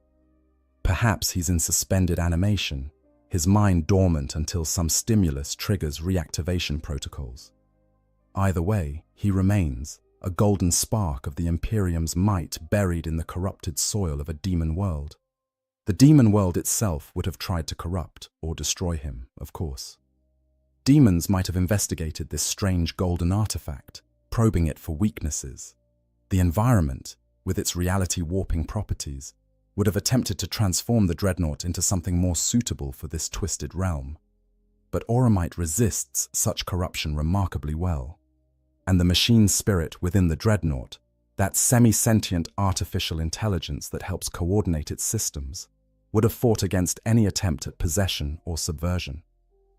So the dreadnought remained, neither fully functional nor completely destroyed, neither corrupted nor entirely pure, just waiting for rescue that might never come, waiting for enemies to fight, waiting for any change to the endless, timeless hell of existence on a demon world. And now, finally, after all this time, change is coming. The orcs have arrived, and they're about to discover the most spectacular piece of loot they've ever seen. The orcs arrive. Why greenskins would be here. Now we need to understand why orcs would be on a demon world at all. Most species in the galaxy, even the aggressive ones, have enough survival instinct to avoid demon worlds when possible. These places represent death at best, and fates far worse than death at worst. Even Chaos Space Marines, who serve the Dark Gods, willingly treat demon worlds with a certain degree of caution and respect. They understand what these places are, what they can do to those who let their guard down. Orcs, however, are not most species. Orcs are unique in the galaxy for their utterly unshakable confidence in their own superiority and their complete inability to feel anything resembling existential dread. Where a human might go mad from exposure to a demon world's reality-warping properties, where an Eldar might be overcome with horror at the spiritual corruption saturating the environment, an orc looks at a demon world and thinks, looks like a good scrap. The specific orc warband that's arrived on this demon world is a ragtag collection of various clans, united under a moderately ambitious warboss named Grokka Smashgit. Grokka's not particularly huge by orc standards, not yet a warlord commanding millions of boys, but he's big enough and mean enough to keep several hundred orcs following his lead. His warband includes representatives from several of the major orc clans, each bringing their own particular flavor of violence to the mix. The bad moons in the warband are easy to spot, wearing as much flashy gear as they can acquire, their teeth growing faster than other orcs, and thus making them the richest, according to orc economics. They've managed to accumulate an impressive collection of shooters, big shooters, and even a few def guns, though half of them explode when fired, and the other half only work occasionally. The evil sons are identifiable by their red war paint and their obsession with speed, constantly tinkering with their bikes and trucks to make them go faster, which usually works, because if orcs believe red things go faster, then red things do indeed go faster, thanks to their Gestalt psychic field. The Goths present are the biggest and meanest of the bunch, preferring to get stuck in with choppers and combat rather than relying on shooters. They're always spoiling for a fight, constantly challenging each other to headbutting contests and arm wrestling matches to establish dominance hierarchies that last approximately 15 minutes before being challenged again. The Death Skulls, marked by their blue war paint, are the looters par excellence, already eyeing everything on the demon world as potential scrap to be claimed. If it's not nailed down, the Death Skulls will take it. If it is nailed down, they'll take the nails too. And crucially, traveling with this warband are several mech boys, those orcs whose genetic programming gives them an instinctive understanding of technology and engineering. These are the most important orcs for our story, because when they discover the custodian dreadnought, their reaction is going to be very different from the simple, wanna fight it response of the average boy. The warband arrived on this demon world through a combination of bad navigation, worse luck, and the typical orc approach to space travel, which can best be described as point the ship at where you want to go and accelerate until something interesting happens. Their Space Hulk, a massive amalgamation of looted vessels welded together with more enthusiasm than precision, got caught in a warp storm. This would have destroyed most ships, their Geller fields failing and their crews driven mad or killed by demonic possession. But orc ships are different. They don't rely primarily on Geller fields because orc technology barely works in the first place, held together by their collective belief that it should work. The Gestalt psychic field that all orcs generate, that WAG energy that makes impossible things possible, acts as a sort of protection. Demons trying to possess orcs often find the experience deeply unsatisfying because orc minds are so simple and focused on violence that there's nothing interesting to corrupt. An orc doesn't care about power or knowledge or sensation. An orc wants to fight. Trying to tempt an orc with promises of anything other than good scrap is like trying to seduce a brick. So the warp storm battered their hulk but didn't destroy it, and when the storm spat them out, they found themselves in orbit around this demon world. Any sane species would have immediately tried to leave. The orcs looked down at the planet's surface, saw the obvious signs of chaos corruption, noted the demons wandering the landscape, and Warboss Grocker made the obvious decision. They were going down there to fight everything. The initial landing was catastrophic in the entertaining way that orc landings always are. Several of their ramshackle drop pods crashed into each other mid-descent. One entire mob of boys landed upside down and had to fight their way out of the crater they'd created. A Death Dread landed so hard, it buried itself up to its chest in the screaming ground and had to be dug out by Gretchen. But enough orcs survived the landing to form a decent mob, and they immediately set about exploring their new surroundings with all the caution and tactical awareness you'd expect from creatures whose primary survival strategy is be so tough that whatever tries to kill you breaks itself against your skull. The demon world tried to kill them, of course. The environment itself is hostile, the very air toxic with warp energies that would poison normal humans within hours.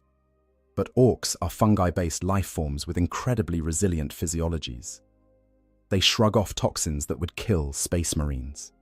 The reality-warping properties that make demon worlds so dangerous to other species mostly just confuse orcs, who barely understood how reality was supposed to work in the first place. Demons manifested to attack the intruders, appearing in swirls of warp energy to rend and tear at these new arrivals. The orcs thought this was fantastic. Finally, something to fight. The fact that banishing a demon doesn't truly kill it, merely sending it back to the warp to reform, doesn't bother orcs at all. More enemies just means more fun. The demons, for their part, found fighting orcs a deeply frustrating experience. Normally, mortal creatures feel fear when facing demons, and that fear feeds the demons, making them stronger. Orcs don't feel fear. They feel excitement. An orc facing down a bloodthirster of Horn doesn't think, "I'm going to die." He thinks, "I'm going to crump that big red git." And if he does die, which he probably will because bloodthirsters are terrifying killing machines, his last thought will likely be, "That was a good scrap." So the warband has been on the demon world for a few days now, stomping around, fighting demons, occasionally fighting each other when no demons are available, and generally having the time of their lives.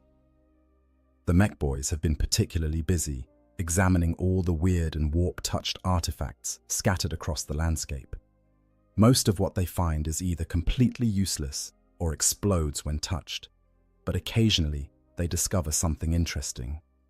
A weapon that shoots bolts of warp lightning, a piece of armor that seems to be alive and screams constantly, a vehicle that runs on pure spite. The orcs haven't been systematically exploring. They don't make plans that sophisticated. They just wander in whatever direction looks like it might have good fighting, claiming whatever loot catches their eye.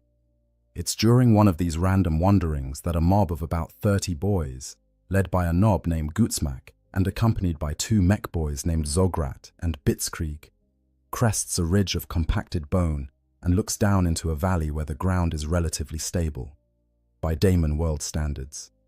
And there, half buried in the screaming soil, its golden armor still gleaming despite centuries of neglect, is the Contemptor Galatus dreadnought. The discovery. Orc eyes fall upon golden glory. The moment of discovery doesn't happen with dramatic music or ominous silence. It happens with Gutsmak stopping mid-step, his massive jaw dropping open, and then releasing a bellow of pure orcish joy that echoes across the demon world's twisted landscape. "Oi! Boys, look at the size of that thing!" 30 orc heads swivel to follow his pointing finger. The reaction is immediate and unanimous. Every single orc in the mob lights up with excitement. They've found loot, but not just any loot. The kind of loot that mech boys write songs about, assuming mech boys wrote songs, which they don't because they're too busy building things. But if they did write songs, this would be the subject. The dreadnought lies at the valley's center, tilted at an angle from where it sank into the unstable ground. From the orc's vantage point, they can see most of its form: the massive torso housing the sarcophagus, the Galatus warblade still clutched in one hand, the Presidium shield mounted on the other arm. The Auramite armor, though dulled by exposure to the warp, still retains enough of its golden luster to catch the demon world's tormented light. And, most importantly from the orc's perspective, it's absolutely massive. Size matters deeply in orc psychology. The biggest orcs are the most respected, the most feared, the most likely to become war bosses. This extends to their equipment. A really big gun is inherently better than a smaller gun in orc thinking, regardless of any other factors.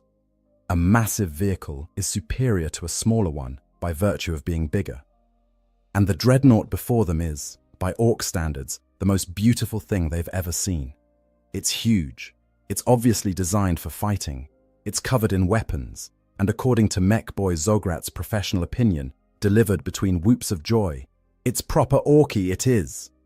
This last statement might seem absurd to an outside observer. The dreadnought is clearly not orky. It's a pinnacle of imperial engineering, refined and sophisticated, the very opposite of orc aesthetic sensibilities. But to Zograt's eyes, shaped by his genetically encoded understanding of technology, he sees something different. He sees the underlying function rather than the form. He sees a massive war machine designed to get into melee combat and crush enemies. That's orky. He sees weapons systems built for maximum destruction. That's Orky. He sees armor thick enough to shrug off incoming fire. That's definitely Orky.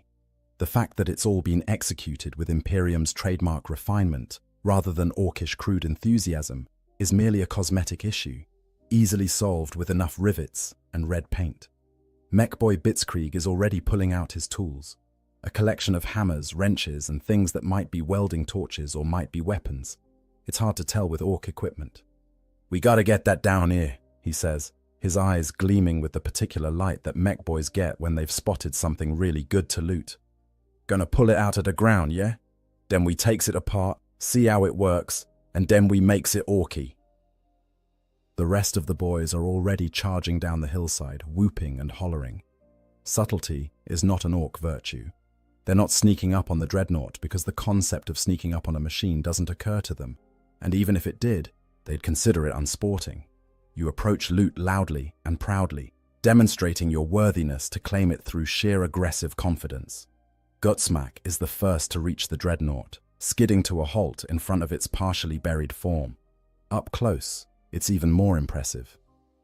The Nob is big by human standards, well over 7 feet tall and built like a tank, but the dreadnought towers over him even in its tilted, half-buried position. The Galatus Warblade alone is longer than Gutsmack is tall, its power field inactive, but the weapon still radiating a sense of barely contained lethality. "Look at the size of that chopper," Gutsmack breathes, his voice full of reverence. "And that shield thing. And look, it's got flamers built into the sword. That's dead cunning, that is." The other boys crowd around, jostling for position, each wanting to get a better look at this magnificent find.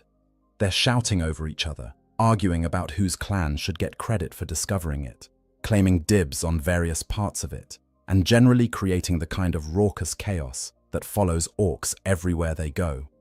Zograt and Blitzkrieg shoulder their way through the crowd, approaching the dreadnought with the focused intensity that mech boys bring to their craft.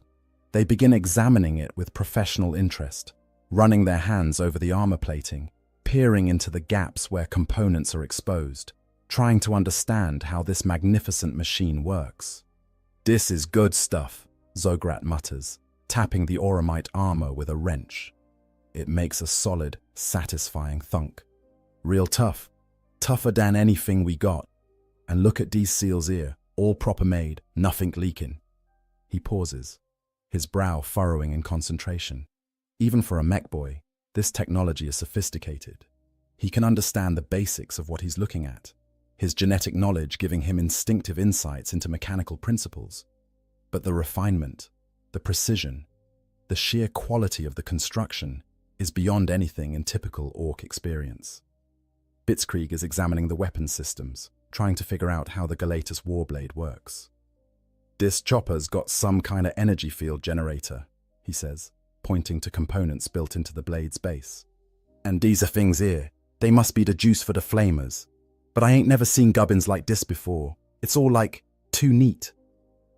This is actually high praise from an Ork mech boy. Ork technology is deliberately crude, built with the understanding that it doesn't need to be pretty, as long as it works. And it works because Orks believe it will work. The machinery inside a typical Ork weapon is a chaotic mess of wires and gears and parts that shouldn't fit together, but do anyway. The dreadnought's internal components, by contrast, are organized, efficient, optimized. Every part has a purpose, every connection is deliberate. It's the difference between a child's crayon drawing and a master's painting.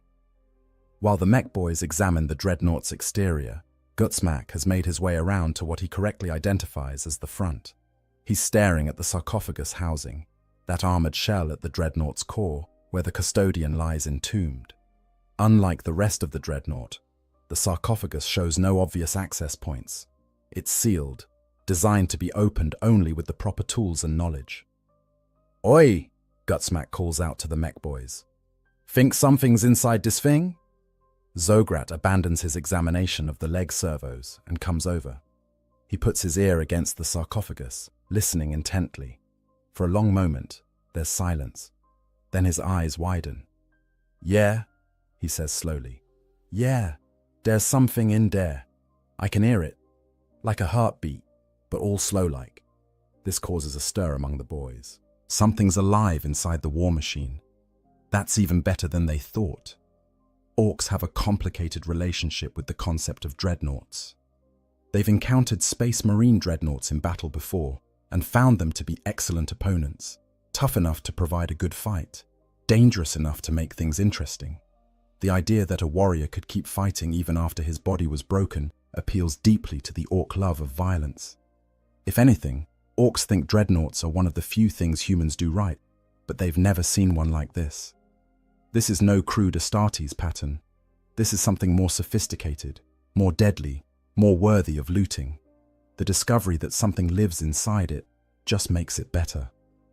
"We gonna wake it up?" one of the boys asks eagerly. "Have a scrap with it?" "No, you git!" Zograt roars, smacking the boy upside the head with his wrench.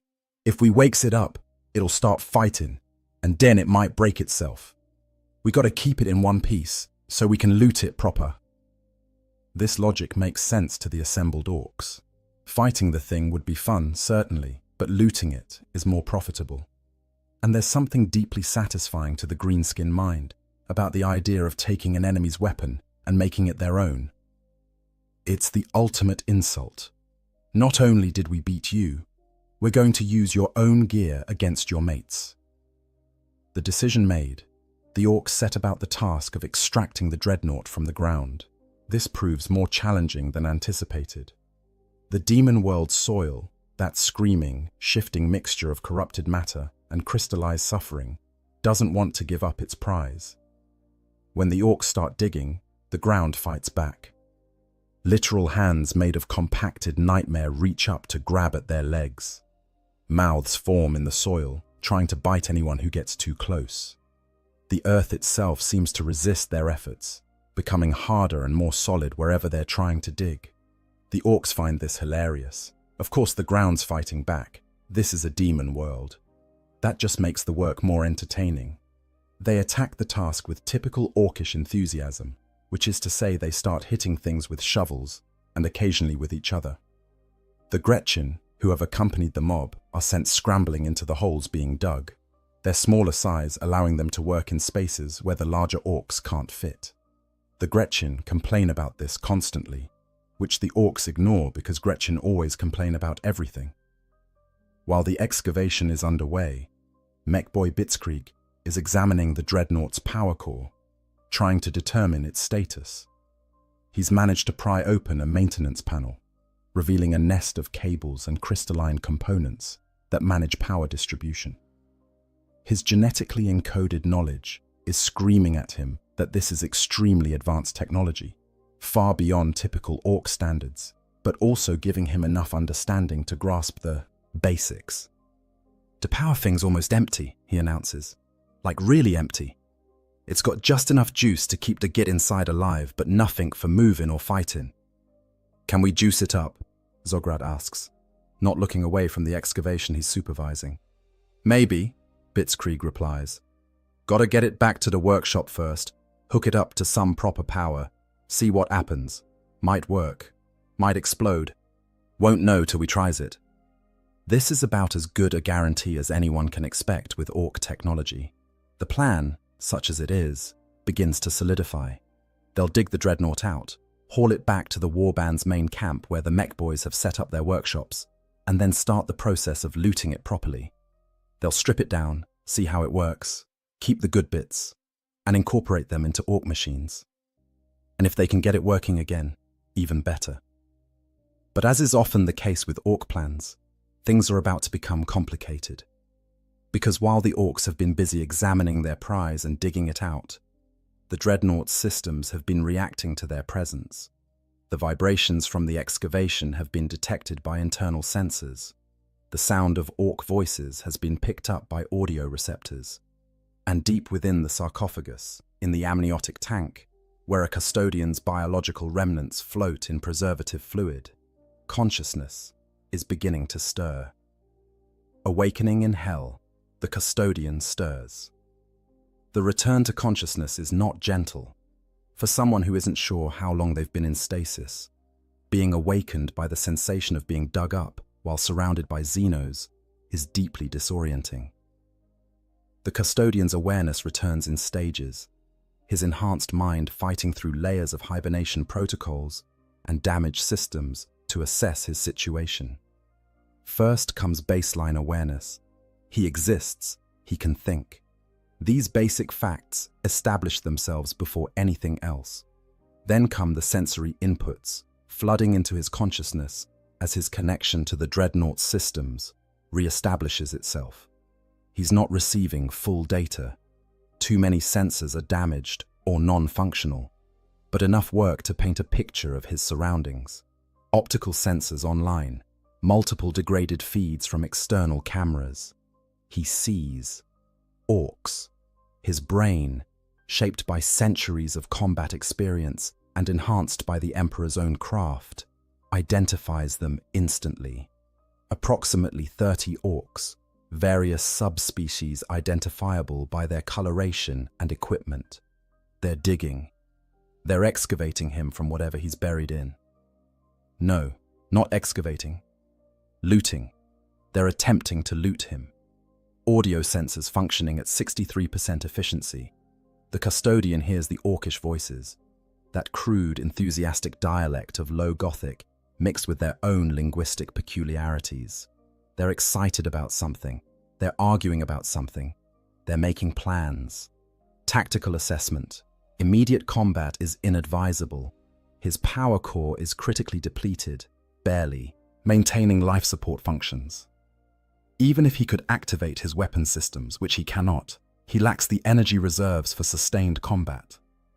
His armor integrity is compromised in multiple locations, though the auramite has held better than lesser materials would have.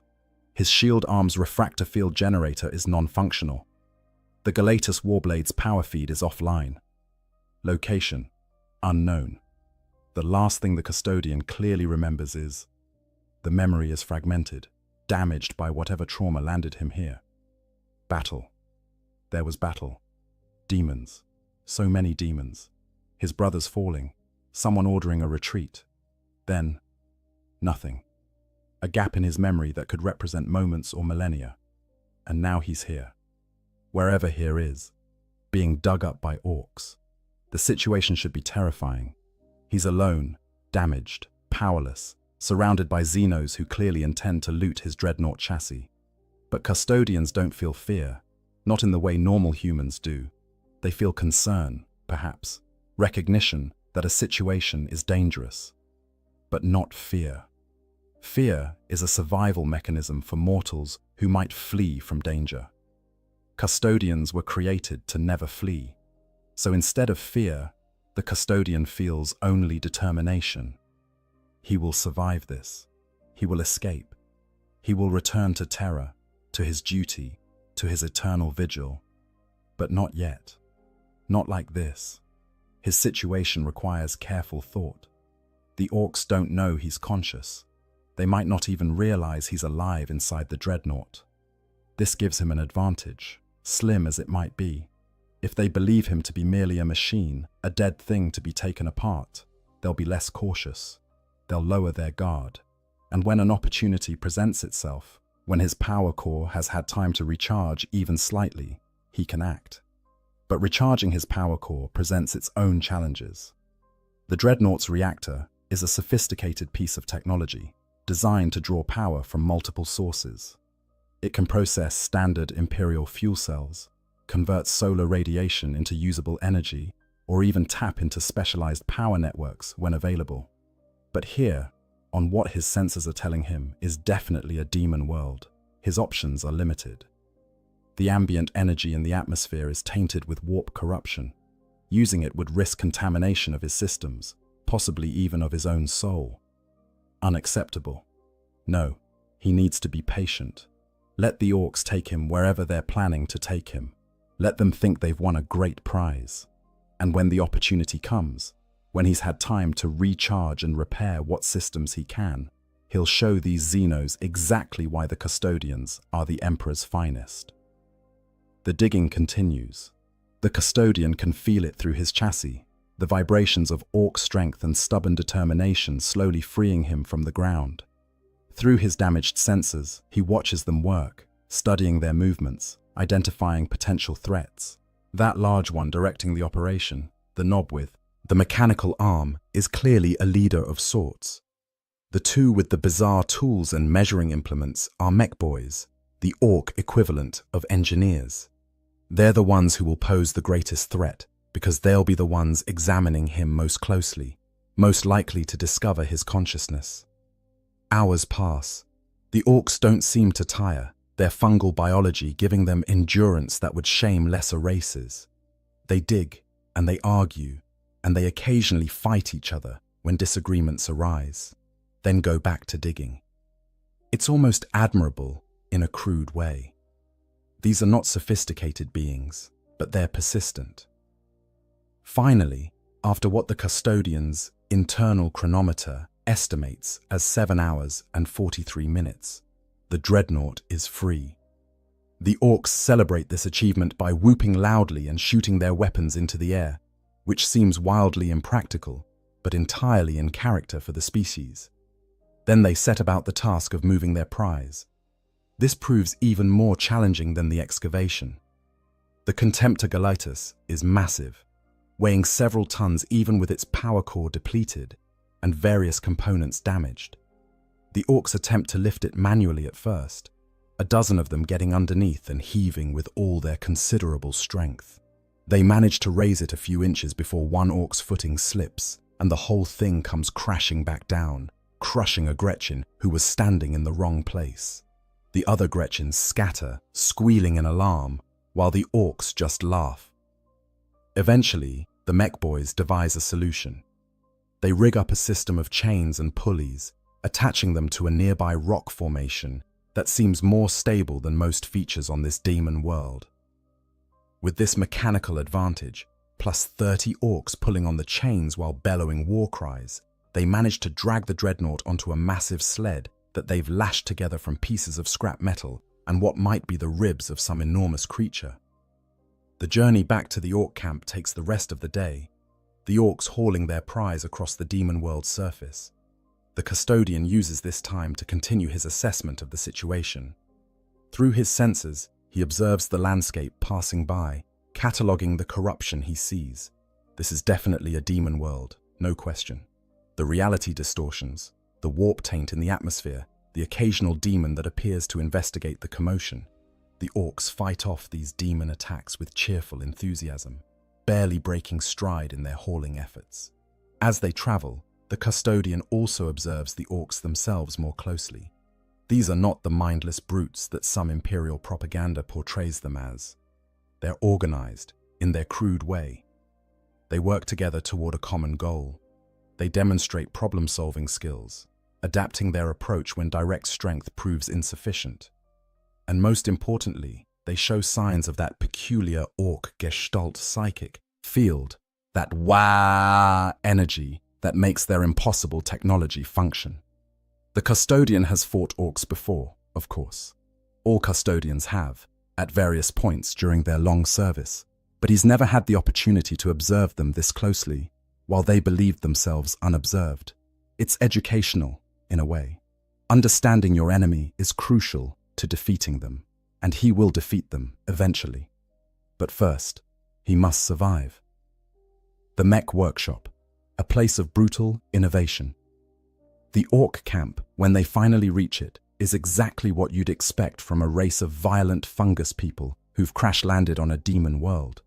It's a chaotic sprawl of tents and crude fortifications, vehicles in various states of repair or dismantlement scattered everywhere, and orcs doing orc things, fighting each other, shouting at each other, working on equipment, or all three simultaneously. The center of the camp houses what the orcs grandly call their workshop, though that term dignifies it far beyond what it deserves. It's a large open area where the mech boys have set up their operations, surrounded by piles of scrap, half-finished projects, and things that might be tools or weapons, or possibly just interesting chunks of metal that someone thought looked good. There are workbenches, if you can call crudely welded metal tables workbenches. There are furnaces, burning with flames that are probably not supposed to be that color. And there are the mech boys themselves, along with their Gretchen assistants, all working on various projects with more enthusiasm than precision. When the mob returns with their prize, dragging the Contemptor Galatus into the camp on its sled, the reaction is immediate and dramatic. Every orc in the vicinity stops what they're doing to come look at this magnificent piece of loot. They crowd around, shoving each other for better views, shouting questions and suggestions, arguing about what should be done with it. Warboss Grocker himself emerges from his tent to see what all the commotion is about. Grocker is big, even by orc standards. Not huge, not a true warlord yet, but certainly an impressive physical specimen, standing almost 8 feet tall and built with the kind of muscle mass that comes from constant fighting and the natural orc tendency to grow larger as they age and survive combat. He pushes through the crowd with casual authority, orcs parting before him, not out of fear, but out of respect for the hierarchy that says bigger orcs get first pick of everything. He stops in front of the dreadnought, looking up at it with eyes that gleam with appreciation. "Now dat," he says, his voice a deep rumble, "is a proper piece of loot. Where'd you find it?" Gutsmack explains, in the rambling, enthusiastic way that orcs explain things, about the valley and the discovery and the hours of digging. Grocker listens, nodding along, clearly pleased. This is exactly the kind of find that improves a warboss's reputation among his boys. Not only did his warband find something valuable, but they brought it back intact rather than fighting over it or breaking it in the process of looting it. "Right den," Grocker announces, addressing the crowd. "Dis thing's gonna be the pride of the warband, yeah? We're gonna fix it up, make it orky, and then we're gonna use it to crump every git what gets in our way. And I'm gonna be the one riding in it." This declaration is met with enthusiastic cheering from most of the orcs present, though a few of the other knobs look somewhat disappointed that they won't get to claim this prize for themselves. But Grocker's decision is final. He's the warboss. He gets first choice, and he's chosen the dreadnought. The mech boys are already swarming over the dreadnought, examining it more thoroughly now that they have proper lighting and tools available. Zograt and Blitzkrieg are joined by 2 other mech boys, Sparkgit and Megabolt, both eager to get their hands on this sophisticated piece of technology. They're taking measurements, sketching crude diagrams, arguing loudly about how various systems work and what needs to be done to make it functional again. "First thing," Zograt announces, climbing up onto the dreadnought's shoulder to address the assembled crowd. "We gotta get power flowing again. This thing's got a proper orky power core, real big and strong, but it's almost dead, so we're gonna hook it up to the generator, juice it up, see what happens." "Second thing," Blitzkrieg adds, pointing at the weapon systems. "We gotta make sure all the earthy bits still work. The big chopper needs power, them flamers need something to shoot, and that shield thing needs fixing. Plus, we might want to add some more DACA, because you can never have too much DACA." "And third," Sparkgit chimes in, having been examining the sarcophagus housing, "we gotta figure out what's inside this box thing. Zograt says some thing's alive in there, so we gotta work out how to open it up, see what it is, and then decide if we keeps it or chucks it out." This last statement causes some debate among the orcs. Some argue that whatever's inside should be left alone, on the grounds that it's obviously been working fine so far, and messing with it might break something. Others argue that they should open it immediately, on the grounds that they want to see what's inside, and not knowing is annoying. A few suggest that they should just hit the sarcophagus with hammers until it opens, which is the orc solution to most problems that involve something being closed when you want it open. Warboss Grocker makes the decision. "Leave it for now," he orders. "Get the power going, get the weapons working, make sure the whole thing's solid. Then we worry about what's inside. No point opening it up if the rest of the machine don't work, yeah?" This logic satisfies most of the orcs, who begin to disperse now that the immediate excitement of the find is wearing off. They've got their own things to do, fights to pick, squigs to eat, the usual orc activities.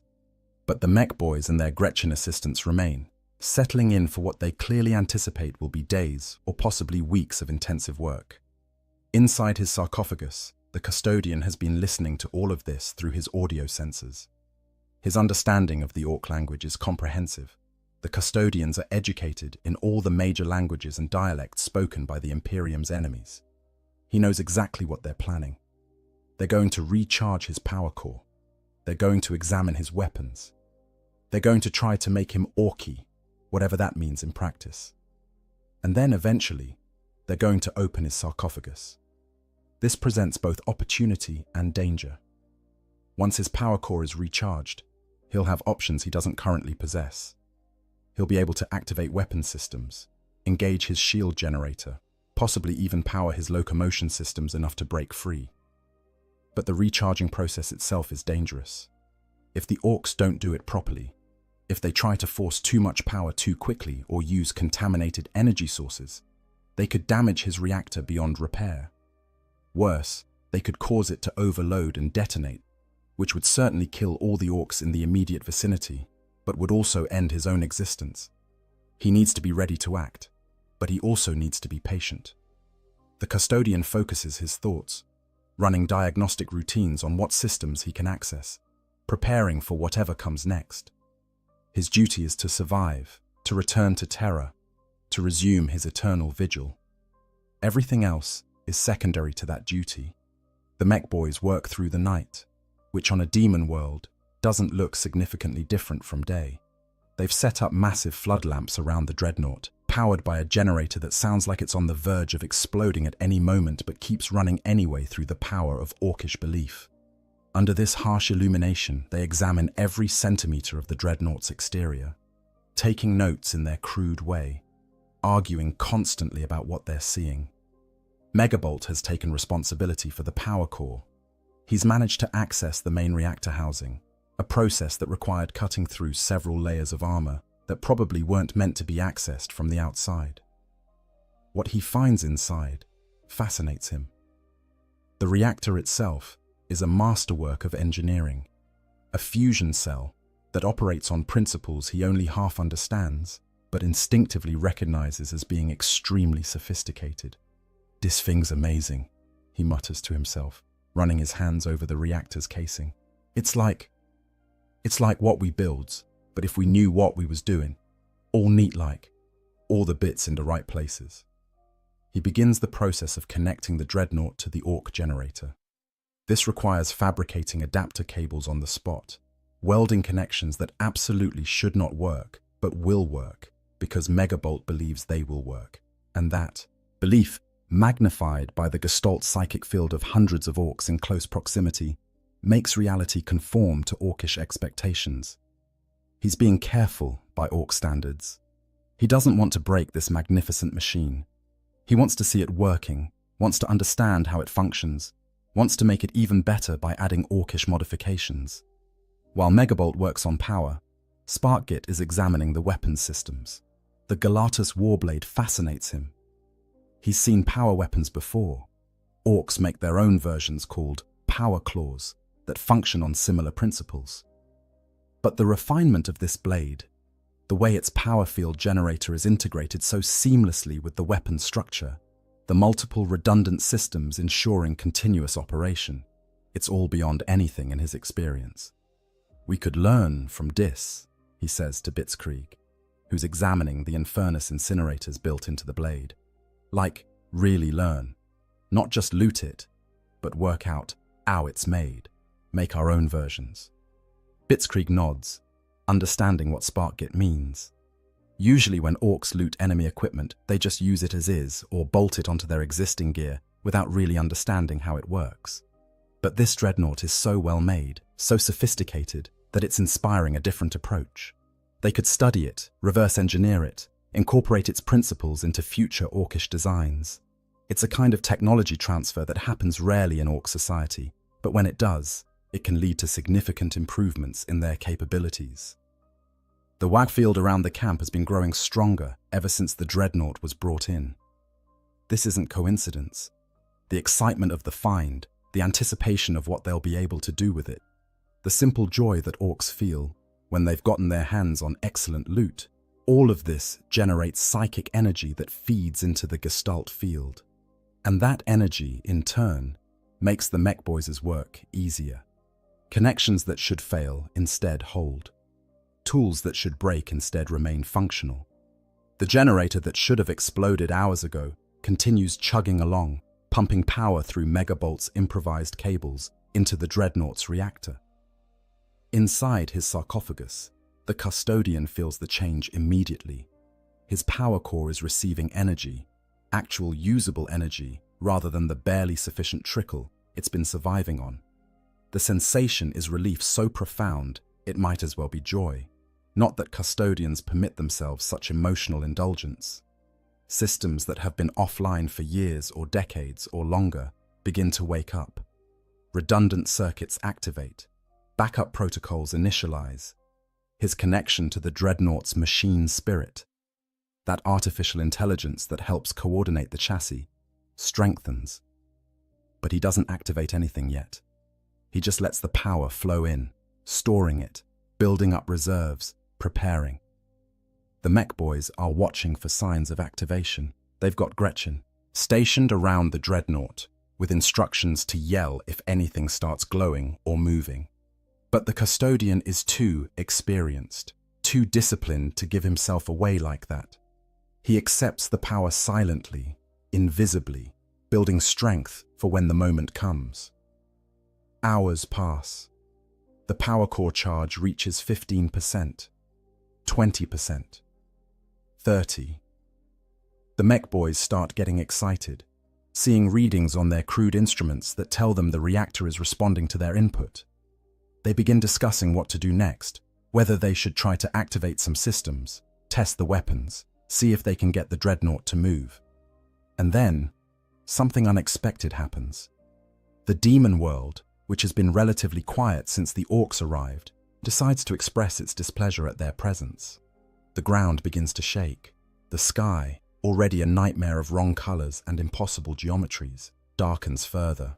Warp energy begins concentrating in the atmosphere, building towards some kind of event that won't be pleasant for anyone involved. The orcs notice, of course. They're not subtle, and neither is the demon world's attack. Demons begin manifesting across the camp, appearing in bursts of warp energy, their forms twisted and terrible. These aren't minor demons either. These are significant threats. Bloodletters of Khorne, plague bearers of Nurgle, demonettes of Slanesh, all materializing simultaneously in what's clearly a coordinated assault. The camp erupts into chaos, which, honestly, is only slightly more chaotic than normal for an orc camp. The orcs respond to this demonic assault the way orcs respond to everything, with violence and enthusiasm. They grab whatever weapons are handy and throw themselves into combat, whooping and hollering, delighted by this unexpected entertainment. But the attack is serious. The demon world wants these intruders gone, and it's committing real resources to making that happen. More demons keep appearing, faster than the orcs can banish them. The battle spreads across the camp, orcs and demons locked in brutal melee, neither side giving ground.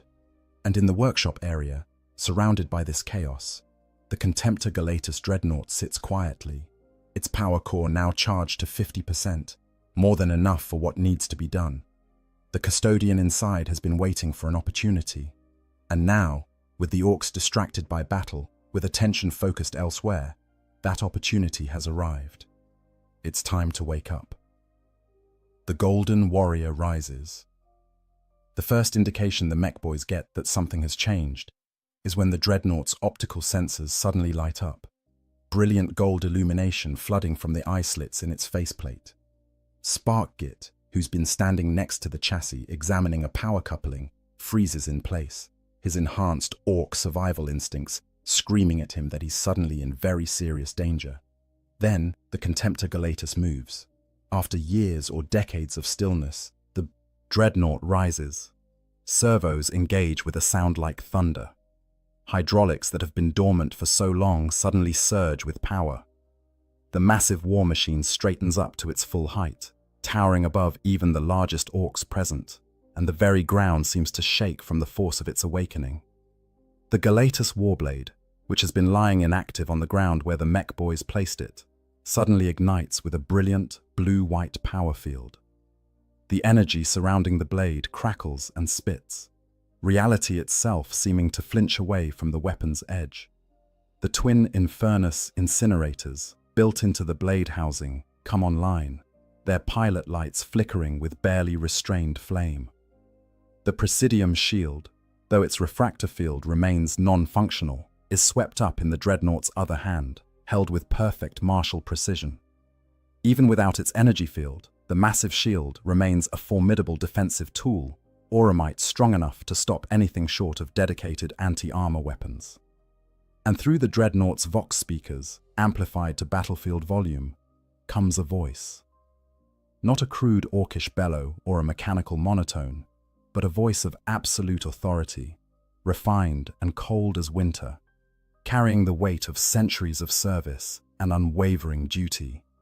I am Valoris Kael, Shield Captain of the Adeptus Custodes, Sentinel of Terror, Guardian of the Emperor's Trust. You have laid hands upon the property of the Emperor himself. This transgression ends now. The effect on the orcs is immediate and varied. Some of them, particularly the younger boys, who've never faced anything quite this terrifying, actually take a step back. This is the exact opposite of the normal orc response to danger, which is to move toward it enthusiastically. But there's something about this golden warrior, this ancient killing machine suddenly awakening in their midst, that triggers even their limited sense of self-preservation. The mech boys have a different reaction. They're not backing away, they're practically vibrating with excitement. The thing they've been working on, the prize they've been trying to understand and repair, has just activated on its own. It's working. Sort of. Admittedly, it's working in a way that suggests it's about to start killing them, but still, it's working. This is the most fascinating thing that's happened to them in years. Warboss Grocker, currently engaged in battle with a bloodthirster about 30 meters away, hears the commotion and turns to see the dreadnought standing. For a moment, just a moment, his usual confidence wavers. That's a really big and clearly very angry war machine. Then his orc nature reasserts itself, and he grins, showing all of his massive fangs. "Oi!" he bellows across the battlefield. "Don't nobody killed a gold thing. I call dibs on dat." But Valoris Kael, Shield Captain of the Adeptus Custodes, has no intention of being anyone's property. His priority analysis is clear. Survive, escape, return to Terra. Secondary objective: cause maximum disruption to enemy forces to facilitate escape. The fact that the camp is currently under attack by demons actually helps his situation. The orcs are distracted. He can use that. He takes his first step in years, and the dreadnought responds perfectly despite the damage it's sustained. The custodian's mind and the dreadnought's machine spirit work in harmony, their connection enhanced by the custodian's superior cognitive abilities and the machine spirit's sophisticated programming. This isn't like controlling a vehicle. This is more intimate than that. The dreadnought is his body now, has been for longer than he cares to remember, and moving it feels as natural as breathing once felt. His second step takes him forward, toward the edge of the workshop area. Sparkgit, showing more courage than sense, tries to block his path, raising a massive wrench in what might be a threatening gesture, or might just be Sparkgit, not knowing what else to do with his hands. Valoris doesn't slow down. The Presidium shield sweeps out in a measured arc, catching the mech boy and sending him flying 20 meters to crash into a pile of scrap metal with a satisfying crunch. 3 orc boys, seeing their mech boy attacked, charge in with the kind of fearless aggression that defines their species. Their bellowing war cries, raising their choppers, fully committed to the fight. Valoris lets them close to melee range, then activates the Infernus incinerators. Twin streams of flame erupt from the Galatus warblade, washing over the charging orcs. These aren't normal flames. These are plasma-heated death, hot enough to reduce ceramite to molten slag, sustained by power cells that can maintain the stream for extended periods. The orcs don't die quietly, they die screaming, their bodies immolating in seconds, their crude armor melting and fusing with their flesh before that too catches fire and burns to ash. The display serves its purpose, establishing that attacking him is a fatal mistake. The orcs who were thinking about charging in reconsider their position. The mech boys, who were thinking about trying to shut him down somehow, realize that approach is unlikely to end well, and Valoris takes advantage of this hesitation to assess his situation more thoroughly. He's surrounded by orcs, hundreds of them across the camp. He's on a demon world, meaning escape will require more than simply walking away. His power core, while recharged to a usable level, won't sustain prolonged high-intensity combat. His weapon systems are functional but running on minimal reserves. His shield's refractor field remains offline. Multiple systems are damaged or non-functional. In short, he's in terrible shape, vastly outnumbered, and deep in enemy territory. But he's a custodian. Being in terrible situations is what they train for. The demons attacking the camp have noticed him now. Of course they have.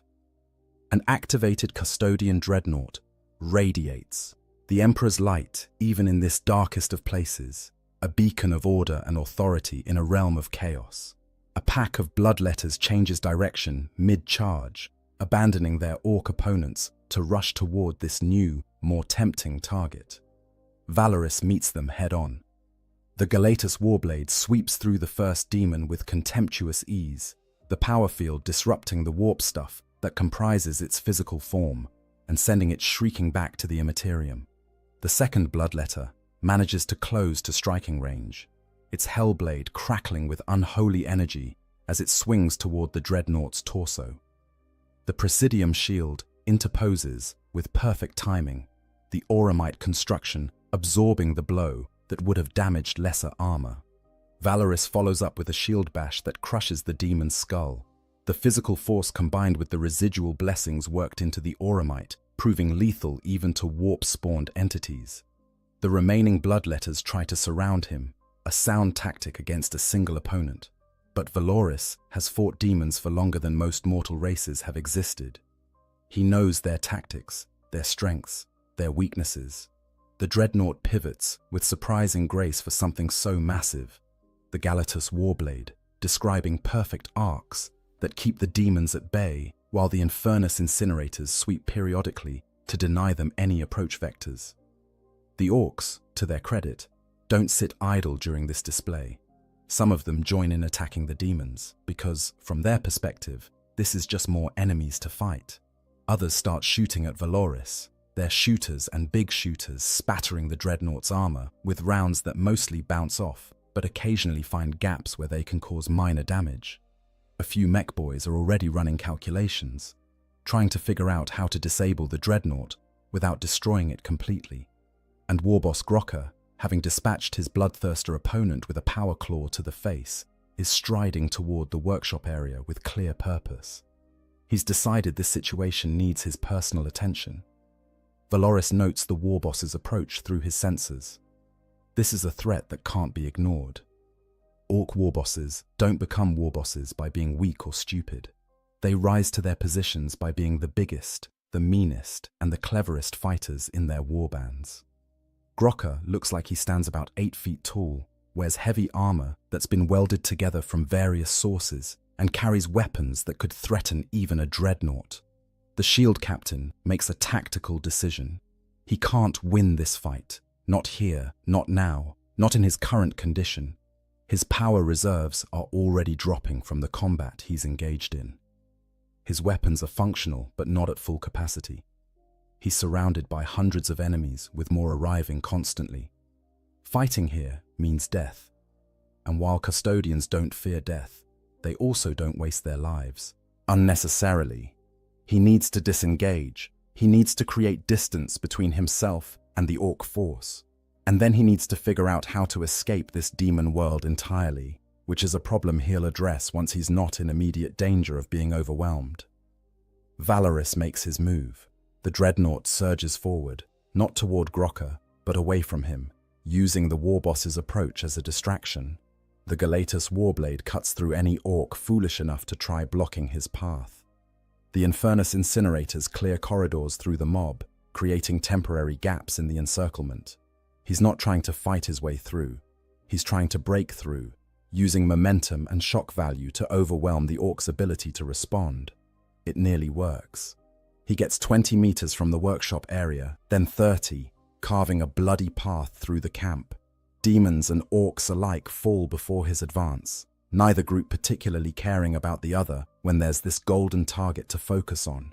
His power reserves drop to 40%, then 35, then 30. The Dreadnought's machine spirit sends warning alerts about component stress, systems operating beyond safe parameters, potential cascade failures if current activity continues. And then Grokka catches up. The warboss doesn't tackle Valoris exactly, because that would be stupid even by Orc standards. Instead, he positions himself directly in the Dreadnought's path and sets his feet, raising his power claw in a guard position. When Valoris tries to continue his charge, Grokka meets the Dreadnought head-on with all the strength an 8-foot Orc can bring to bear. The collision is tremendous. Valoris weighs several tons. Grokka weighs considerably less, but makes up for it with sheer bloody-mindedness and orcish refusal to be moved. The force of their meeting sends shockwaves through the ground, cracks appearing in the demon world's unstable surface. Both combatants are driven backward by the impact, the Dreadnought's momentum arrested, Grokka's boots leaving deep furrows in the ground. For a moment, they stand facing each other. The ancient custodian warrior in his golden mechanical shell, damaged and diminished, but still formidable. The Orc warboss, young by greenskin standards, but already massive, standing his ground against something that outweighs him 4-1. Around them, the battle rages on, orcs and demons tearing into each other with abandon. But in this space, this moment, it's just these two. "Oi," Grokka says, his voice carrying clearly despite the chaos around them. "That's my new ride you're stealing." Valoris's response comes through the Vox speakers, cold and emotionless. "This chassis bears the Emperor's mark. It will never serve Xenos filth." "Yeah, well, we'll see about that," Grokka replies, and charges. What follows is one of the most unusual combats in the history of either species. A custodian dreadnought, even a damaged one, represents a concentration of martial skill and technological superiority that can dominate most battlefields. An Orc warboss, especially one in the full flush of his power, embodies brute force and unconquerable determination that can overcome almost any opposition. When these two forces meet, the result is spectacular. The Galatus Warblade crashes against Grokka's power claw, both weapons screaming as their power fields interact. Sparks spray in every direction, the air itself seeming to crack under the stress. Grokka takes a step back, pushed by the Dreadnought's superior strength, then plants his feet and pushes back. To Valoris's surprise, he doesn't simply give way. The Orc is strong, unbelievably strong, leveraging every bit of his mass and muscle to resist. Valoris brings the Presidium shield around in a sideswipe that should cave in Grokka's skull. The warboss ducks under it with agility that seems impossible for something his size, then lunges forward inside the Dreadnought's guard. His power claw latches onto the Dreadnought's torso, the energy field digging into the Auramite armor. Warnings flash across Valoris's consciousness. Armor breach detected. Hull integrity compromised. Power claw attempting to tear through external plating. The Infernus incinerators come online. Point-blank range, engulfing Grokka in flames. Any normal creature would be instantly immolated. The warboss roars, more in irritation than pain, his heavy armor protecting him from the worst of the heat, though his skin is definitely burning where it's exposed. He doesn't let go. He just keeps pulling, trying to tear a chunk out of the Dreadnought's chassis. Valoris drives the Dreadnought forward, using his mass advantage, trying to crush the warboss against the ground. Grokka goes down, still holding on, his power claw now pulling pieces of armor plating free. Other orcs, seeing their warboss engaged in single combat, start circling, waiting for an opening to join the fight. Daemons, attracted by the concentration of violence, also close in, seeing both combatants as targets. The situation is becoming untenable. Valoris makes a calculation. He can't win this fight. His power reserves are at 20% and dropping fast. His armor is compromised. He's surrounded by enemies on all sides. If he continues this battle, he will be destroyed. The custodian temperament recoils at the idea of retreat, but temperament doesn't override tactical reality. He activates the Infernus incinerators at maximum output, not targeting Grokka specifically, but washing the entire area in flames.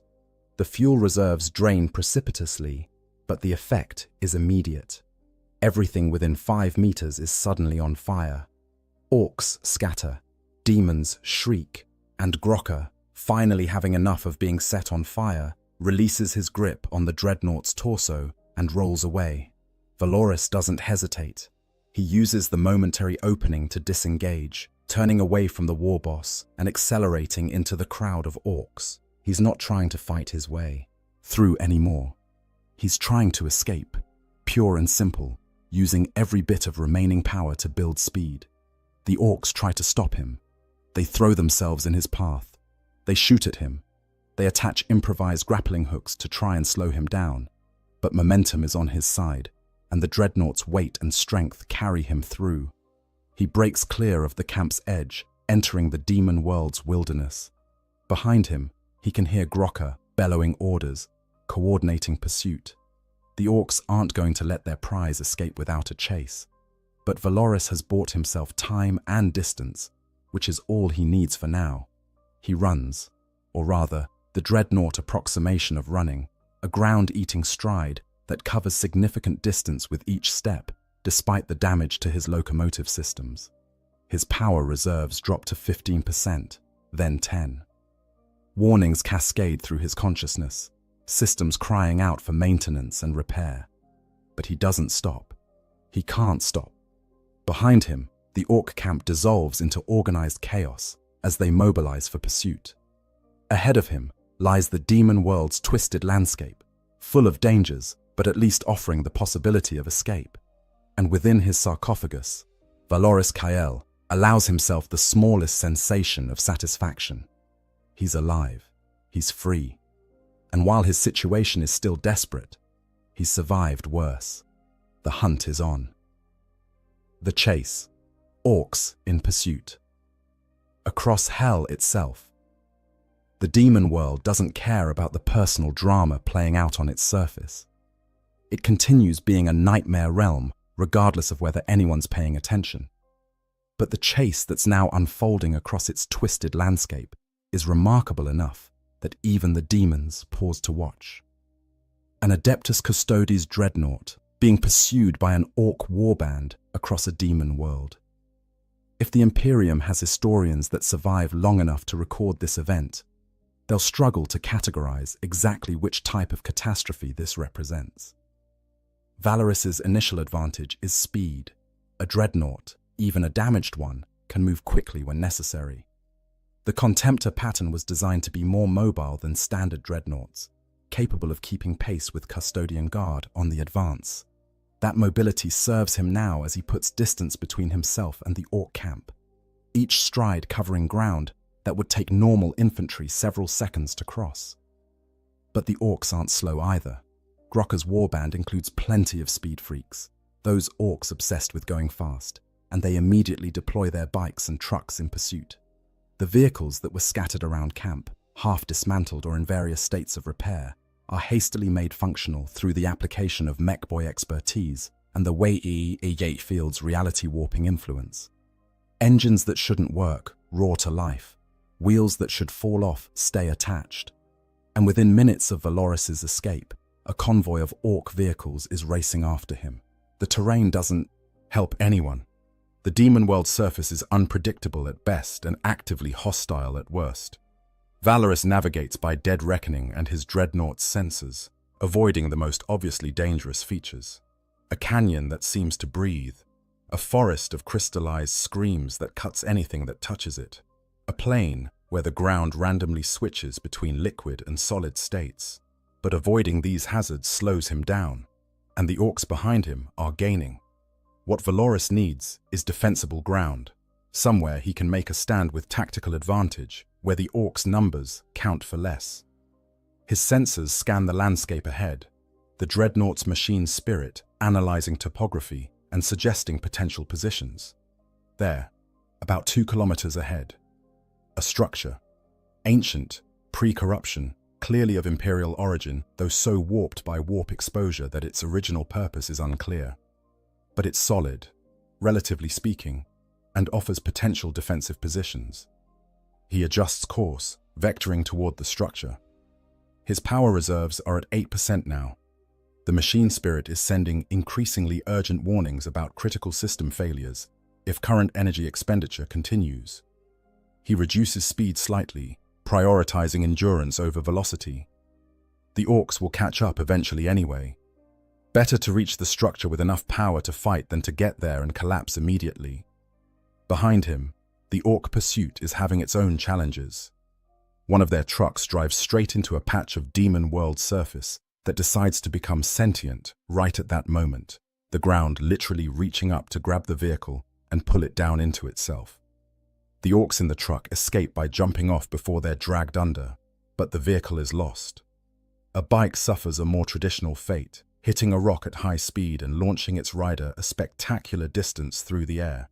The rider survives the landing because orcs are incredibly tough, but he's now on foot and far behind the main chase. Grocker himself is riding in the lead truck, standing in the back, one hand gripping a roll bar for stability, while the other waves his power claw for emphasis as he shouts encouragement and insults at the fleeing dreadnought. "You can't run forever, you golden git. We're gonna catch you, and Dan, you're gonna be my new ride, whether you likes it or not."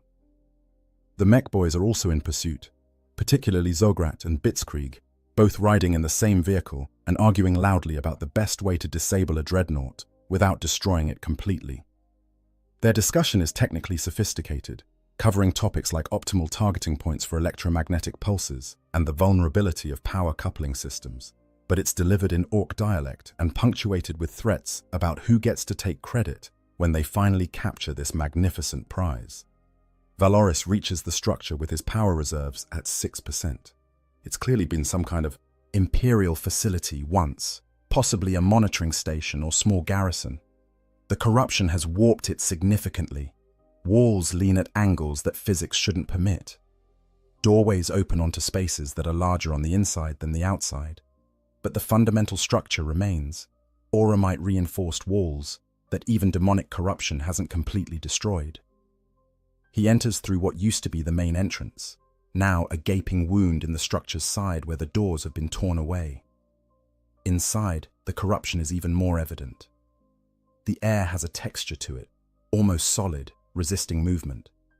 The floors are covered with something that might be organic material or might be solidified despair. It's hard to tell. But there are defensible positions here. Narrow passages where the orc's numbers won't help them. Elevated positions where he can use height advantage. He positions himself in what used to be a central chamber, now a space where geometry has given up pretending to make sense. From here, he has sight lines to multiple approach routes. His back is to a wall that seems more solid than most. The Galatus Warblade remains active, its power field humming, though he's reduced the Infernus incinerators to pilot light status to conserve fuel. The Presidium shield is raised, ready, and he waits. 6% power remaining. Maybe 15 minutes of high-intensity combat before complete shutdown. It will have to be enough.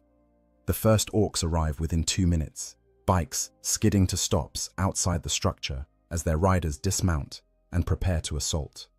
They're not stupid enough to charge blindly into an unknown building where a dreadnought is waiting. They fan out, covering multiple entrances, calling to each other in their crude language to coordinate their approach. Some of them fire test shots into the structure, their bullets ricocheting off corrupted metal and Auramite with equal results. When Grocker's truck arrives, bringing the war boss and the mech boys, the assault begins in earnest. The orcs don't have a sophisticated plan. They have an orc plan, which is to say they're going to rush in from multiple directions and overwhelm the target through sheer numbers and violence. It's a plan that works surprisingly often, mainly because it's executed with such complete commitment that enemies don't have time to properly respond. Valoris is ready. The first wave of orcs that enters through the eastern approach finds themselves funneled into a corridor barely wide enough for two of them to move abreast.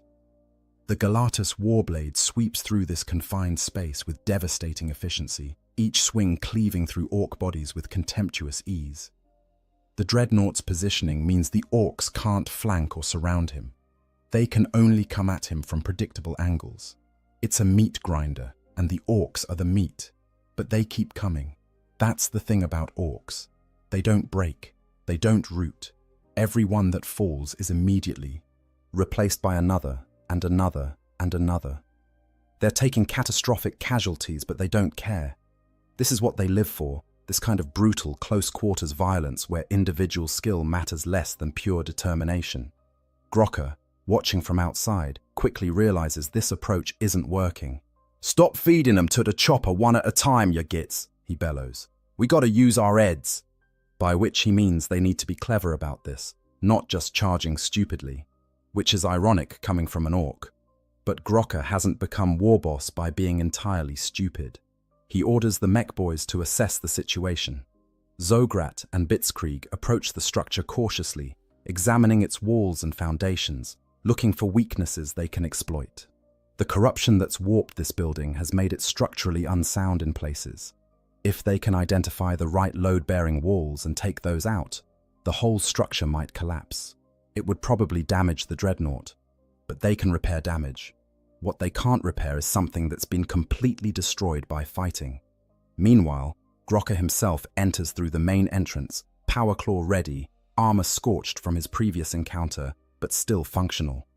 He's not trying to be sneaky, he's trying to be a challenge, drawing the dreadnought's attention away from the orcs, who are dying in droves in that eastern corridor. "Oi, golden boy!" he shouts, his voice echoing through the corrupted structure. "Let's do this proper like.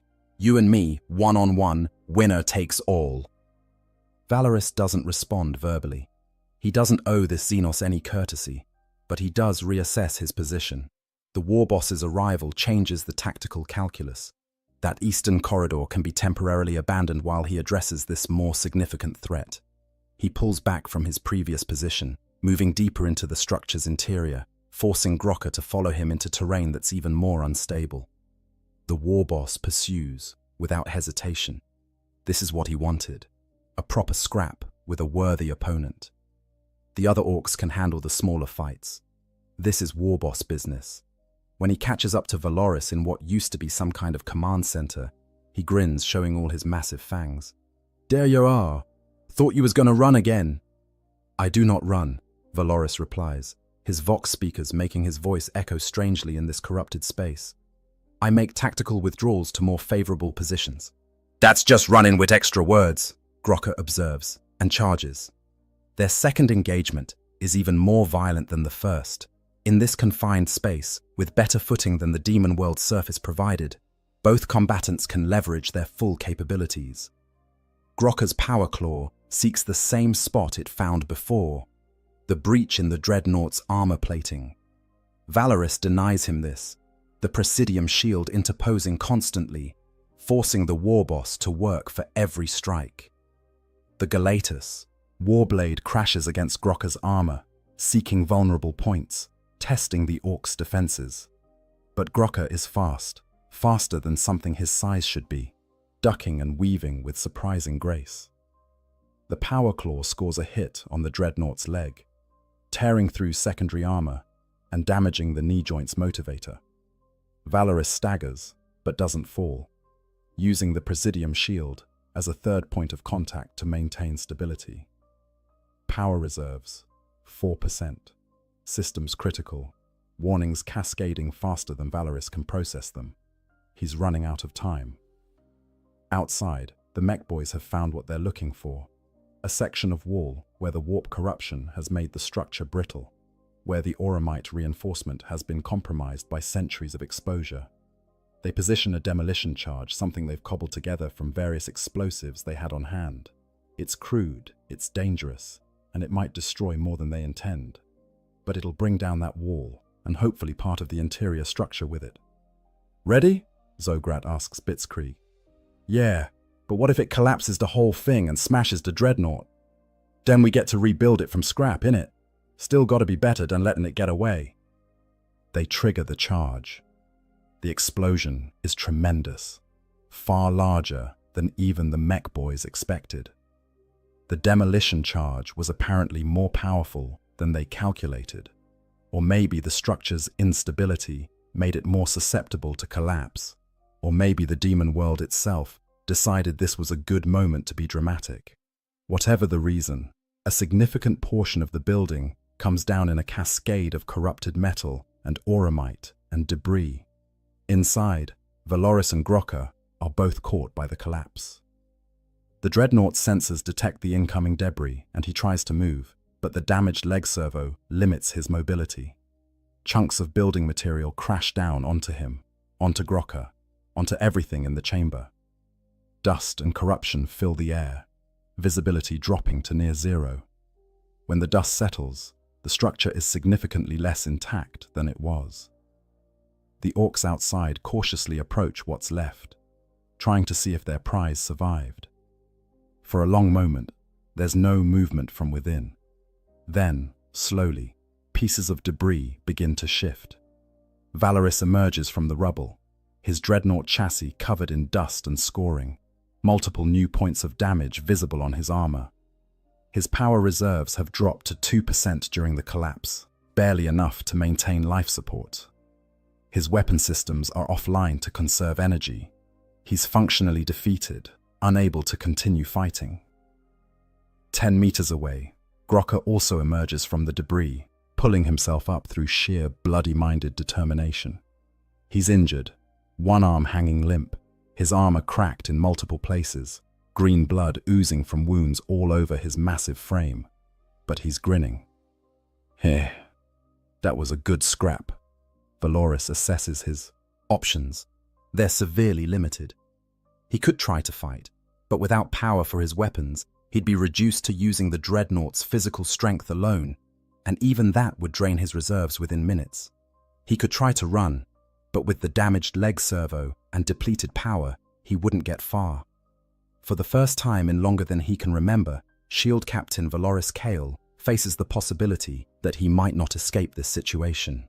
The other orcs are closing in now, surrounding the collapsed structure, weapons ready. Mech boys are approaching with their tools, eager to finally get their hands on this magnificent machine now that it's been subdued. Grokka limps over to the dreadnought, looking up at it with clear satisfaction, despite his injuries.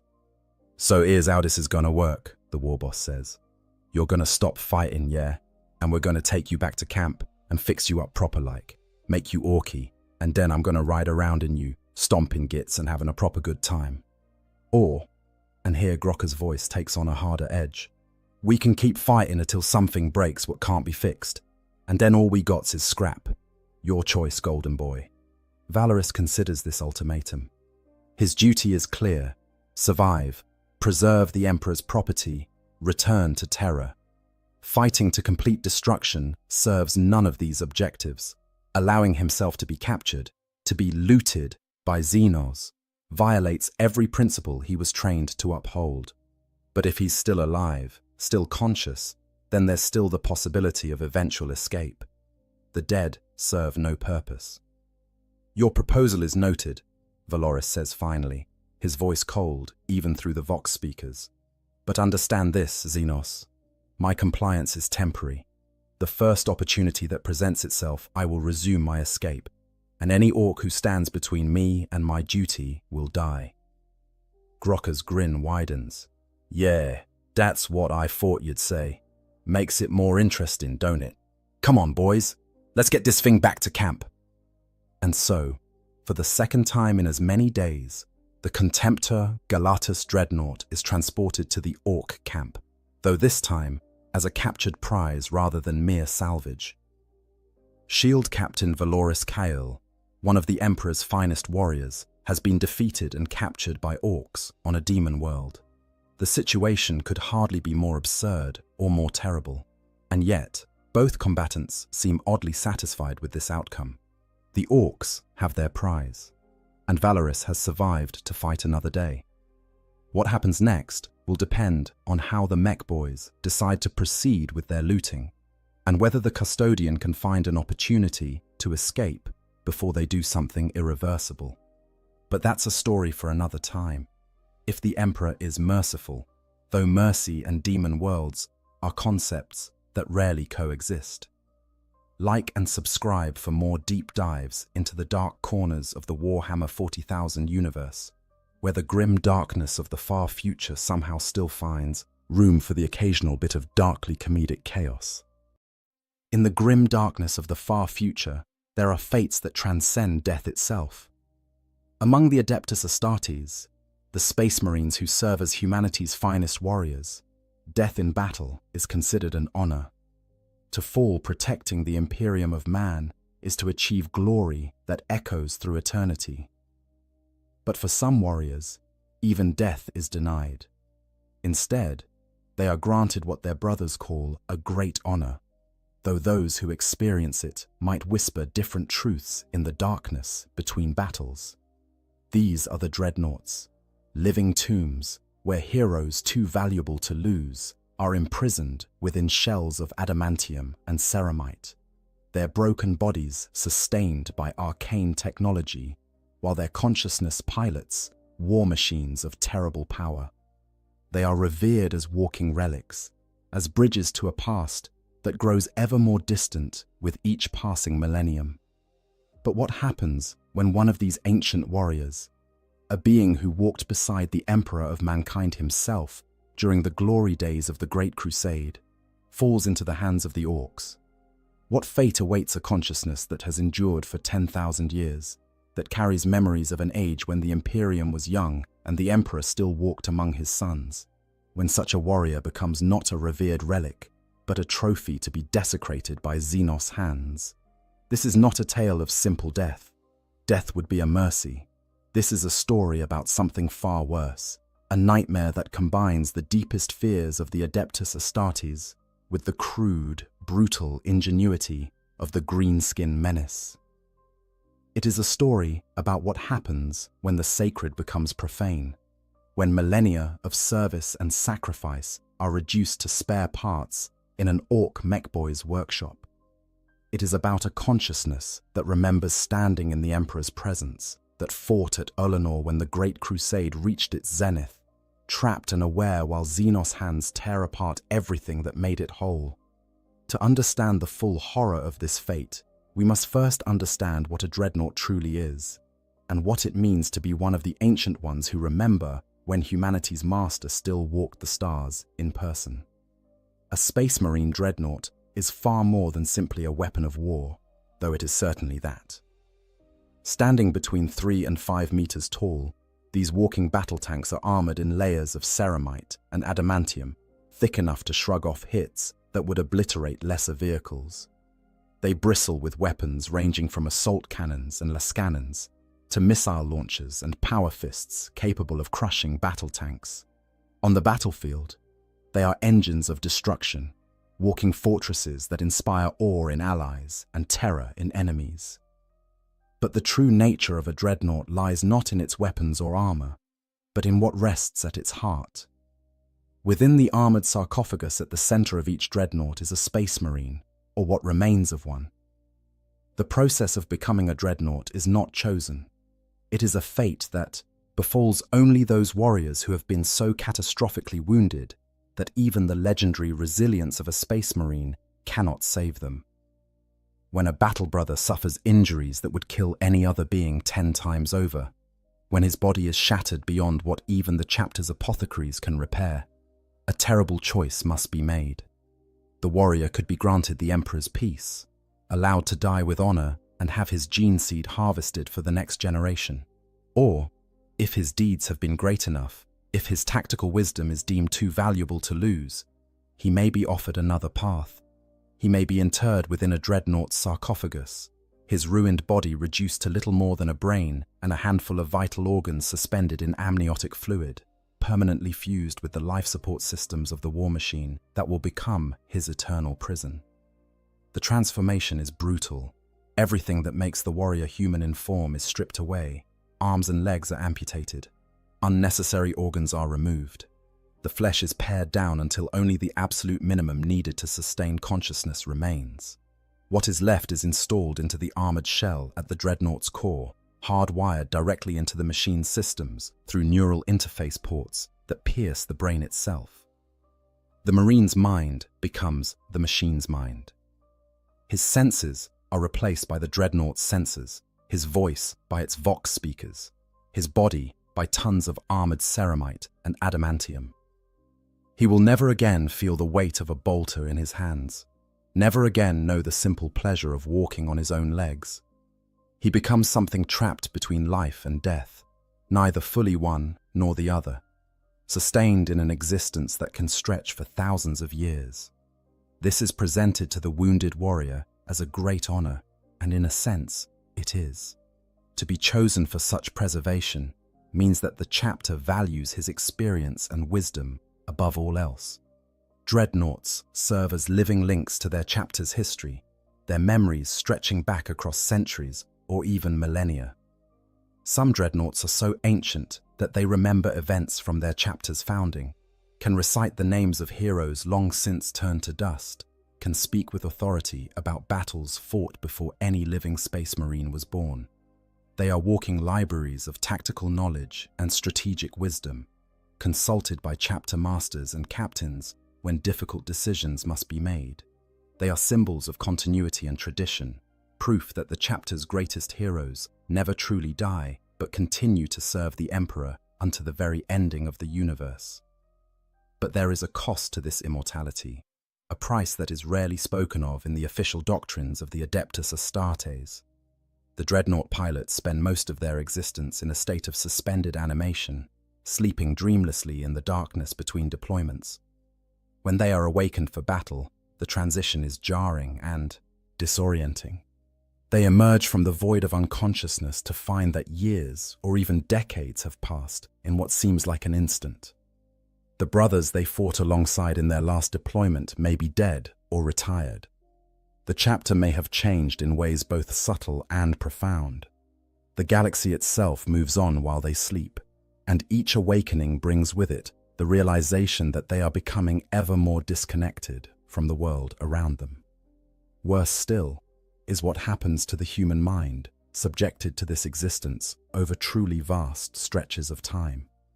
The organic brain, even one enhanced by the modifications that create a space marine, was never meant to endure for millennia. Slowly, inevitably, the dreadnought pilot begins to lose pieces of himself. Memories fade and blur together. The ability to feel emotions dulls and diminishes. The warrior, who was once a man of flesh and blood, who knew joy and sorrow and anger and love, gradually becomes something else. He becomes more machine than man, his consciousness reduced to tactical imperatives and combat protocols, his sense of self eroding like ancient stone, worn smooth by endless millennia of wind and rain. The truly ancient dreadnoughts, those who have endured for thousands of years, often retain little of their original personalities. They are shells animated by duty and purpose, their humanity having leaked away so slowly they never noticed it was gone. And yet, for all the horror inherent in such an existence, dreadnoughts are treated with reverence, bordering on worship by their chapters. They are accorded tremendous respect, their counsel sought, their presence on the battlefield a source of inspiration for younger battle brothers. In the Baroque traditions of the Adeptus Astartes, to become a dreadnought is seen as a reward for exceptional service, a way to transcend the normal span of a space marine's life and continue fighting for the Emperor long after flesh would have failed. The dreadnoughts themselves often cling to this narrative, finding purpose in the belief that their sacrifice means something, that their extended existence serves a greater cause. They are heroes. They are honored. They are revered. They are everything a space marine should aspire to become. Until something goes wrong. Until the unthinkable happens. Until the ancient warrior finds himself not in the honored halls of his chapter's fortress monastery, but in the crude and brutal hands of the enemy. To fully grasp the magnitude of what it means for a dreadnought to be captured by orcs, particularly one who walked during the days of the Great Crusade, we must understand who these ancient warriors are and what they carry within their armored shells. We must travel back 10,000 years to an age when the Emperor of mankind still lived and breathed and led his armies in person, when the galaxy was being forged into the Imperium that would come to dominate the stars, when hope still burned bright in the sound hearts of humanity's champions, the Emperor of Mankind. Even speaking that title carries weight, invokes power beyond mortal comprehension. He was, and in a sense still is, the single most powerful human psyker to ever exist. An immortal being who had walked among humanity since before recorded history, guiding and protecting the species through dark ages and golden eras alike. He finally revealed himself during the collapse known as the Age of Strife. When warp storms isolated human worlds from one another, when Xenos predators descended upon defenseless colonies, when the very fabric of human civilization seemed ready to tear itself apart, he emerged from the shadows where he had worked for millennia and took direct control of humanity's destiny. First, he united Terra itself, the birthplace of humanity. The Emperor waged the unification wars, crushing the techno-barbarian warlords who had carved the cradle of mankind into petty kingdoms and brutal fiefdoms. He created the Thunder Warriors, the first of his gene-enhanced super soldiers, and with them he brought all of Earth under his rule. But that was only the beginning. The Emperor's vision extended far beyond a single planet. He looked to the stars and saw what humanity could become, what it must become if it was to survive in a galaxy filled with threats beyond imagining. The Emperor created the Space Marine Legions, gene-forged warriors built from his own genetic template. He crafted the Primarchs, 20 beings who were to be his generals and his sons, each one a masterwork of genetic engineering and psychic power. He forged alliances with the Mechanicum of Mars, securing the industrial might needed to build a war machine capable of conquering a galaxy. And then, when all was ready, he launched the Great Crusade. The Great Crusade was nothing less than the reconquest of the galaxy in humanity's name. For 200 years, the Emperor led his forces across the stars, bringing lost human worlds back into the fold, destroying Xenos empires that had preyed upon humanity during the Age of Strife, spreading the imperial truth that promised to enlighten mankind and free them from superstition and false gods. It was an age of glory unmatched before or since. The Emperor walked among his warriors. His Primarchs led armies numbering in the millions. The Space Marine Legions were invincible, unstoppable, righteous in their purpose, and terrible in their power. And then came Ullanor. The Ullanor Crusade represents the absolute apex of the Great Crusade, the moment when the Imperium of Man reached its greatest triumph. The Orc Empire of Ullanor Prime was vast beyond measure, a threat so large that it required the deployment of hundreds of thousands of Space Marines, millions upon millions of Imperial Army soldiers, and the direct intervention of the Emperor himself. The greenskin overlord Urlak Urg had built an empire that rivaled anything humanity had achieved since the Dark Age of technology. His orcs were larger, more numerous, and more dangerous than any seen before or since, save perhaps for the beast who would rise millennia later. The Emperor did not simply send his armies to deal with this threat. He went himself. He led the final assault on Ullanor Prime in person, his golden armor shining like a second sun on the battlefield, his power unmatched by any save perhaps his greatest sons. To fight in that battle, to stand in the Emperor's presence as he waged war against the greatest Orc empire the galaxy had ever seen, was to experience something that transcended ordinary glory. It was to witness divinity made manifest, to see power so vast that reality itself seemed to bend around it, to know with absolute certainty that humanity had a protector whose might could overcome any foe. For the Space Marines who fought at Ullanor, that day became the defining moment of their existence. They had fought alongside the Master of Mankind himself. They had seen him in all his glory and his terrible wrath. They had been part of the greatest victory of the age, the triumph that would be celebrated with parades and honors and declarations that would echo through history. Many of those warriors would later fall in the wars that followed. Many would die during the Horus Heresy, the terrible civil war that tore the Imperium apart and ended the Great Crusade in fire and betrayal. But some survived. Some endured through the dark millennium that followed. And some of those survivors, when their bodies finally failed them in battles yet to come, were deemed valuable enough to be interred within dreadnought sarcophagi, there to sleep and wake and sleep again, across the 10,000 years that separated the age of glory from the grim darkness of the 41st millennium. Imagine being such a warrior. Imagine carrying within your consciousness actual memories of the Emperor as he was before the Golden Throne, before the Horus Heresy, before everything went wrong. Imagine remembering his voice, not as a whisper in the warp or a faint psychic impression, but as actual words spoken to you directly. Imagine knowing what it felt like to stand in his presence, to feel the weight of his attention upon you, to receive orders from his own lips. Imagine holding those memories for 10,000 years, watching as the Imperium he built slowly decayed into a theocratic nightmare that would have disgusted him, seeing his vision of a rational, enlightened humanity twisted into a feudal empire that worships him as a god despite his hatred of all religion. For a dreadnought who fought at Olenor, who stood in the Emperor's presence during the greatest triumph of the Great Crusade, those memories are both a treasure and a torment.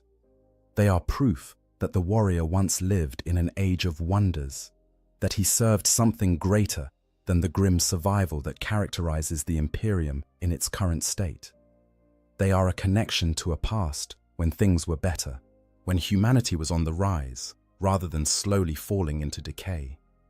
But they are also a reminder of everything that has been lost, of how far the Imperium has fallen from the Emperor's original vision, of how the bright hope of the Great Crusade has curdled into the desperate darkness of endless war. These memories make such a dreadnought invaluable to his chapter. He is not simply an ancient warrior with millennia of tactical experience.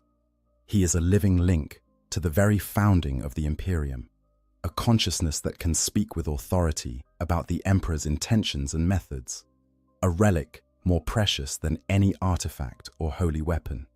Such a dreadnought would be consulted on the most important decisions, his words carrying weight that no other voice could match. He would be revered not just as a hero, but as something approaching a saint, a bridge between the present age and the golden past when the Emperor walked among his people. And then, impossibly, catastrophically, he falls into Orc hands. The ancient warrior, the one who met the Emperor, the precious repository of memories from an age of glory, becomes a prisoner of the most brutal and crude Xenos race in the galaxy. To understand what happens next, we must turn our attention to the Orcs themselves, to their culture of looting and scavenging, to their particular delight in taking what belongs to their enemies and making it Orcy. The Orcs are a plague upon the galaxy, a green tide of violence and destruction that spreads across the stars like a cancer. They are not a unified empire or a cohesive civilization in any normal sense. Instead, they are a collection of countless warbands and tribes, each led by the biggest and strongest Orc who can hold power through sheer physical dominance. They live only for war, existing in a state of perpetual conflict that sees them fighting everyone and anyone, including each other, when no better targets present themselves. They reproduce through spores, making them nearly impossible to fully eradicate from any world they infest.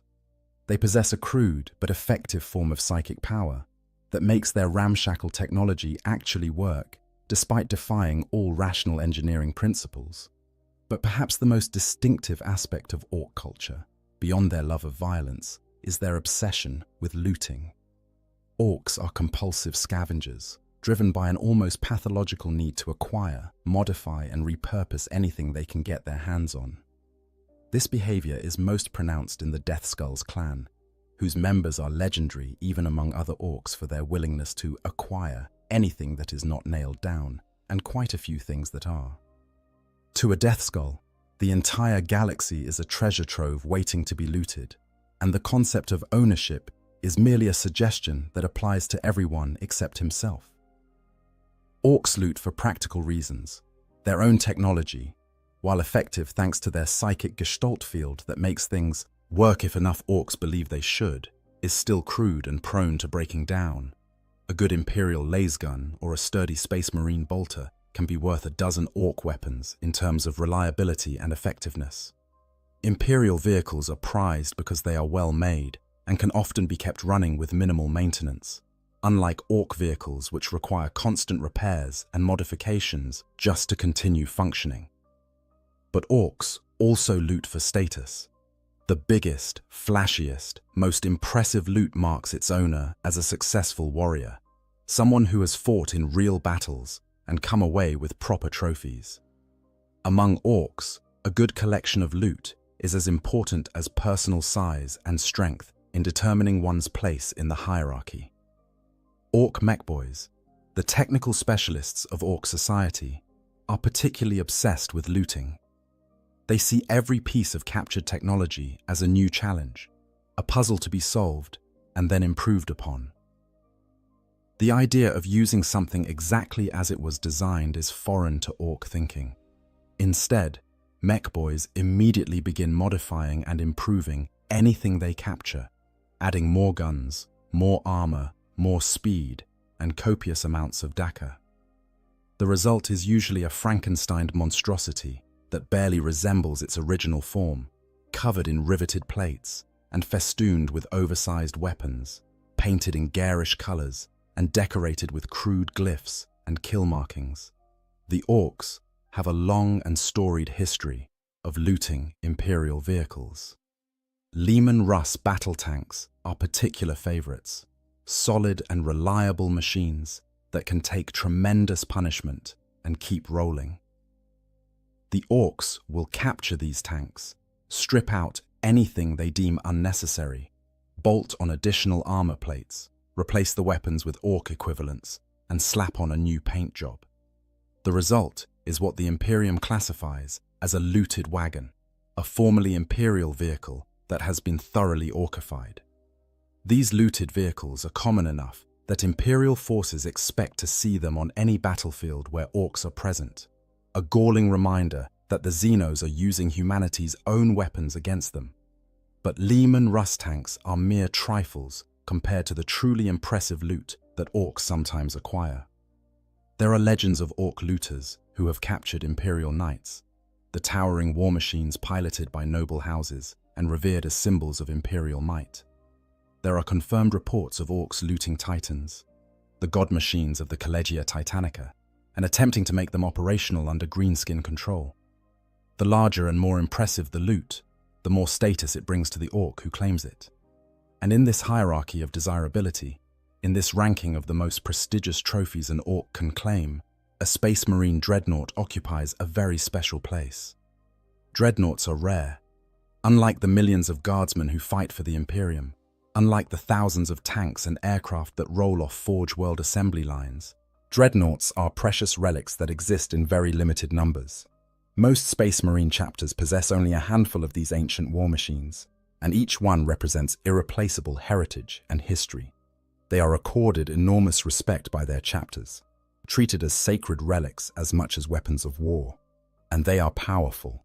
A single dreadnought can turn the tide of a battle, its heavy weapons and thick armor allowing it to operate as a one-machine wrecking crew that tears through enemy formations with impunity.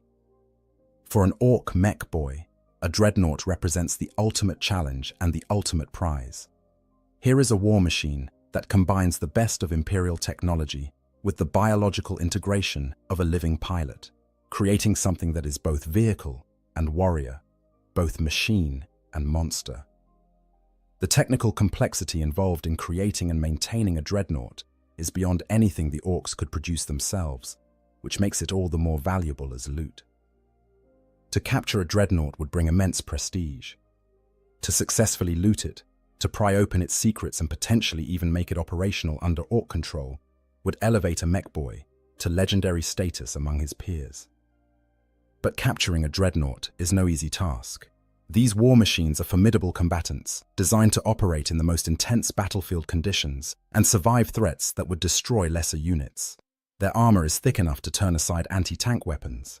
Their targeting systems are sophisticated enough to track and eliminate multiple threats simultaneously. Their pilots are veterans with centuries or even millennia of combat experience, tactical minds that have fought in more battles than most warriors will ever see. Taking down a dreadnought requires overwhelming firepower, clever tactics, or extraordinary luck. Even when a dreadnought falls, its chapter will fight with desperate ferocity to recover it, unwilling to let such a precious relic fall into enemy hands. And yet, in the vast and terrible galaxy of Warhammer 40,000, the unlikely and the impossible happen with disturbing regularity. Battles go wrong, tactical situations collapse, heroic last stands end in defeat rather than victory. And sometimes, despite every precaution and every prayer to the Emperor, a dreadnought falls. Not just falls in the sense of being destroyed, where the pilot can at least find peace in death and the chapter can recover the sarcophagus for respectful interment, but falls in the sense of being disabled and captured, its pilot still alive, still conscious, still aware of everything that is happening as Xenos hands drag the sacred war machine away from the battlefield. Now imagine that this captured dreadnought is not some newly interred warrior with a mere century or two of service. Imagine instead that it is one of the ancient ones, a consciousness that has endured for 10,000 years, that fought in the Great Crusade itself, that stood in the Emperor's presence at Ullanor and heard the master of mankind speak. Imagine the horror of such a warrior finding himself in orc hands, helpless and aware as crude greenskin mechanics begin to examine the sarcophagus that has been his home for millennia. The battle that leads to such a catastrophic capture might happen in any number of ways. Perhaps the dreadnought is deployed to defend a critical location, and the tide of orcs proves too numerous to hold back. Perhaps he becomes separated from his battle brothers during a chaotic melee, surrounded and overwhelmed before support can arrive. Perhaps his war machine suffers a catastrophic malfunction at the worst possible moment, leaving him immobilized as the green tide washes over his position. However it happens, the result is the same. The ancient warrior, the venerable hero who has served for 10 millennia, finds himself defeated and in the hands of the enemy. The initial moments of capture are disorienting. The dreadnought's last memories are of combat, of fighting desperately against impossible odds, of systems failing and weapons running dry. Then darkness, either from damage to his senses or from the orcs physically shutting down his systems. When awareness returns, the situation has changed completely. The sounds of battle have faded, replaced by the crude grunting and bellowing of orc voices. The dreadnought's sensors, if they are still functional, show not the familiar confines of his chapter's fortress monastery or the interior of a transport craft, but the ramshackle, filth-encrusted interior of an orc workshop or mech shop. The warrior trapped within the sarcophagus tries to access his weapon systems, tries to power up his locomotors and break free from whatever restraints the orcs have placed on him. Nothing responds. Either the systems have been damaged beyond his ability to activate them, or the orcs have had enough time to properly secure their prize, disconnecting power feeds and locking down actuators. The dreadnought is awake, aware, conscious of everything happening around him, but utterly unable to act. He is a prisoner in the most literal and horrible sense, trapped within a shell of adamantium that has become not a weapon, but a cage. The orcs, meanwhile, are ecstatic with their prize. Capturing a Space Marine dreadnought is the kind of feat that makes orcs legendary among their kind. The mech boys who claimed it immediately begin calling in their fellows, summoning every tech-obsessed greenskin in the vicinity to come and see what they have acquired. There is arguing and posturing as multiple mech boys try to claim ownership or at least partial credit for the capture. There may even be fights. orcs settling the question of who gets to work on this magnificent loot in the traditional way, through violence and the brutal application of superior strength. Eventually, some semblance of order is established. The biggest or most intimidating or most technically accomplished, Mechboy asserts his authority over the prize, though he will likely allow other Mechboys to assist and consult, partly because the work ahead is too complex for one orc to handle alone, and partly because even orcs understand that exceptional loot should be shared, at least among those with the proper appreciation for fine dakka. The dreadnought is hauled to a work area, a space that would make any Mechanicus tech priest weep in horror. Oil and grease cover every surface. Half-finished projects litter the floor. Crude tools lie scattered about with no apparent organization. The whole place reeks of promethium fumes and ozone and the distinctive musk of orc physiology. The Mechboys begin their examination. Their approach to understanding technology is radically different from the ritualized, methodical procedures of the Adeptus Mechanicus, where a tech priest would spend hours in prayer and preparation before even touching such a sacred machine, where they would carefully consult ancient schemas and blessed texts. Orcs simply start poking and prodding and hitting things to see what happens. They walk around the dreadnought, studying it from every angle, pointing out features to one another in their guttural language. They tap on the armor plates with crude wrenches, listening to the sound and nodding sagely as if this tells them something significant. They peer into the weapon housings, examining the assault cannons and power fists with the critical eye of mechanics who have seen a lot of dakka in their time. The workshop itself is a monument to orc engineering philosophy, which could be summarized as, if it works, keep hitting it until it works better. The walls are covered in tool racks, though covered might be too generous a word for the haphazard way wrenches and hammers and welding torches are scattered about. Some tools look like they might have once been Imperial equipment, looted from battlefields and repurposed for orc use. Others are clearly orc-made, crude but effective implements designed for the kind of rough work that Mechboys specialize in. Grease and oil stain every surface, the residue of countless projects and repairs accumulating into a permanent coating that gives everything a slick, unwholesome sheen. Various projects in different stages of completion occupy floor space throughout the workshop. Over in one corner sits what might once have been a chimera transport, now so heavily modified that identifying its original form requires close examination. The orcs have added armor plates that make it look like a moving fortress, installed weapons that seem far too large for the chassis to support, and painted it in an eye-searing combination of blue and yellow that makes the ancient warrior's optical sensors momentarily glitch when they pass over it. In another area, a collection of engines and power plants sit in various states of disassembly, Gretchen crawling over them like insects as they strip out components on orders from their Mechboy masters. The noise level in the workshop is incredible, a constant cacophony of hammering and welding and shouting.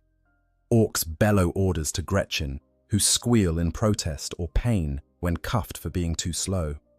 Power tools whine and scream as they're applied to metal. Somewhere in the background, something is making a rhythmic clanking sound, a broken machine or poorly assembled device that nobody has bothered to fix because it still technically works. The ancient warrior can hear all of this through his audio sensors, and it grates on consciousness accustomed to the relative quiet and order of a space marine facility. The smells, transmitted through chemical sensors that analyze air composition, are equally offensive. Promethium fumes hang heavy in the air, the result of careless handling and inadequate ventilation. Ozone from welding operations creates sharp, acrid notes. And underlying everything is the distinctive musk of orcs themselves, a combination of fungal spores and aggressive pheromones and whatever passes for sweat among these xenos. It is an assault on every sense the ancient warrior possesses, a constant reminder that he is in an alien environment utterly unlike anything he has experienced in 10,000 years of service. The Mechboys themselves are a varied lot, each one bearing the marks of their dangerous profession. The biggest among them, the one who claimed primary ownership of the dreadnought, is missing 2 fingers on his left hand, evidence of some past accident involving machinery and insufficient caution. His skin bears burn scars from welding mishaps and chemical splashes. He wears what might charitably be called protective gear, though it consists mainly of a leather apron so stained with oil and other substances that its original color is impossible to determine. Tools hang from his belt, clanking against each other as he moves, and his eyes gleam with the particular light of someone who sees the universe primarily as a collection of things to be taken apart and put back together in more interesting configurations. The other mech boys defer to this one, though not without occasional grumbling and argument. Orc society is fundamentally hierarchical, organized around the principle that the biggest and strongest gets to be in charge. But mech boys complicate this with their technical expertise. A smaller orc, who knows how to make really good dakka, might command respect that his size alone would not grant him. The group examining the dreadnought represents a temporary alliance of specialists, each bringing their own expertise to the examination of this exceptional prize, each jockeying for position and credit, while ostensibly cooperating on the task at hand. As they work their way around the dreadnought, the mech boys provide a running commentary on what they observe. Their language is crude but expressive, filled with technical jargon that has evolved over millennia of orc engineering. They discuss the thickness of the armor plating, comparing it favorably to the tin can protection of lesser Imperial vehicles. They examine the joints and actuators, noting with approval how smoothly the dreadnought's limbs articulate even in its current inactive state. They spend considerable time studying the weapons, the assault cannon in particular drawing admiring comments about its rate of fire and the satisfying chunky sound it presumably makes when shooting. But what really fascinates them is the power plant. Dreadnoughts are powered by compact fusion cores or other advanced energy sources, technology that is well beyond normal orc capabilities, even if they would never admit it. The mech boys can tell that whatever is generating power in this machine is something special, something far more sophisticated than the crude generators they normally work with. They debate among themselves about whether they could extract the power plant and use it for other purposes, perhaps installing it in a stomper or some other project worthy of such advanced technology. This discussion troubles the ancient warrior, who realizes that the orcs might decide his value lies not in operating him as a complete unit, but in harvesting him for parts. For the dreadnought pilot, this examination is a special kind of torment. He can hear the orcs discussing him, can feel the vibrations through his sarcophagus as they bang on his armor, can sense through whatever sensors are still functioning that these crude xenos are examining him like some kind of prize animal or captured trophy. He tries again to activate his weapons, to power up his systems, and show these greenskins what happens to those who dare defile a servant of the Emperor. Nothing happens. The power feeds remain disconnected. The weapons stay cold and inert. The mech boys eventually work up the courage to start opening access panels and examining the dreadnought's internal systems.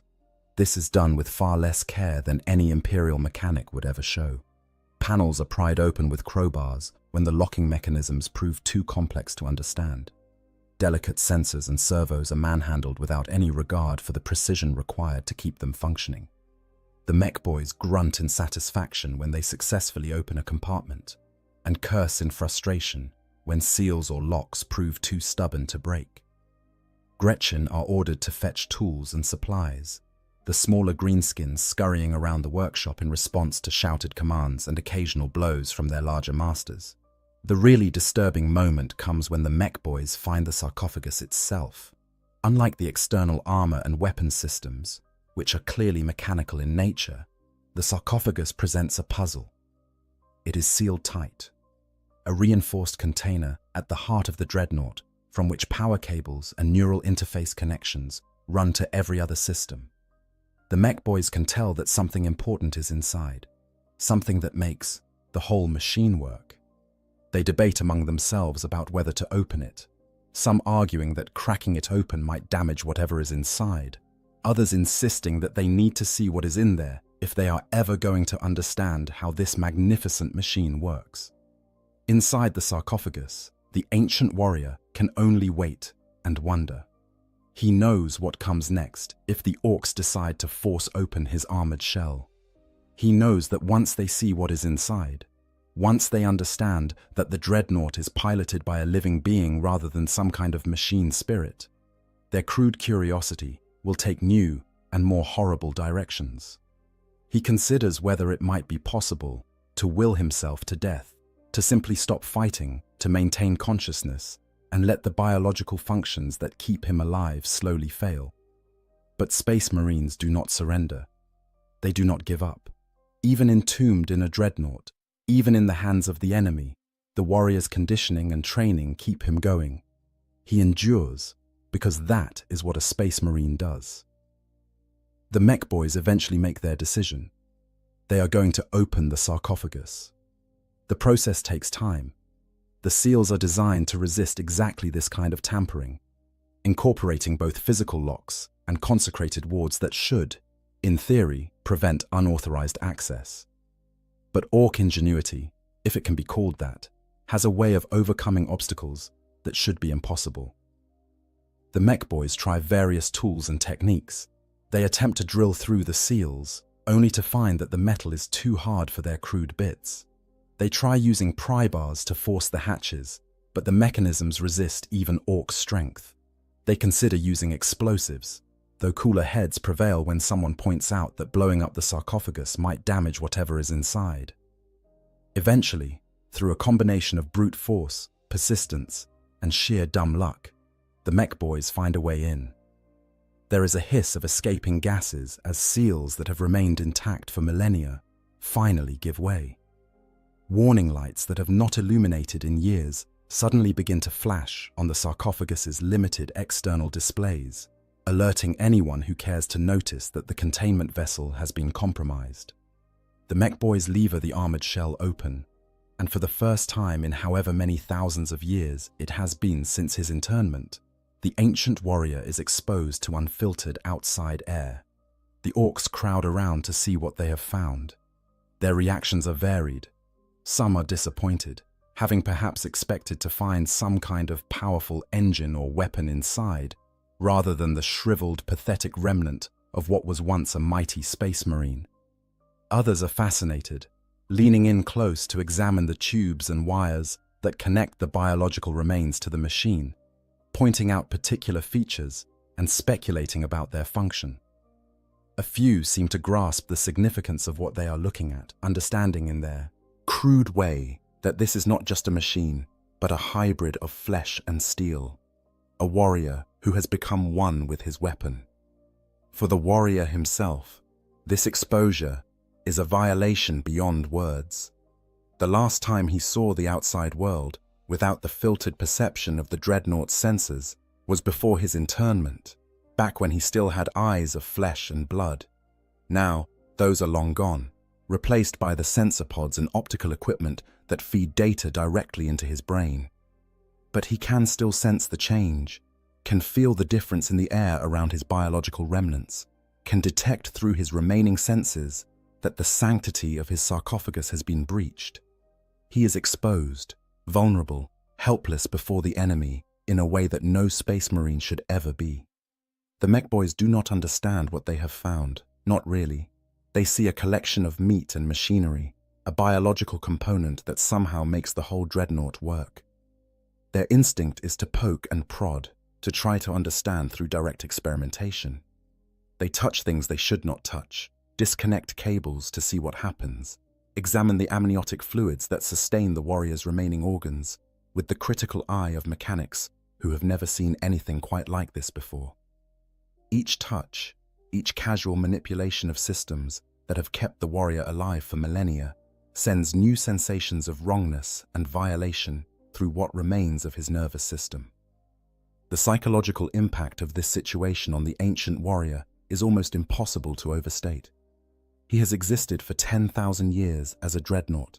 He has fought in countless battles, served through dozens or hundreds of campaigns, been consulted on matters of the utmost importance to his chapter.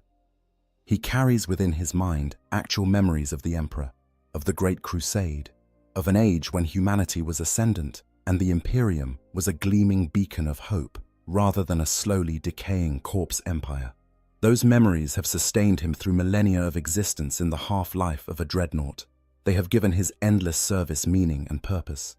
They are proof that he once served something greater, something worth the terrible sacrifice of his humanity. And now he is being taken apart by orcs. Crude Xenos who understand nothing of the Emperor's vision, nothing of the Great Crusade's glory, nothing of the sacrifice and service that the dreadnought represents. They see only a piece of loot, a curious machine to be examined and possibly repurposed for their own brutal ends. The ancient warrior's memories of standing in the Emperor's presence, of hearing the master of mankind's voice, of fighting in the greatest triumph of the Great Crusade, feel like they belong to someone else, to a different person in a different age. How can such glorious memories coexist with the degradation of the present moment?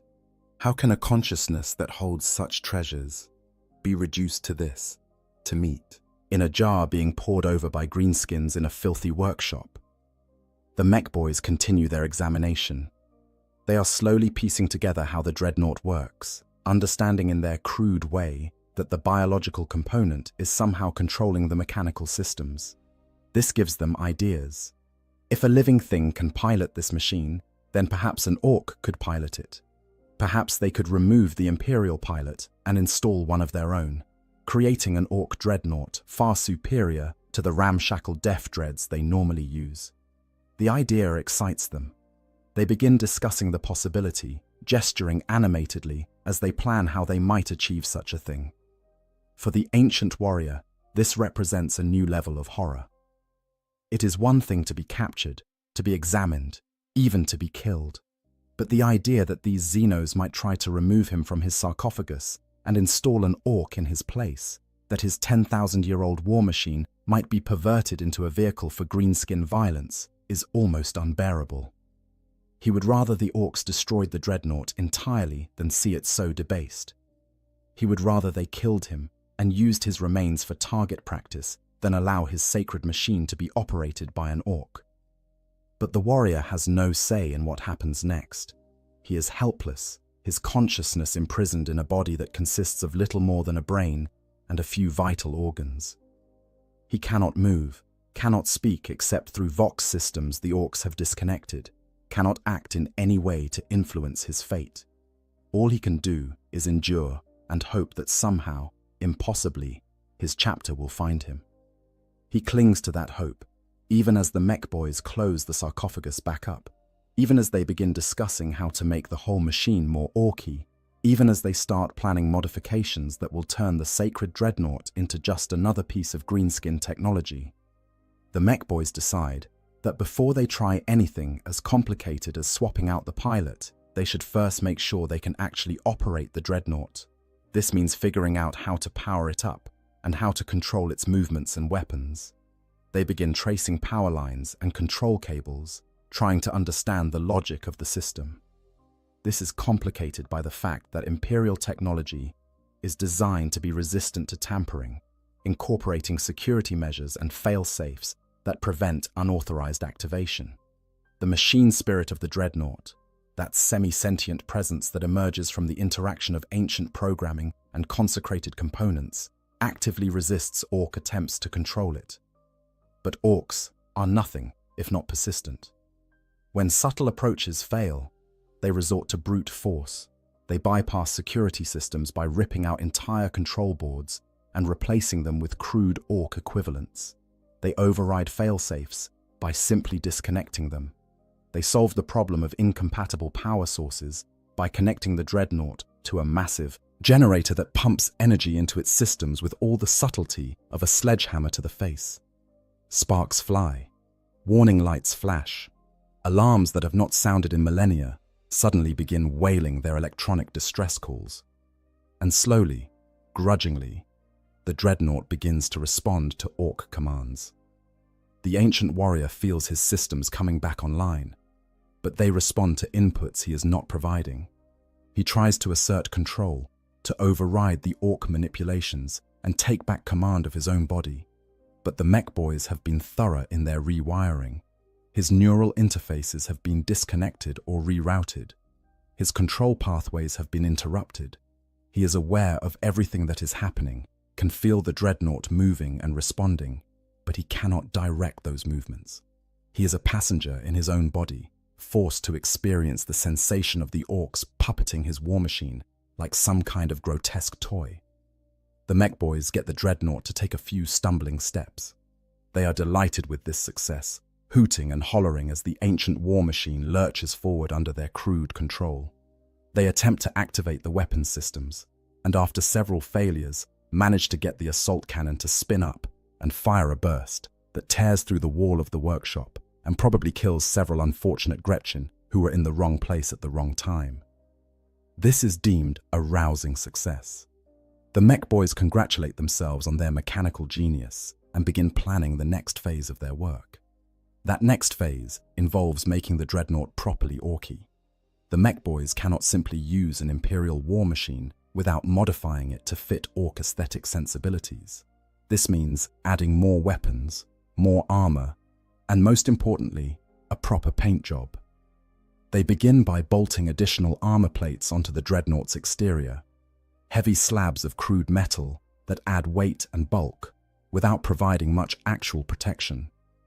They weld on weapon mounts for additional guns, planning to festoon the dreadnought with as much dakka as it can physically carry. They discuss what color to paint it, with blue being popular among Death Skulls for its lucky properties, though red is also considered because red makes things go faster, and a fast dreadnought would be truly terrifying. The actual painting process is conducted with about as much care and precision as one would expect from Orcs. They do not sand down the surfaces or apply primer or use multiple thin coats. Instead, they slap on thick layers of paint with crude brushes, covering the dreadnought's sacred livery with garish Orc colors. They paint crude glyphs and kill markings onto the armor. They add Orc iconography, symbols of Gork and Mork, or clan markings, or just random designs that some mech boy thought looked good. By the time they are finished, the dreadnought barely resembles its original form. The colors and heraldry of its chapter are buried under layers of Orc paint. The clean lines and purposeful design of Imperial engineering are obscured by haphazard additions and modifications. For the warrior inside, this desecration is a form of torture more effective than any physical pain could be. He has worn his chapter's colors for 10,000 years. Those colors represent his identity, his allegiance, his connection to brothers living and dead. They are symbols of everything he has fought for, everything he has sacrificed, everything that has given his endless existence meaning and purpose. And now, they are being painted over by Xenos, replaced with crude Orc markings that mock everything the dreadnought represents. Each brushstroke feels like a violation. Each crude glyph added to his armor is another desecration of everything he holds sacred. The paint itself is thick and sticky, applied without primer or proper preparation, and the ancient warrior can sense through his external senses how it obscures the fine details of his original livery. The chapter heraldry that took skilled artificers weeks to apply, the honor markings that commemorate specific battles and achievements, the sacred seals that invoke the Emperor's protection, all of it disappearing under layers of garish Orc colors. The colors themselves are offensive on multiple levels.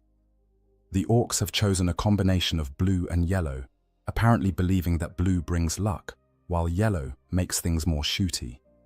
These are not the dignified colors of his chapter, carefully chosen to honor traditions stretching back to the Great Crusade. These are the crude pigments of a species that understands aesthetics only in terms of how loud and garish something can be made. The blue is too bright, almost eye-searing in its intensity. The yellow clashes with it in ways that make the ancient warrior's optical sensors register the color combination as actively unpleasant.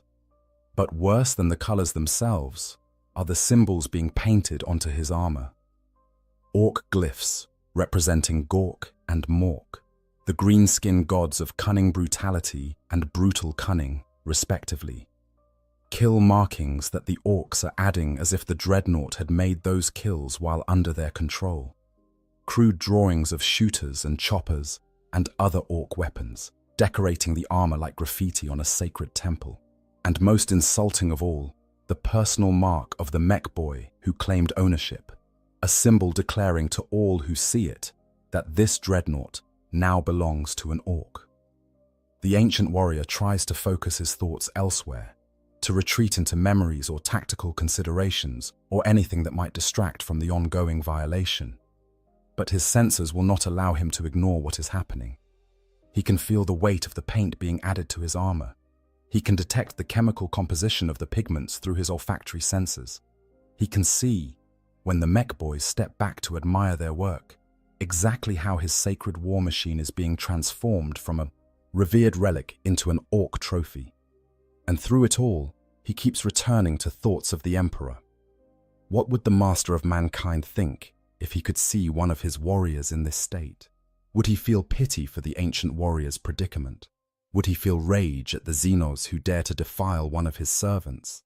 Or would he simply see the situation as another example of the galaxy's cruelty, another instance of how things have gone wrong since his internment on the Golden Throne? The ancient warrior likes to think that the Emperor would feel something, that this situation would matter to the being who once commanded the Great Crusade and promised humanity a glorious future. But he knows, in the deepest parts of his consciousness, where uncomfortable truths cannot be avoided, that the Emperor is no longer capable of such thoughts. The being who sits upon the Golden Throne, sustained by the sacrifice of 1,000 psykers every day, maintaining the Astronomicon through sheer force of psychic will, is not the same person who stood before the assembled Astartes on Ulanor and spoke of enlightenment and unity. That Emperor, if he ever truly existed outside the ancient warrior's memories, is gone. What remains is something else, something that cannot concern itself with the fate of individual warriors, no matter how long they have served or how terrible their circumstances. This realization brings its own kind of pain. The ancient warrior has clung to his memories of the Emperor for 10,000 years, using them as an anchor point for his identity and a source of meaning for his existence. But what good are those memories when the being they commemorate no longer exists in the form remembered? What purpose does it serve to carry recollections of the Emperor's voice when that voice has been silent for millennia? What value is there in remembering the promise of a bright future when that future has been replaced with the grim darkness of the present? These are dangerous thoughts for a space marine to entertain, bordering on the kind of despair that the chaplains would call spiritual corruption. But the ancient warrior cannot help thinking them. His current situation, trapped in orc hands and being systematically debased, strips away the comfortable lies and self-deceptions that normally insulate consciousness from such dark conclusions. When everything you have built your identity around is being literally painted over by Xenos, when your connection to the past is being severed by crude greenskin hands, when your future consists of being paraded around as enemy loot, it becomes very difficult to maintain the fictions that usually make existence bearable. The mech boys finish their paint job and step back to admire their work. They grunt and gesture, clearly pleased with how the dreadnought now looks. To their eyes, they have taken something that was boringly imperial and made it properly orky, adding the right colors and symbols to transform it from enemy technology into legitimate loot. They argue briefly about whether they should add more decorations, perhaps some chains or skulls or other trophies, but eventually decide that the current configuration is acceptable for now. They can always add more dakka and bling later if the mood strikes them. For the ancient warrior, seeing himself through the dreadnought's external cameras and sensors, the transformation is complete. He no longer looks like a space marine dreadnought. He looks like an orc war machine, painted in their colors and marked with their symbols. The last visible connection to his chapter, to his past, to his identity as a servant of the Emperor, has been erased. What remains is a shell that looks like it belongs to the enemy, a body that bears no trace of the 10,000 years of service it represents.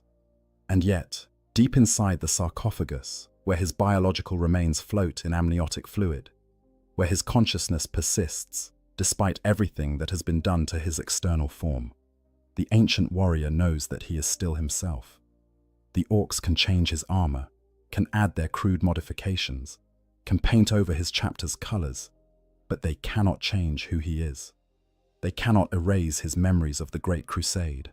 They cannot remove his knowledge of having stood in the Emperor's presence. They cannot touch the core of identity that makes him who he is, that defines him as more than just a war machine or a piece of orc loot. This knowledge becomes his lifeline, the one thing he can hold on to when everything else has been stripped away. He is still himself. No matter what the orcs do to his body, no matter how they modify or defile or repurpose his war machine, his consciousness remains his own. He is still the warrior who fought at Ulanor. He is still the space marine who heard the Emperor speak. He is still the ancient one who carries memories spanning 10 millennia. The orcs have his body, but they do not have him. Not really. Not the part that matters most. He tries to retreat into his memories, to find solace in the past when the present has become unbearable.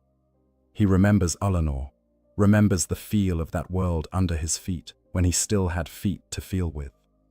The planet had been transformed into a massive orc fortress world, its surface covered with crude settlements and war factories that stretched from horizon to horizon. The sky had been choked with smoke from countless fires, the air thick with the sounds of industry and conflict even before the Imperial assault began. When the drop pods carrying the Space Marine legions crashed down onto that hostile soil, they came as angels of death, bringing the Emperor's judgment to a Xenos empire that had grown too large and too dangerous to ignore. The scale of the Ulanor Crusade had been unprecedented. Over 100,000 Space Marines deployed to a single world, representing multiple legions, working in coordination. The Lunar Wolves, the Blood, Angels, the Ultramarines, the White Scars, the Death Guard, and others, each bringing their unique approach to war, but all united under the Emperor's banner and the overall strategy he had devised. The ancient warrior had been part of this great host, one Space Marine among hundreds of thousands, yet he had felt singularly honored to participate in what everyone understood would be the defining battle of the Great Crusade. He remembers the sounds of battle, the thunder of artillery that seemed to shake the very foundations of the world, the distinctive crack of bolt rounds detonating in orc flesh, the roar of jump packs as assault marines descended on enemy positions from above. He remembers the sight of titans striding across the battlefield, god machines whose very footsteps left craters, their weapons laying waste to entire orc formations with single salvos. He remembers the endless tide of green bodies, orcs rushing forward with that characteristic mixture of enthusiasm and recklessness that made them such dangerous opponents. And he remembers the methodical way the Space Marine legions cut them down, turning orc aggression against itself through superior tactics and discipline. But more than anything, more than all the tactical details and strategic movements and specific engagements, he remembers seeing the Emperor. Not from a distance, not as a golden figure barely visible across a battlefield, but actually close enough to perceive details, to see the master of mankind as something more than just a symbol. The Emperor had led from the front during key engagements, his presence on the battlefield serving to inspire the Imperial forces and dismay the enemy. The ancient warrior had been among the Space Marines providing close support during one such engagement, fighting alongside the Emperor himself against an orc formation that had managed to create a salient in the Imperial lines. The memory of that experience remains vivid, even after 10,000 years, preserved with a clarity that other recollections lack. The Emperor had been magnificent in his wrath, a being of such power and presence that reality itself seemed to bend around him. He had wielded weapons that made the equipment carried by Space Marines look like toys by comparison. and he had fought with a skill and ferocity that transcended anything the ancient warrior had ever witnessed. Orcs had died in their hundreds, their primitive weapons unable to penetrate the Emperor's armor, their crude tactics no match for his strategic genius, their numbers meaningless in the face of his overwhelming might. But it was not just the Emperor's combat prowess that had impressed the ancient warrior. It was the sense of purpose, the absolute certainty that radiated from him like heat from a star. When the Emperor spoke, his voice carried an authority that made obedience feel not like submission, but like willing participation in something greater than oneself. When he issued orders, they came, with such clear strategic reasoning that following them felt like the only rational course of action. And when he looked at his Space Marines, when his attention fell upon the warriors who fought in his name, there was a quality to that gaze that made each one feel simultaneously insignificant compared to his grandeur, and yet vitally important to his plans. The ancient warrior remembers the Emperor speaking to the assembled Astartes after the final victory on Ulanor. They had gathered in their hundreds of thousands, a sea of power-armored warriors representing the pinnacle of human military achievement. The Emperor had stood before them, his golden armor shining in the light of Ulanor's sun, and he had spoken of what they had accomplished and what yet remained to be done. He had praised their courage and their skill, acknowledging the sacrifices made and the challenges overcome. He had outlined his vision for the Imperium, describing a future where humanity would be united under a single banner, where superstition and ignorance would be replaced by reason and enlightenment, where mankind would take its rightful place as the dominant species in the galaxy. The ancient warrior had believed every word. Standing in that vast assembly, surrounded by brothers who had fought through the greatest battle the galaxy had ever seen, listening to the Emperor describe the destiny that awaited humanity, it had been impossible not to believe. The future the Emperor described was glorious, rational, achievable. It was a vision worth fighting for, worth dying for, worth sacrificing everything to achieve. And the Emperor himself, the being who stood before them radiating power and certainty, seemed capable of making that vision reality through sheer force of will. How naive that belief seems now. How tragically optimistic those dreams of enlightenment and unity appear from the perspective of the 41st millennium. The ancient warrior knows what happened next in the grand sweep of history. He knows that shortly after Ulanor, the Emperor withdrew from the Great Crusade to pursue his secret project on Terra, appointing Horus as War Master to command the continuing expansion. He knows that this decision, this seeming abandonment of the Great Crusade by its architect, planted seeds of resentment and doubt among the Primarchs. He knows that those seeds eventually grew into the Horus heresy, the catastrophic civil war that tore the Imperium apart and turned brother against brother.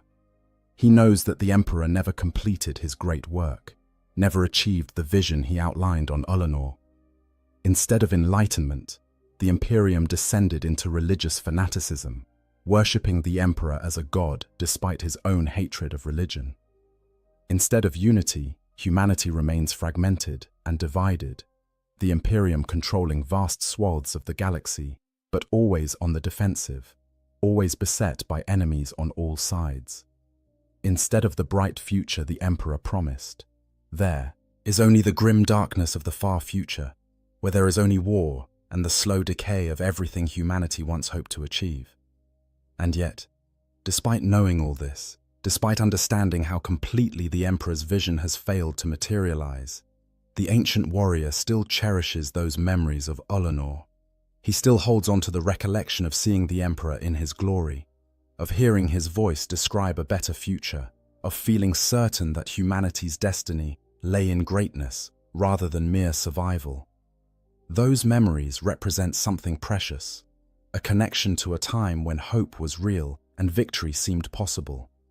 They are proof that he once served something greater than the grinding, thankless warfare that characterizes the present age. They are evidence that the Imperium was founded on genuine ideals, rather than just the brutal pragmatism that sustains it now. But those precious memories are being tainted by his current situation. How can he take pride in having stood in the Emperor's presence when he is now being pawed over by orc mech boys? How can he value his service at Ulanor when that service has led him to this degrading end? The contrast between the glory of the past and the horror of the present is almost unbearable. A cognitive dissonance that threatens to fracture his consciousness if he dwells on it too long. So he tries not to dwell on it. He tries to compartmentalize, to keep his memories of the Emperor separate from his awareness of his current predicament, to maintain some mental space where the past remains unsullied by the present. The irony is not lost on him. He has survived for 10,000 years, endured through the Horus heresy and the scouring and the millennia of slow decline that followed, only to end up in this situation. All that time, all that sacrifice, all those memories of glory and purpose, reduced to this degrading end. If he still possessed the physical capacity to weep, he would. If he could speak without the vox systems the orcs have disabled, he would scream his rage and despair to anyone who might listen. But he can do neither. He can only endure, trapped in silence and helplessness, while the orcs continue their work. The mech boys eventually complete their modifications. The dreadnought is now thoroughly orcified, covered in additional armor and weapons, painted in garish colors, decorated with crude glyphs and trophies. They stand back to admire their handiwork, arguing good-naturedly about whether they should add more Dakar or if the current configuration is sufficiently impressive. The biggest mech boy, the one who claimed primary ownership of this prize, declares that it is time to test their creation properly. They will take it to the fighting pits, have it battle against other orc war machines, and see if all their modifications have produced something truly worthy of being called proper loot. But there is one problem. The dreadnought still responds sluggishly to orc controls, the machine spirit resisting their attempts at manipulation even after all the rewiring and modifications. The mech boy makes a decision. They are going to try reconnecting the original pilot's neural interfaces, seeing if they can force him to operate the dreadnought, while an orc provides oversight and direction. It is a compromise solution, using the Imperial pilot's connection to the machine, but keeping orc hands on the actual control systems. They open the sarcophagus again and begin reconnecting cables and neural interface ports.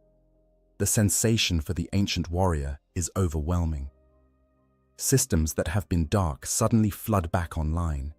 His senses expand dramatically as the dreadnaught's sensors reconnect to his consciousness.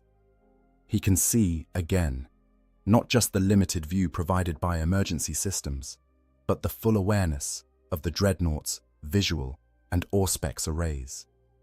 He can feel the weight and balance of the war machine, can sense the weapons and their ammunition loads, can detect every modification and addition the orcs have made to his body.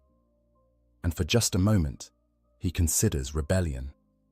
With his systems back online, with control pathways reconnected, perhaps he could override the orc command inputs. Perhaps he could activate his weapons and turn them on his captors, spending his last moments taking as many greenskins with him as possible before they shut him down permanently. It would be a worthy end, a final act of defiance that would at least salvage some honor from this degrading situation. But before he can act on this impulse, the mech boys finish their work. They have installed crude limiters and overrides on his neural interfaces, systems that monitor his inputs and can shut him down if he attempts anything the orcs do not want. They have essentially turned him into a slave, forced to operate his own war machine, but under constant supervision and control. He can move the dreadnought, can activate its weapons, but only when and how the orcs direct. Any attempt at independent action results in overwhelming pain as the crude orc overrides punish what they interpret as defiance. This is the final degradation, the ultimate humiliation. The ancient warrior is now an unwilling servant of the orcs, forced to operate his own sacred war machine in service to the Xenos he has fought against for 10,000 years. His chapter's colors are buried under orc paint. His weapons are supplemented with crude greenskin dakka. His every movement is monitored and controlled by beings that represent everything he has spent his existence fighting against. He is a prisoner, a slave, a trophy that has been made to serve its captors. And yet, even in this darkest moment, the warrior does not surrender hope entirely, because he knows something that the orcs do not. He knows that his chapter will be looking for him. Space Marine. Chapters do not abandon their dreadnoughts lightly. These ancient warriors are too valuable, too important, too sacred to leave in enemy hands if there is any possibility of recovery. The chapter's tech marines will be using every resource at their disposal to locate their lost brother. The chapter master will be coordinating rescue operations, planning strikes against orc positions to find and recover the missing dreadnought. His battle brothers will be scouring the war zone, investigating every lead and following every rumor that might point the way to their ancient comrade. The process of locating a missing dreadnought is complicated by numerous factors. The battlefield where he was lost may be vast and chaotic, with dozens or hundreds of orc warbands operating in the area. The orcs themselves are constantly on the move, fighting each other and looting anything they can find, which means the dreadnought could be in any of dozens of different orc camps or workshops. The chapter must also balance the desire to recover their ancient brother with the practical necessities of the campaign, unable to devote unlimited resources to a single rescue operation, no matter how important the target. But Space Marines are nothing if not persistent. They will not give up. As long as there is any chance that their brother still lives, they will launch raids against orc positions, interrogate captured greenskins, track the movement of orc mobs through the war zone. They will search tirelessly, driven by the knowledge that every moment their brother remains in orc hands is another moment of degradation and horror for a warrior who has served the Emperor for 10 millennia. The ancient warrior clings to this knowledge like a drowning man clings to driftwood. His chapter will come for him. They will find him. They will rescue him from this nightmare and return him to the honored halls where he belongs. He holds on to this hope, even as the orcs parade him through their camp, showing off their prize to other greenskins who grunt and jeer and make crude comments about the puny Humie trapped inside the big metal body. He holds on to it, even when they force him to fight in their brutal pit matches, making him battle against other orc war machines while they bet on the outcome and laugh at the spectacle. Those pit fights are particularly horrifying. The ancient warrior is forced to fight against death dreads and looted vehicles, and all manner of orc war machines, his sophisticated systems pitted against crude greenskin engineering. He could easily win these fights if he were allowed to fight properly, to use his 10,000 years of tactical experience and combat expertise. But the orc overrides limit him, force him to fight in specific ways that make the match more entertaining for the watching greenskins. He must pull his blows, must avoid killing strikes, must drag out the combat to provide maximum spectacle. It is degrading and humiliating, reducing a veteran of the Great Crusade to a performing animal for orc amusement. And all the while, the ancient warrior can feel pieces of himself slipping away. The neural interfaces that connect him to the dreadnought were never designed to be tampered with in this way. The crude orc modifications are causing damage, subtle but cumulative, to the delicate systems that keep his consciousness intact. His memories are beginning to fragment more severely than the normal slow decay of millennial existence. Events blur together. Names and faces fade more quickly than they should. Even his treasured memories of the Emperor are becoming less distinct, like images seen through murky water. He knows what is happening. The orc modifications are killing him, not quickly, but slowly and inexorably. If he remains in their hands much longer, the damage will become irreparable. Even if his chapter manages to rescue him, even if they can restore him to proper functioning, he may find that too much has been lost. The ancient warrior who fought at Ulanor, who stood in the Emperor's presence, who carries memories spanning 10,000 years, might be reduced to a hollow shell with nothing left but fragments and shadows. But rescue does come, eventually. The chapter's relentless searching pays off. They locate the Orc camp where the ancient warrior is being held, piecing together intelligence from multiple sources to pinpoint his location. Interrogated Orc prisoners, when they can be made to talk before their natural belligerence leads to their deaths, provide fragments of information about a big prize the mech boys are working on. Reconnaissance operations identify unusual activity in a particular Orc settlement, the kind of concentrated effort that suggests something important is being worked on.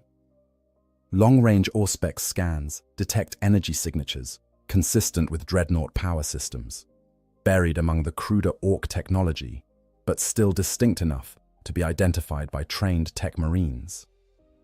The chapter master weighs the information carefully. Mounting a rescue operation into the heart of Orc-controlled territory is risky. It will require committing significant resources, pulling assets away from other operations that are themselves critical to the overall campaign. There is no guarantee of success. The Orcs might detect the incoming force and destroy the dreadnought rather than allow it to be recaptured. The ancient warrior might already be dead, his consciousness finally unable to sustain itself through the trauma of captivity. The intelligence might be wrong, leading the rescue force into a trap or a wild goose chase while the actual dreadnought remains hidden elsewhere.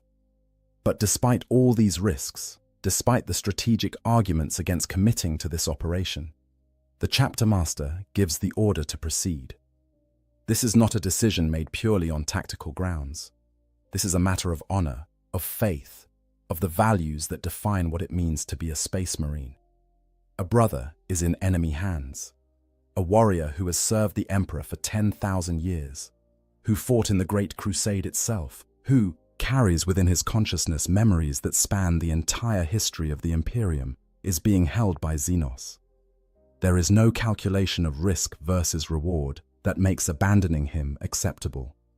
There is only the imperative to recover him, to bring him home, to ensure that his sacrifice and service are honored rather than ending in degradation and captivity.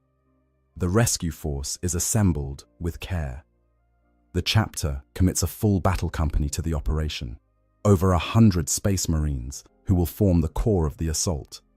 They are supported by scouts who will provide reconnaissance and identify the best approach routes. Assault Marines are included for their mobility and close-quarters combat capability.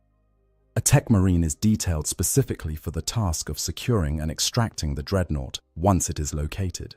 And commanding the entire operation is a veteran captain, a warrior whose tactical acumen is matched by his understanding of what this rescue means to the chapter.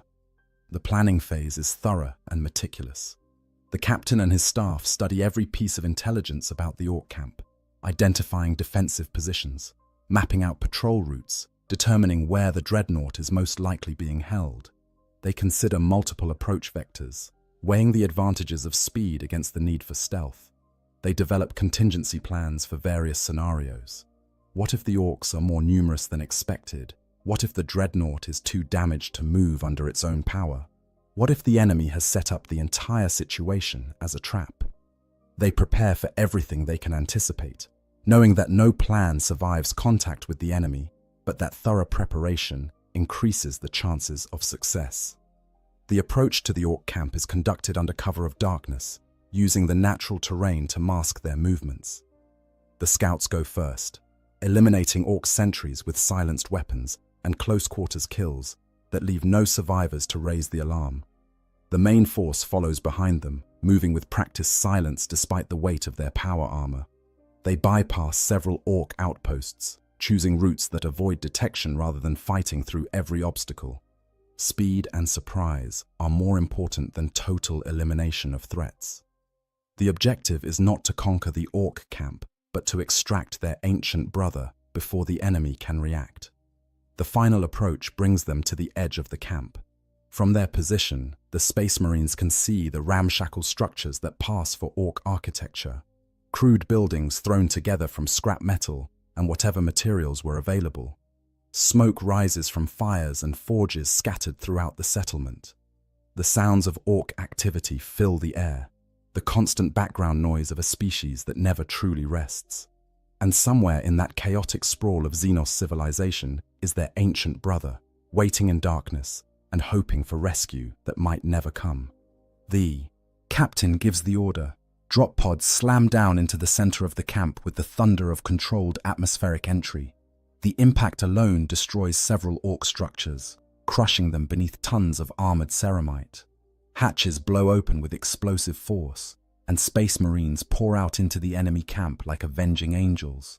Bolters open fire immediately, the distinctive crack of mass-reactive rounds detonating in Orc flesh audible even over the chaos of the assault.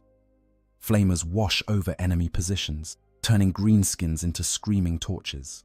The attack is sudden, overwhelming, and utterly ruthless.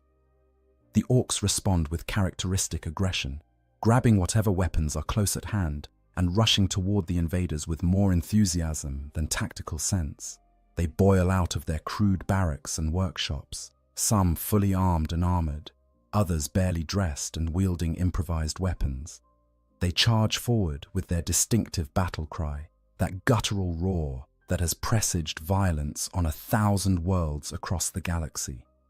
They are numerous, they are fierce, and they are completely unprepared for the coordinated assault of a full Space Marine battle company. The fighting is intense, but one-sided.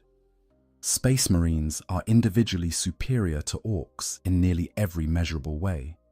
Their armor is better, their weapons more effective, their training more comprehensive, their discipline unshakable, where an Orc relies on size and aggression to carry the day. A Space Marine fights with practiced precision, every shot placed to maximize effect, every movement calculated to maintain tactical advantage.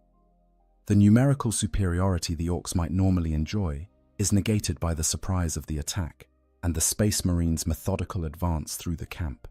But numbers still matter, and the Orcs have them in abundance. For every greenskin that falls, 2 more seem to appear from the sprawling camp. The Space Marines find themselves fighting not just the warriors who were initially present, but reinforcements arriving from other parts of the settlement, drawn by the sounds of battle and the promise of a good fight.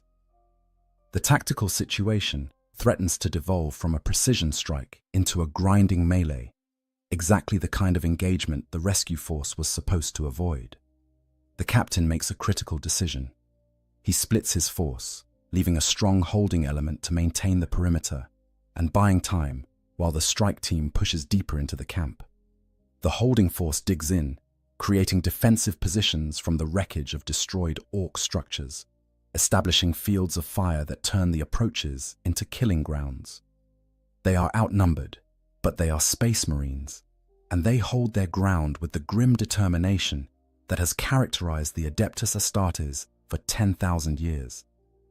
Meanwhile, the strike team advances toward the workshop, where intelligence suggests the dreadnought is being held. They move quickly, cutting through Orc resistance with brutal efficiency. They bypass fights that would slow them down, leaving isolated pockets of enemies for the holding force to deal with. Their objective is singular and clear. Reach the workshop, secure the dreadnought, and get out before the Orcs can organize a coordinated counterattack that might overwhelm even Space Marine capabilities. They find resistance heaviest near the workshop itself. The mech boys who claim the dreadnought have stationed guards around their prize, Orc warriors larger and better equipped than the mob that makes up most of the camp's population. These are the mech boys' personal retinue, greenskins who have thrown their lot in with the technical specialist in exchange for access to better weapons and equipment. They fight with the ferocity of Orcs, combined with an unusual degree of coordination, actually working together to create defensive positions, rather than just charging forward individually. The strike team encounters heavy weapons fire.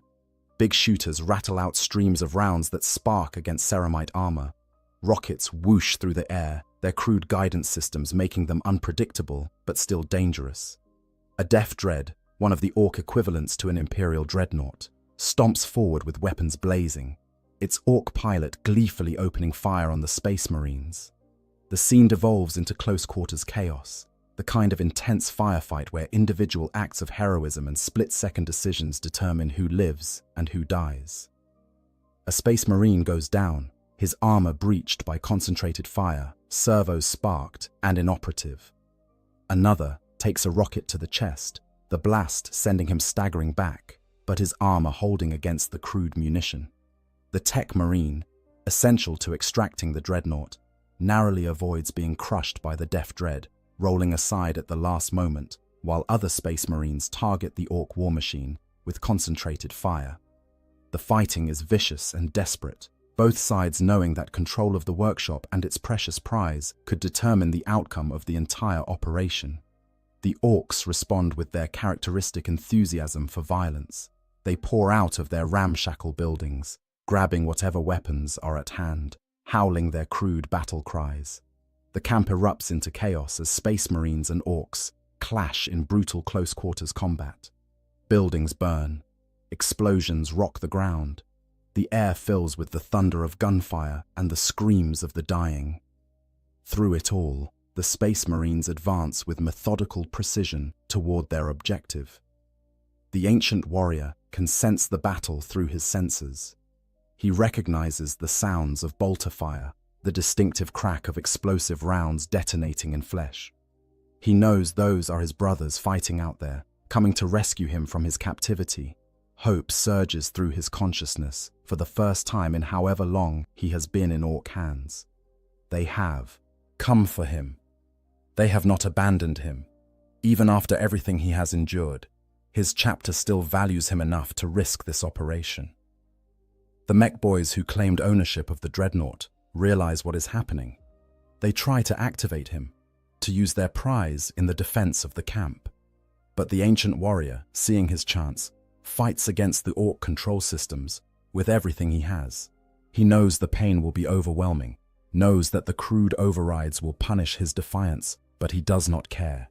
His brothers are here. He will not, cannot allow himself to be used as a weapon against them. He would rather suffer any torture than harm his own chapter.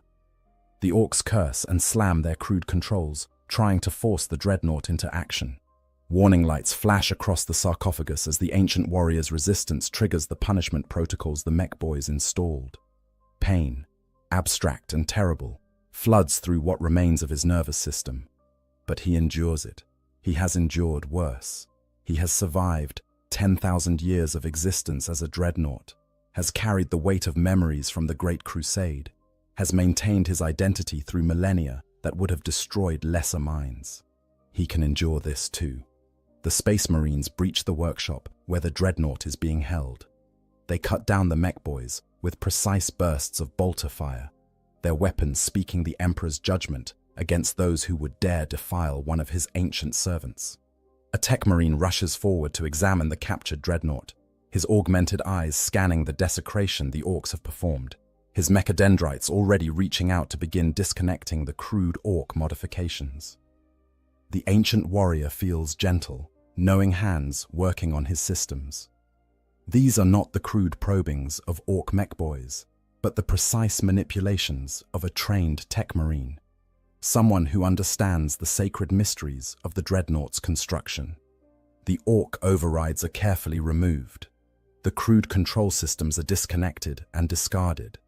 Slowly, methodically, the tech marine works to restore the dreadnought to something approaching proper function. Finally, after what feels like an eternity, the ancient warrior feels his control pathways fully restore. He can move freely again, can activate his weapons without Orc interference. For the first time since his capture, he is truly himself again, a Space Marine dreadnought rather than an Orc puppet. He takes a tentative step forward, feeling the familiar weight and balance of his war machine responding to his will. The sensation is indescribable after the horror of being controlled by Xenos. The tech marine steps back, his work for the moment complete. The ancient warrior looks around the Orc workshop through his visual senses, seeing the crude tools and ramshackle equipment that were used to defile his sacred form. He feels rage building in his consciousness, a cold and terrible anger at what was done to him. But there is no time for vengeance now. The Space Marines are already preparing to withdraw, having accomplished their objective. The ancient warrior is loaded onto a transport for extraction, surrounded by battle brothers who stand guard to ensure no orc attack can reclaim their prize. As the transport lifts off and the orc camp recedes below them, the ancient warrior has time to truly process what he has endured. He has been captured by orcs, examined and modified like a piece of scrap metal, forced to serve as their puppet and their entertainment. He has experienced degradation that no space marine should ever have to endure. The memory of it will haunt him for however long his consciousness endures, a stain on his honor that can never be fully erased. But he also knows that he survived. Despite everything the orcs did to him, despite the modifications and the control systems and the forced pit fights, his core identity remained intact. He is still himself, still the ancient warrior who fought at Ulanor, still the consciousness that carries memories of the Emperor and the Great Crusade. The orcs may have defiled his body, may have forced him to serve their crude purposes, but they could not break his spirit. In that, at least, he has achieved a kind of victory. The journey back to the chapter's fortress monastery is long enough for the ancient warrior to truly take stock of the damage. The Tech Marine's initial work has restored basic function, but the dreadnought will require extensive repairs to return it to proper operational status. The orc modifications have left their mark, crude additions that must be carefully removed and replaced with proper Imperial components. The paint job will need to be stripped entirely, the sacred livery of the chapter restored to its rightful place. And most concerning, the neural interfaces have been damaged in ways that might not be fully repairable. When they finally arrive at the fortress monastery, the ancient warrior is taken immediately to the Tech Marine's workshops. This is a very different place from the orc mech shop where he was held captive. Here, everything is precise and orderly. Sacred tools hang in their proper places. Blessed unguents and holy oils stand ready for use. Servo skulls drift through the air, their sensor arrays recording every detail for the chapter's archives. This is where the true work of restoration will begin. The Tech Marines approach their task with reverence and care. They understand that they are working not just on a piece of equipment, but on a revered brother, an ancient warrior who has served the chapter and the Emperor for 10,000 years. They begin by carefully documenting everything the orcs did, recording the modifications and desecrations, both for practical purposes and to ensure that such violations are not forgotten. Then, they begin the painstaking process of undoing the damage. The orc additions are removed with great